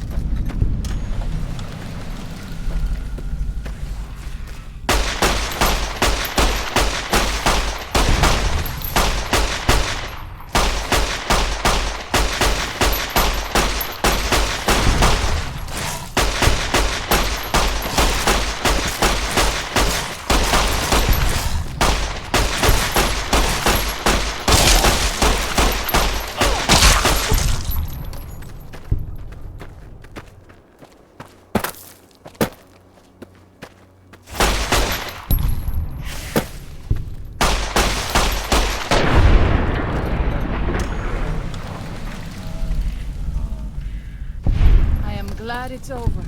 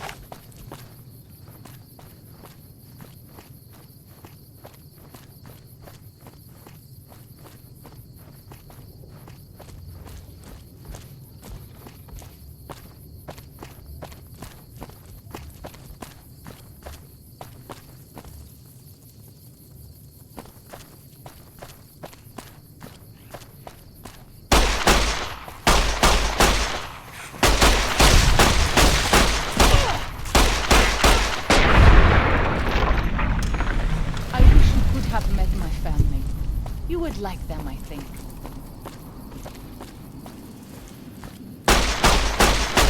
You leave me no choice.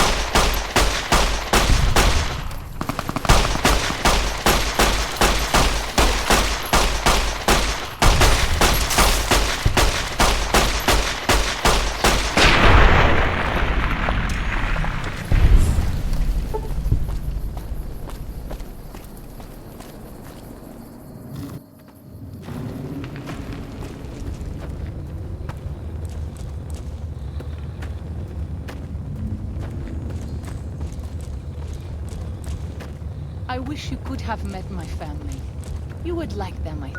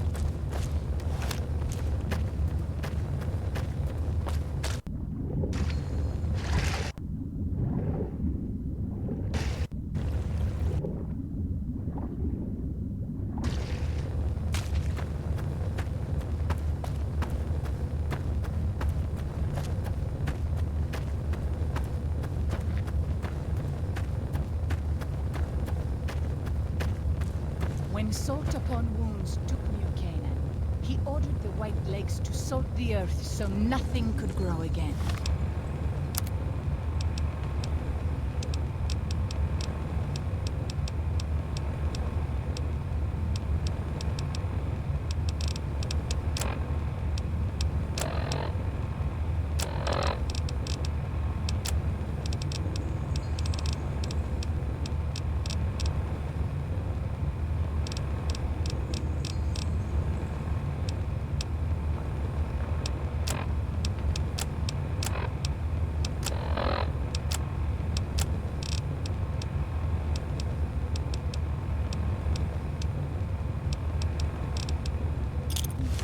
What kind of monster could do that?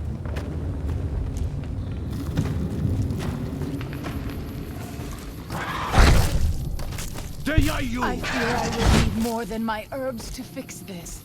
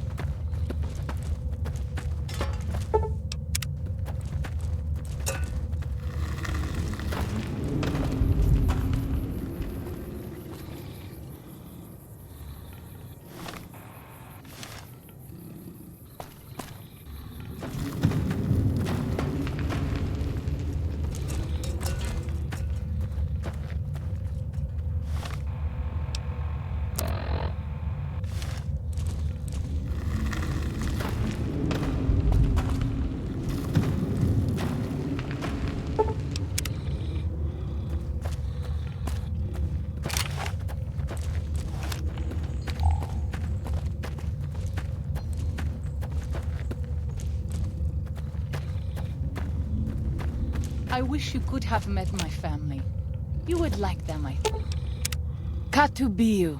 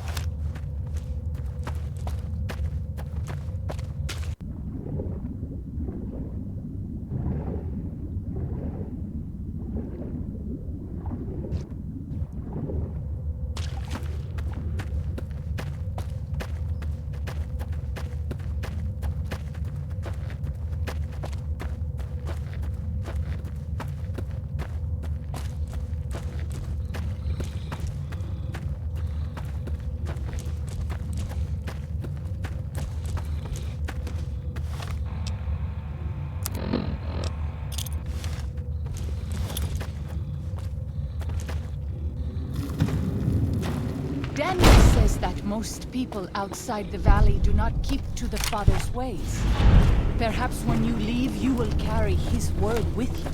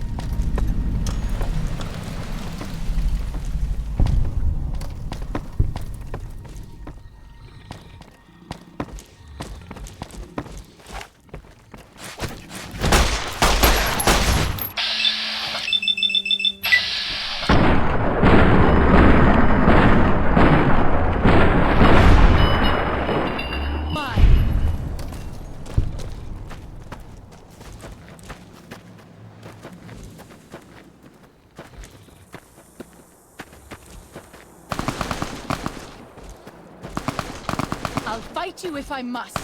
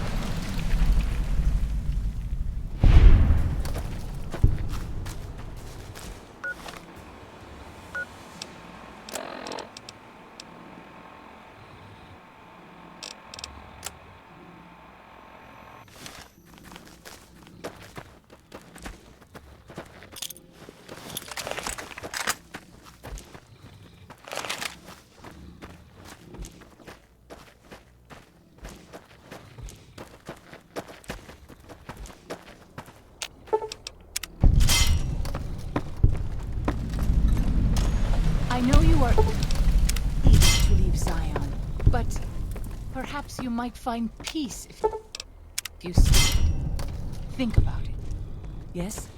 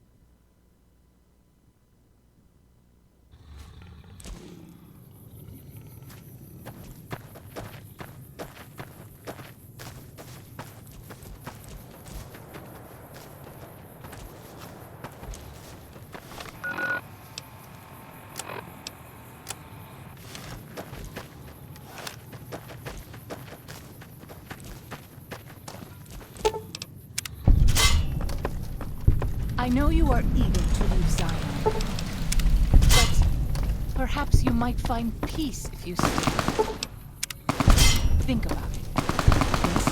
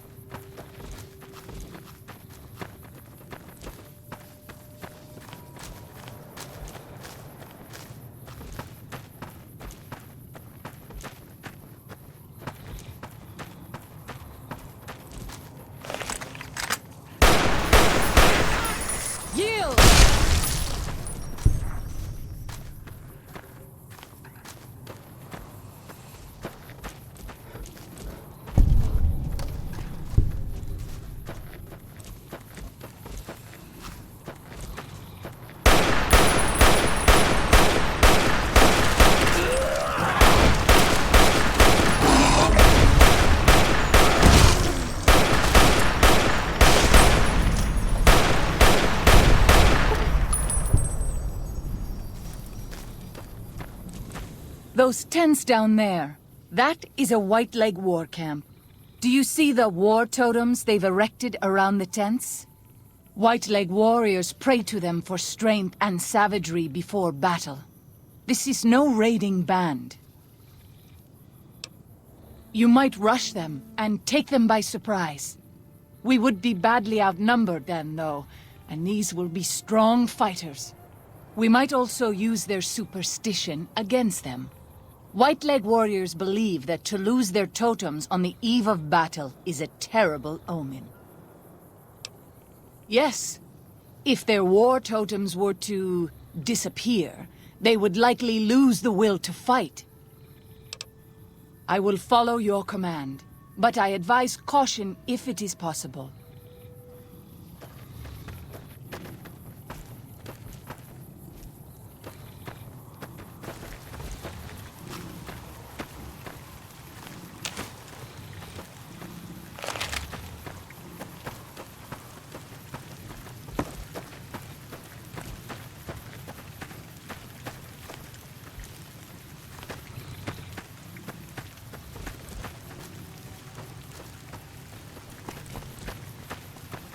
Father, I ask that you guide this man who is the vessel of your will.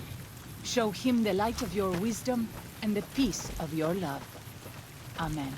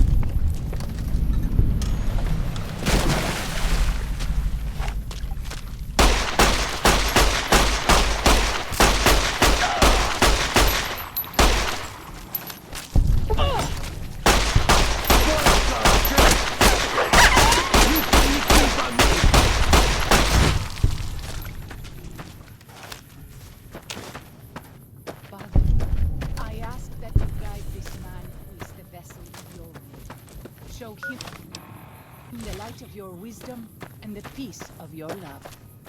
Amen.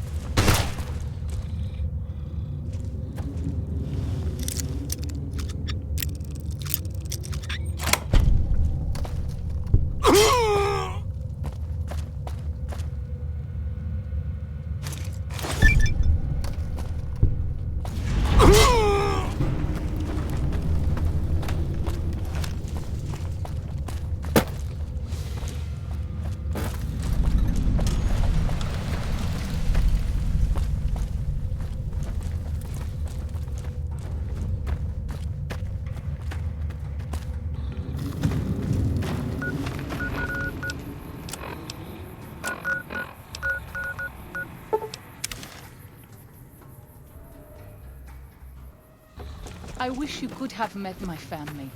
You would like them, I think. I'm glad to see you're still with us. I appreciate it. Well, that's it. This is all we need. Now all that's left is to quietly pack up and try to get out of here without being noticed. That's assuming that Joshua won't try to stop me. And that he hasn't talked you into fighting the Whitelegs despite what I've said. Don't worry, I don't hold it against you. You're an outsider. Fighting seems like the practical solution. I'll tell you again. There's more at stake.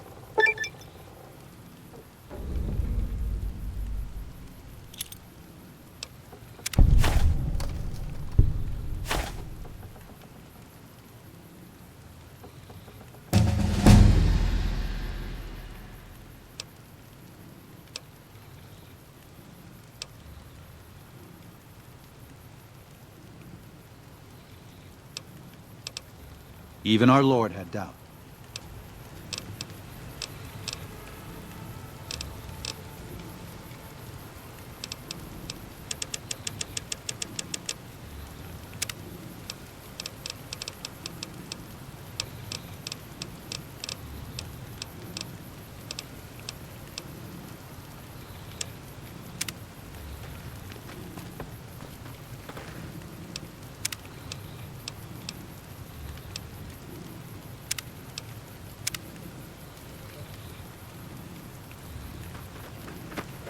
Unless you and Joshua have any objections, I'd like to start evacuating the Sorrows. I'm going to need your help, so say your piece. It may be. I hope it is. To tell the truth, if something goes wrong, more Sorrows could die in the escape than in Joshua's proposed attack. Even knowing that, it's a risk I have to take. With your help and Joshua's, even if we're attacked, we can defend the Sorrows and escape. We'll be traveling at night in small groups, across the valley. With luck, the Whitelegs won't know what's happened until the next morning. But if the Whitelegs realize what's happening, Joshua and I will need you to help us escape. Don't hold back. I promise you, the Whitelegs won't. Once our path is clear, I'll give you everything you need to get back to the Mojave. But the Pine Creek Tunnel must be collapsed behind us. It's the only way to delay the Whitelegs' pursuit long enough for us to get a head start. Good luck, and may God be with us.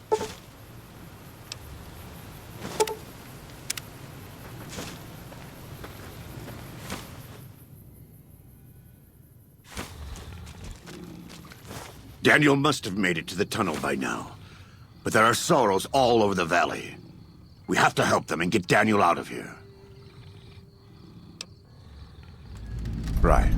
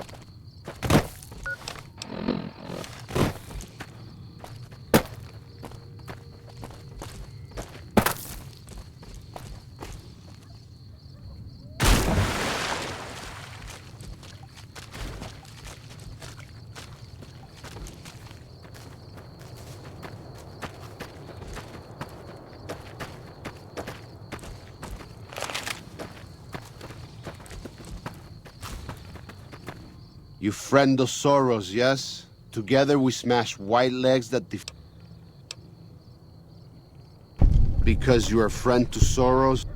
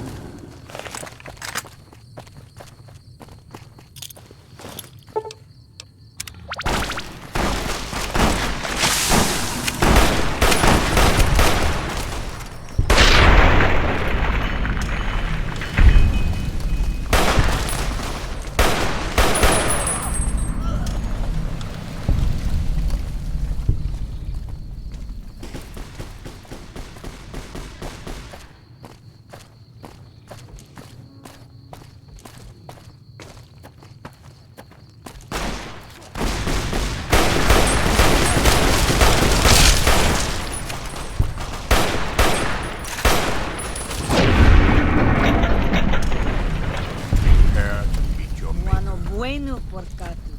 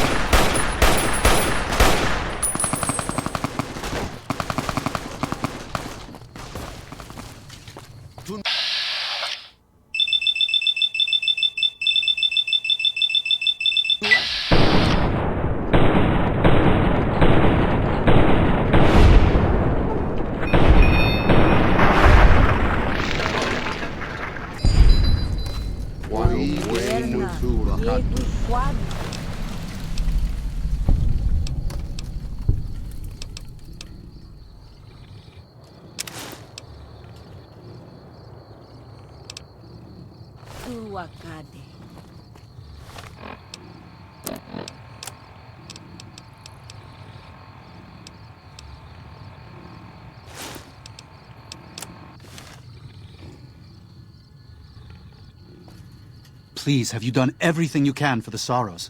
Are they all accounted for? You've done more than I could have ever hoped for. Thank you. And may God protect you for all of your days.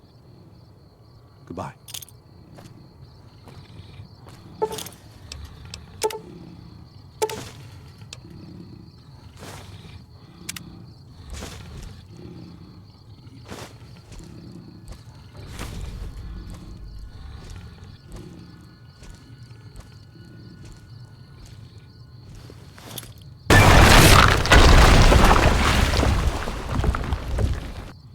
And so it was that the conflict between the New Canaanites and the Whitelegs was finally resolved. The courier's involvement had tipped the scale, shifting the fragile balance of power. After the Whitelegs drove the Sorrows from Zion, they celebrated by destroying all traces of the valley's former inhabitants. They appealed to the Legion for assimilation, but were denied.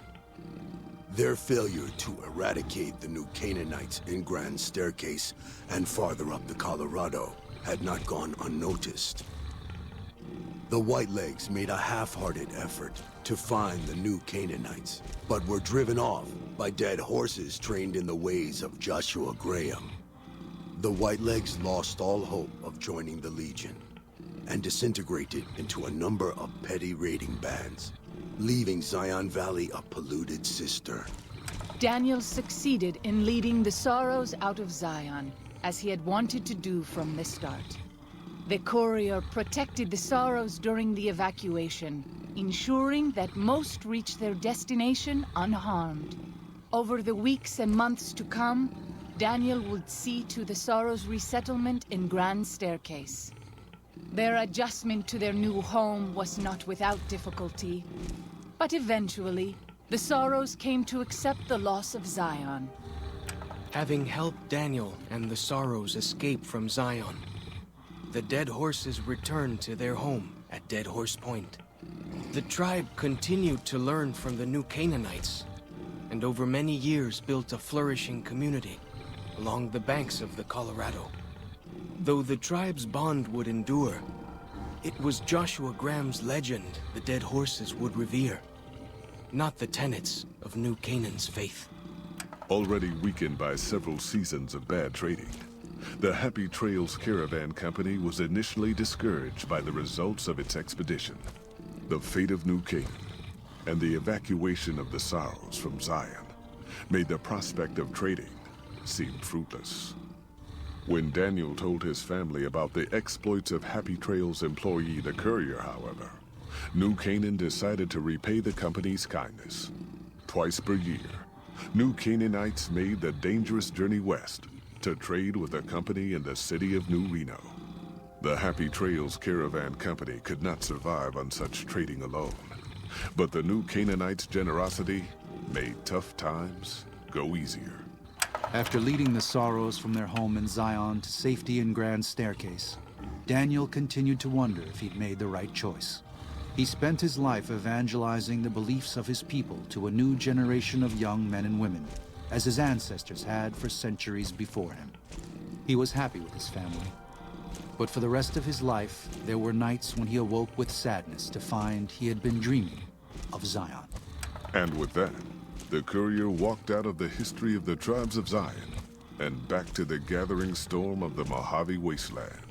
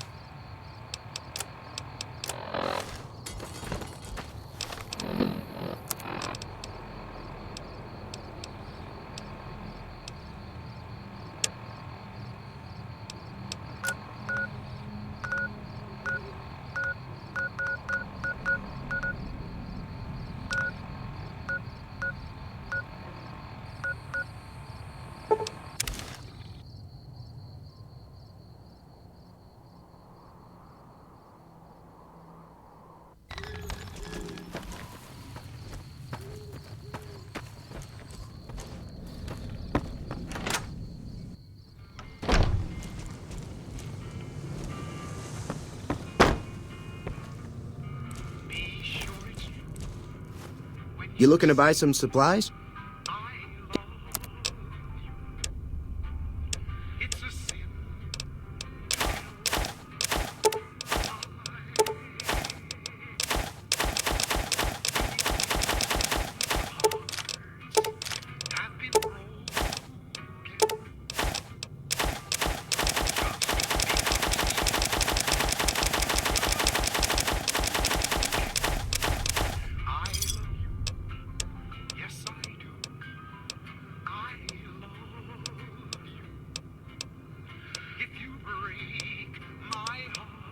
Pleasure doing business with you.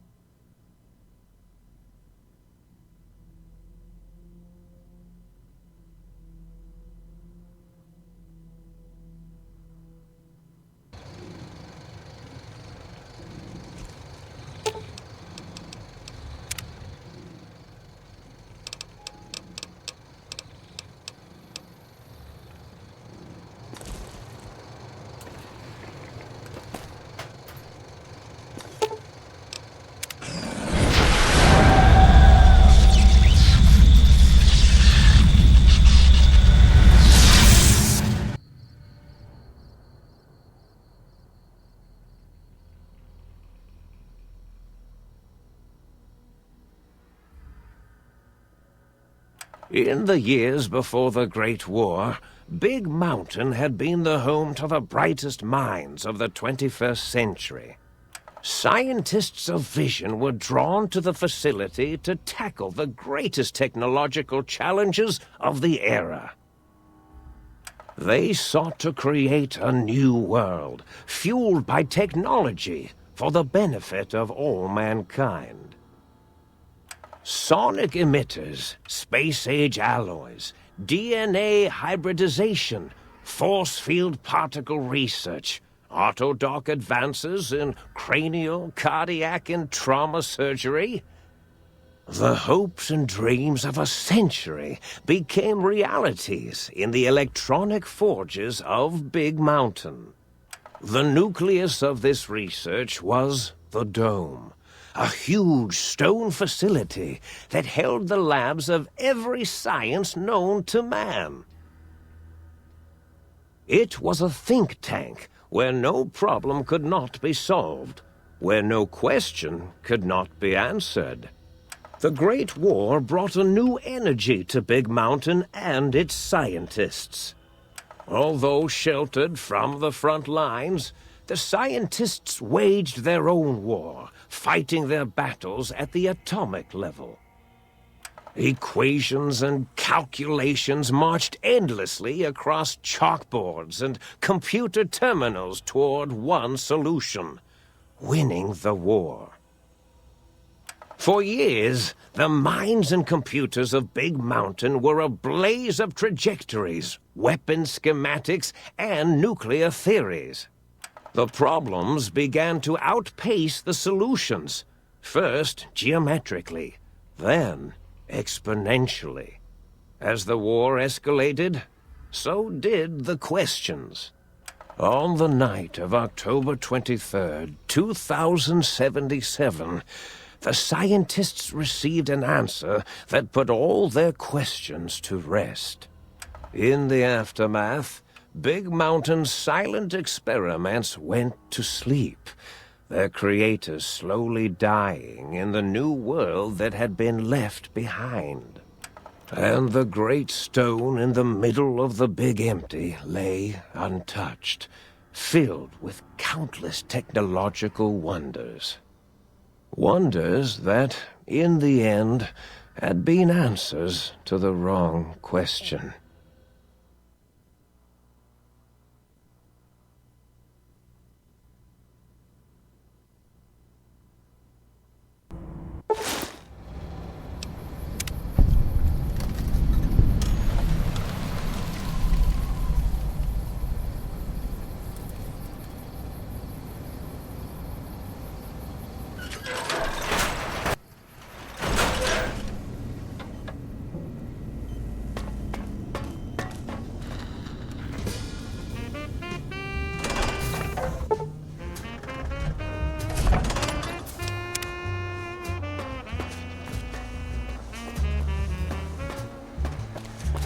I thought I heard the pacification field kick in. All right, shh, nobody move. I'll handle this. Be warned, intruder. You are in the presence of a mighty think tank of Big Mountain. The collective geniuses of... We... By Oppenheimer, which one of you self-professed geniuses has been adjusting my volume knob? Who was it? Was it you, 8? Oh, Dr. O, was it? Likely story. O couldn't spark 2 neurons if they were in a lattice of biomed gel. What? Me? Breaking news, Klein. It wasn't me, all right? I'm the robotical engineer. 8 is sound waves. That's his specialty. You always do this. You always demean me in front of guests. And it's not O, all right? It's... Enough! Either of you do it again, it'll be the last time. Now...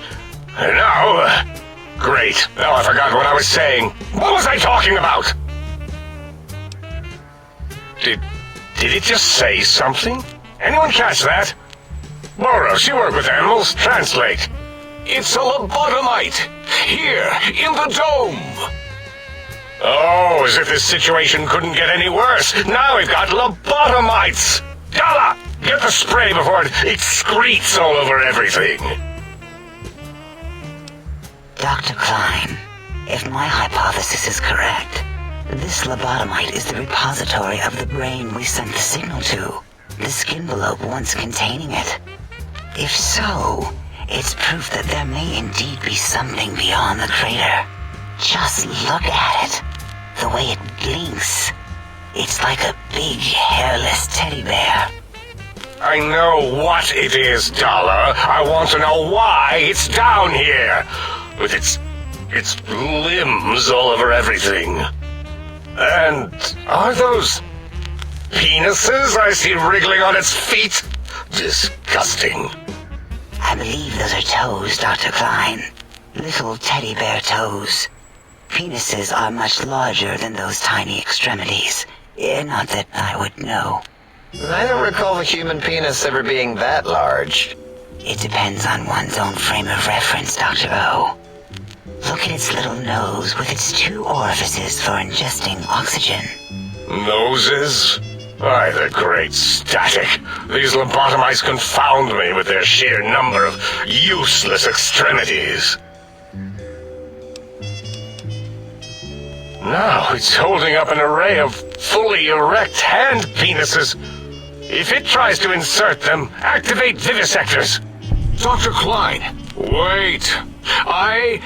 I don't believe those gestures were random. Random at all. It's been following our conversation. The lobotomite understands us. I agree with Boros's histrionic findings. This little lobotomite is unusually attentive for something whose brain has been extracted. Nonsense! Lobotomites can't comprehend us! 8, have you been in the mentats again? If we slow down our oroprocessoreceptors to understand this excretion, we'll all be rendered ignorant. All of you, power down, shut up, and let me prove once and for all how wrong you all are. As usual. Lobotomite, do you understand me? Can you speak? Those were words, weren't they? In the form of questions. It's asking me questions. Is this some kind of trick? Our efforts have turned against us. In playing God, we created a monster. Perhaps as we were ruthlessly lobotomizing it with our cutters, we filled the skinvelope with awareness. A teddy bear with new stuffing. Wait. If what you're theorizing is this lobotomite understands us, can reason with us, then this may be just the answer we've been looking for. At last, a chance to... Dr. Klein, a transmission from the Forbidden Zone, coming right at us. It can only be... If it isn't my old colleagues, the mighty think tank of Big Mountain. Big fools, all of you. It is I, Dr. Mobius, transmitting from my dome-shaped dome in the Forbidden Zone. A zone that is, yes, forbidden to you! Even now, my deadly robo-scorpions swarm across Big Mountain with their pincers and pointy laser tails. Soon, all science will be mine! Even the technology sealed in the Big Mountain research centers cannot save you. So cower in your think tank. Wait for the end. That's all. Goodbye. Mobius. Always the same broadcast. He's clearly mad, driven insane by his flawed and imprecise kindergarten-level research methodology. What are we going to do? There's no way we can breach the Forbidden Zone. There's those robot scorpions everywhere. The Forbidden Zone, where no brain has ever entered, nor ever returned. Except Dr. Mobius. And the technologies that could save us, they are out of our reach. And Dr. Mobius mocks us. Did you see his cracked monitor? He's clearly let himself go. What? Ask the lobotomite for help? Aid, I think you need the fluid levels in your logic assist pumps checked. If this lobotomite responded, Dr. Klein, then it is clearly intelligent, perhaps even displays heretofore unknown levels of helpfulness. But what of its brain? We scooped that out. We don't even know where we left it. And for putting it back in, none of us have the knowledge. Yes, but it's still aware and responsive. Look at it. It's regarding us even now, with its big teddy bear eyes. If we ask it politely, and leave the part about the unnecessary, ruthless lobotomizing out, it might be favorably disposed to us. We removed your brain, yes. So soft, barely wrinkled, yet so flush with knowledge and experience. Brain extraction technology has been standard practice at Big Mountain for an immeasurable amount of time. Once the brain was out, then came the coils. The Tesla coils. The coils of Nikola Tesla.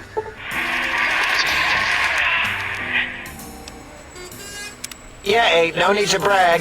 Wherever your brain is, it's transmitting thoughts to you through the Tesla coils in its head. This is fortunate in many respects. If your brain was anywhere in the dome, why, you could access your aggression centers.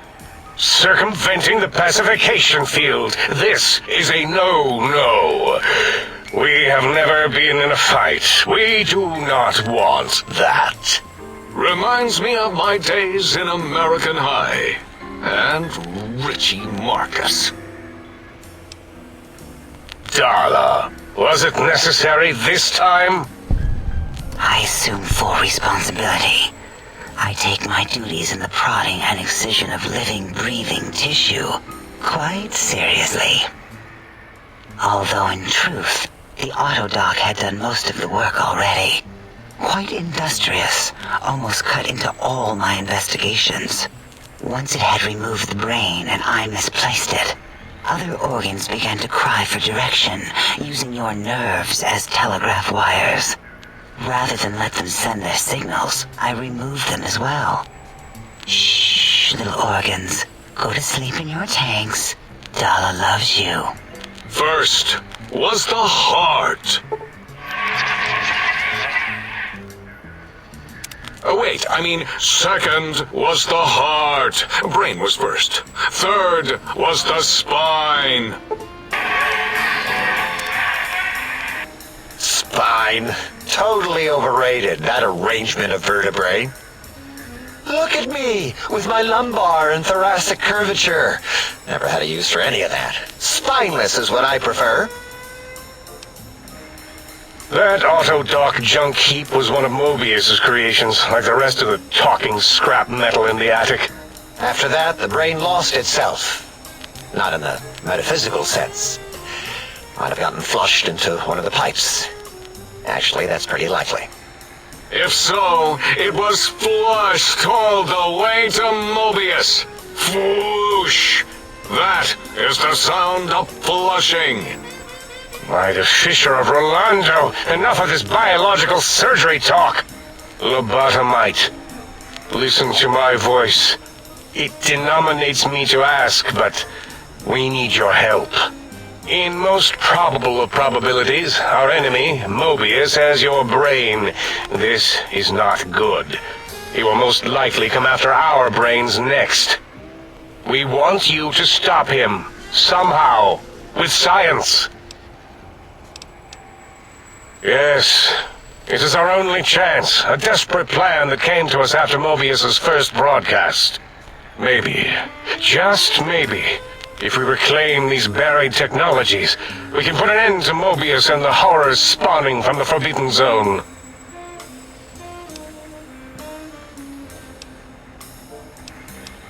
No. You are equipped to retrieve the technologies with your primitive form. We are not. It's kind of embarrassing. You have hands, and a heartbeat, sort of, and eyes, mostly the hands. There's door handles and lockers and... Enough! We need your help. Will you help us? Excellent. This is turning out much better than the activate the retreat protocols and cower in my room idea I had earlier. Agreed. Oh, and I've used my robotical knowledge to, transmit the radio map waves to... Settle down, 8. I would have gotten it in a second, all right? 8's transmitted the last known coordinates of the research centers. They, well, move sometimes. Or get buried. Or blow up. 8 is correct. All we need are the schematics. This does not mean we do not want the cold hard technology, however. So do not give in to your biological tired laziness and decide you would sweat too much carrying them. You have a new spine. Use it. And even if you die in the act of reclamation, simply reaching them will auto-transmitify the schematics to us. That is still good. For us. Nonsense. This place is no more dangerous than a nuclear detonation site. Our technology is no more lethal than an overcharged Tesla cannon. The technologies are the X2 transmitter antenna array, used to focus coherent thought at excessively high frequencies. The psychoanalytic, cardiac-dampening, sneaky stealth suit. A suit like nothing this world has ever heard, seen, or could ever see.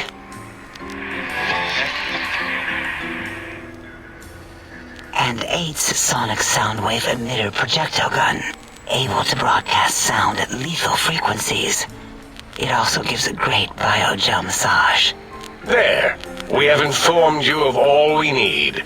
We estimate if you are focused, your time investment will be minimal, by our standards. If you work quickly, you will be the recipient of a gesture of gratitude from us. We do not bestow these old-world gestures lightly. Our intentions exactly. The important thing is you rush quickly through this task so as not to waste our time.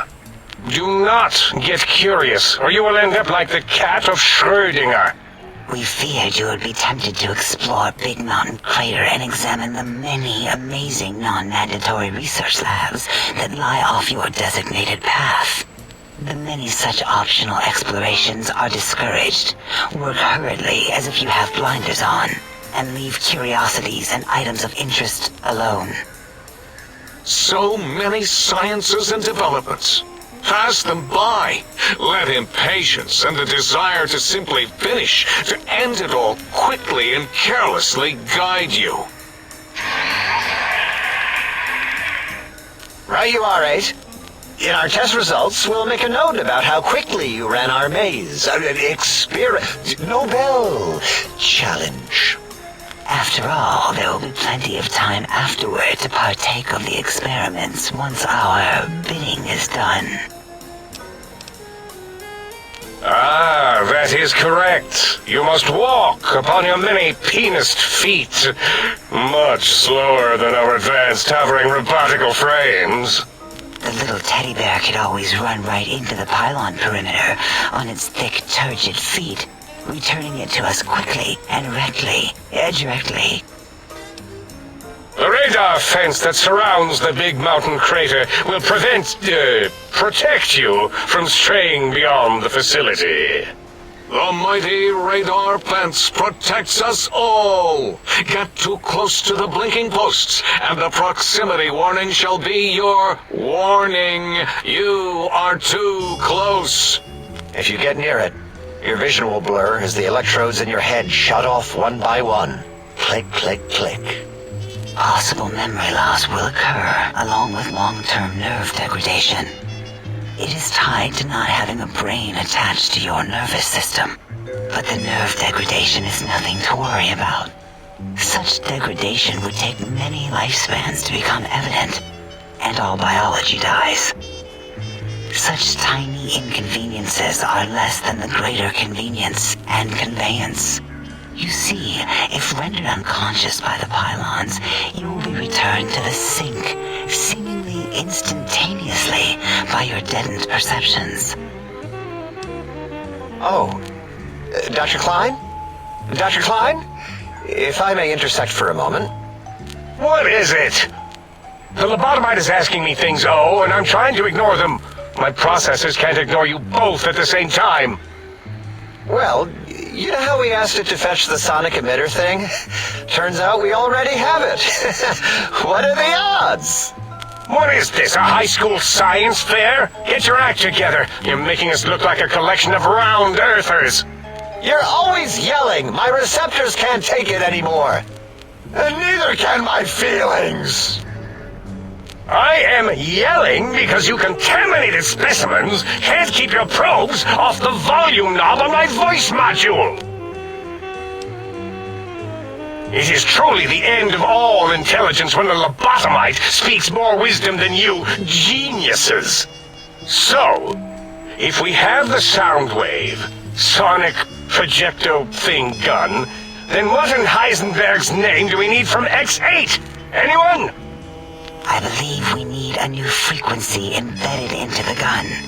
It was designed to broadcast many sounds once charged. We just don't know the frequency. And it is lost in X8, just as X8 is forever lost to us. The sadness of my high school days, the sadness of my youth lost. Oh, really, Boros? All you did in high school was call me Fink Tattletale and all the kids you hated, you little teacher's pet brown hound. Give the lobotomite the emitter. Does it have an audio effect frequency loaded?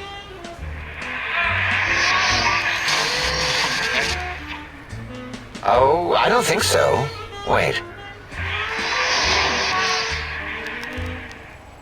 What is he doing? I think he's sonjaculating into the gun. Getting it warmed up.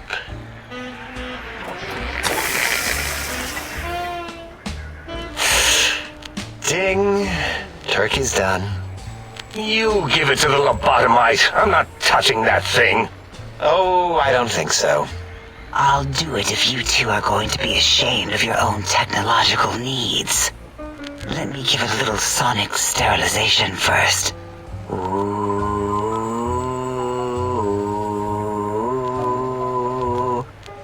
All right. All antibacterial fresh. Here, my little teddy bear. I have thoroughly removed all Robco Termlink code spew from the device. It is clean, shiny, and ready for your hands. What did it say? Spit lead? What, like pencils? Oh, I think it wants a combustion pistol. A gun? Are you mad? We can't give it a gun. Guns kill. Leave big open holes in you that are like sores, but worse. Dr. 8 is correct. We already have given the teddy bear a lethal sonic death ray, filled with his sonic ejaculate and sterilized by my soft oohing. Giving the teddy bear a gun would be the equivalent of following a glass of hemlock with an Abraxo chaser. Delicious and redundantly deadly. If we're going to bring the Socratic method into it, fine. Give the Loboto bear a combustion gun. Burroughs, don't you have something like that? Are you mad? We can't give it a gun. Guns... Wait, I said that already. Yes, I have the Cyberdog gun, with the little floppy metal ears and the curious nose sensor. Here. Fine. Done. That gun makes me uncomfortable anyway. Always worried it's going to hump my chassis. Anything else, lobotomite?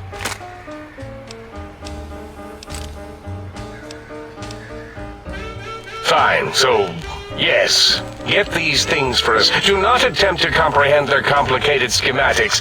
That is for us to do. Well, good. What are the token words spoken in this case? Thank you? Yes. Thank you. Wait, is it leaving? But, Dr. Klein, the lobotomite will need rest, recuperation, things like that.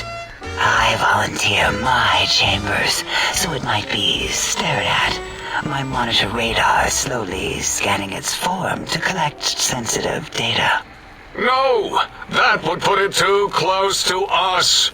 It could press buttons, turn lights on and off, and worse, let other lobotomites in. We could give it Mobius's old room. That's where its brain got scooped out anyway. And plus some of its parts are already there. Might be more comforting for it to hang out with its spine and heart. Home is where the heart is, after all. See what I did there? Wet literal. I suppose. We'll have to move that couch out of there. Been putting that off too long.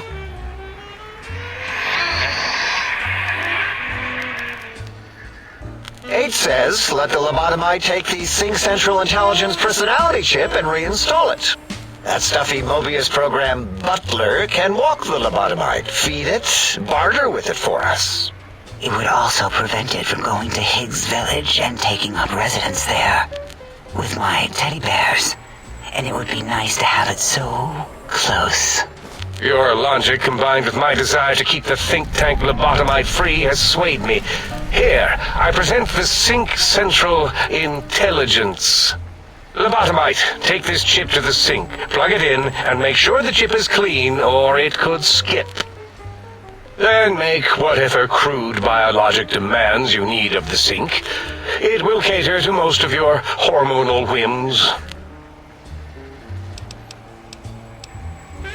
I cannot dispute your logic. Do we have objects to activate the chip's exchange routines? What, like stuff? Things? Yes, things. I don't know. Might be some old Nuka-Cola or Sunset Sarsaparilla bottle caps lying around. It's not currency per se. Still might be enough to trick the Sync's trade routines. Mobius put that test line for caps in the code as a debug command, I think. I don't believe that was Mobius's reason. His wild speculation concerning post-Holocaust economic systems was quite extensive and of high decibel. Enough! Surrender these so-called bottle caps, Nuka and Sunset alike. In their role as things, they will serve as adequate test subjects. All right, here, cap away. Hope that stupid chip chokes on them. Again, your logic is unassailable in its simplistic need. Oh? Fine. It's not going to help. That chip will probably refuse them anyway, as stuck up as it is. If I were not as intelligent as I am, I would feel as if perhaps I'm being tricked. Impossible. Oh, more. Why don't you make the lobotomite a bottle cap factory, Klein? Or better yet, give it a ton of things to activate the chip.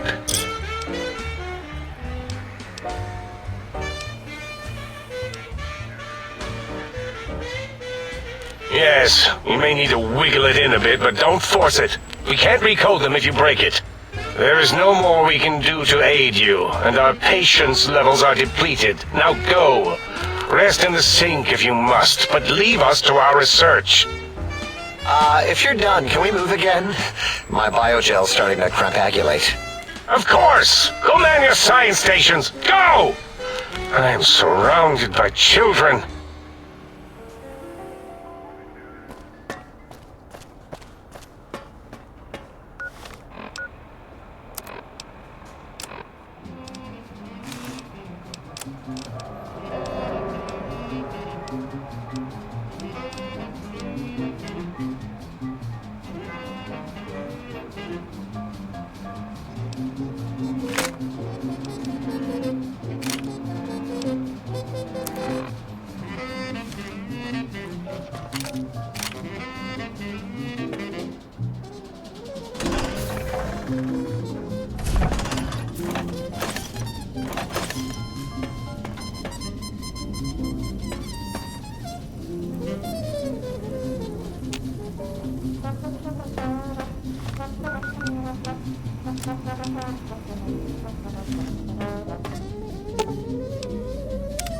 Salutations and felicitations, sir, and a most jocund welcome to the Sync.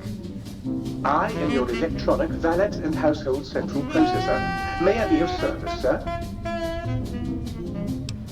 Regrettably not, sir. All modules in this habitat are synthetic personalities atop a mundane operating system. There is no intelligence here, sir. Indeed, sir. Though if Sir's aim is to activate them, I lament to inform, sir, that most have been offline for some years. If Sir were to ask my opinion, I should venture that Sir is better off without them. However, if Sir is determined to inflict upon Sir's self their dubious services, Sir might locate backup personality disks elsewhere in the facility. The other modules are rather erratic, sir. Their personality matrices are built on flawed logic and have not weathered the years well, sir. Tragically, the core operating systems are also located on the personality tapes, sir. Once the tape is installed, Sir may request I switch their dialectic interfaces off, and I shall oblige with great delectation. However, Sir will still be required to locate and install a backup holotape to access their functionality. As I am given to understand, sir, this facility was once the property of a Dr. Mobius. He crafted the personality modules as part of a collection of experiments on the subject of machine-human interface. As to the reason for the unusual choices of devices to receive the modules, I cannot say. In addition to managing the personality matrices of the other household utilities, I can provide Sir with direct access to the commissary. Any goods Sir might require may be purchased through my shopkeep interface, whence tiny robots shall deliver them forthwith to this very domicile. Very good, sir. Might I be of service, sir?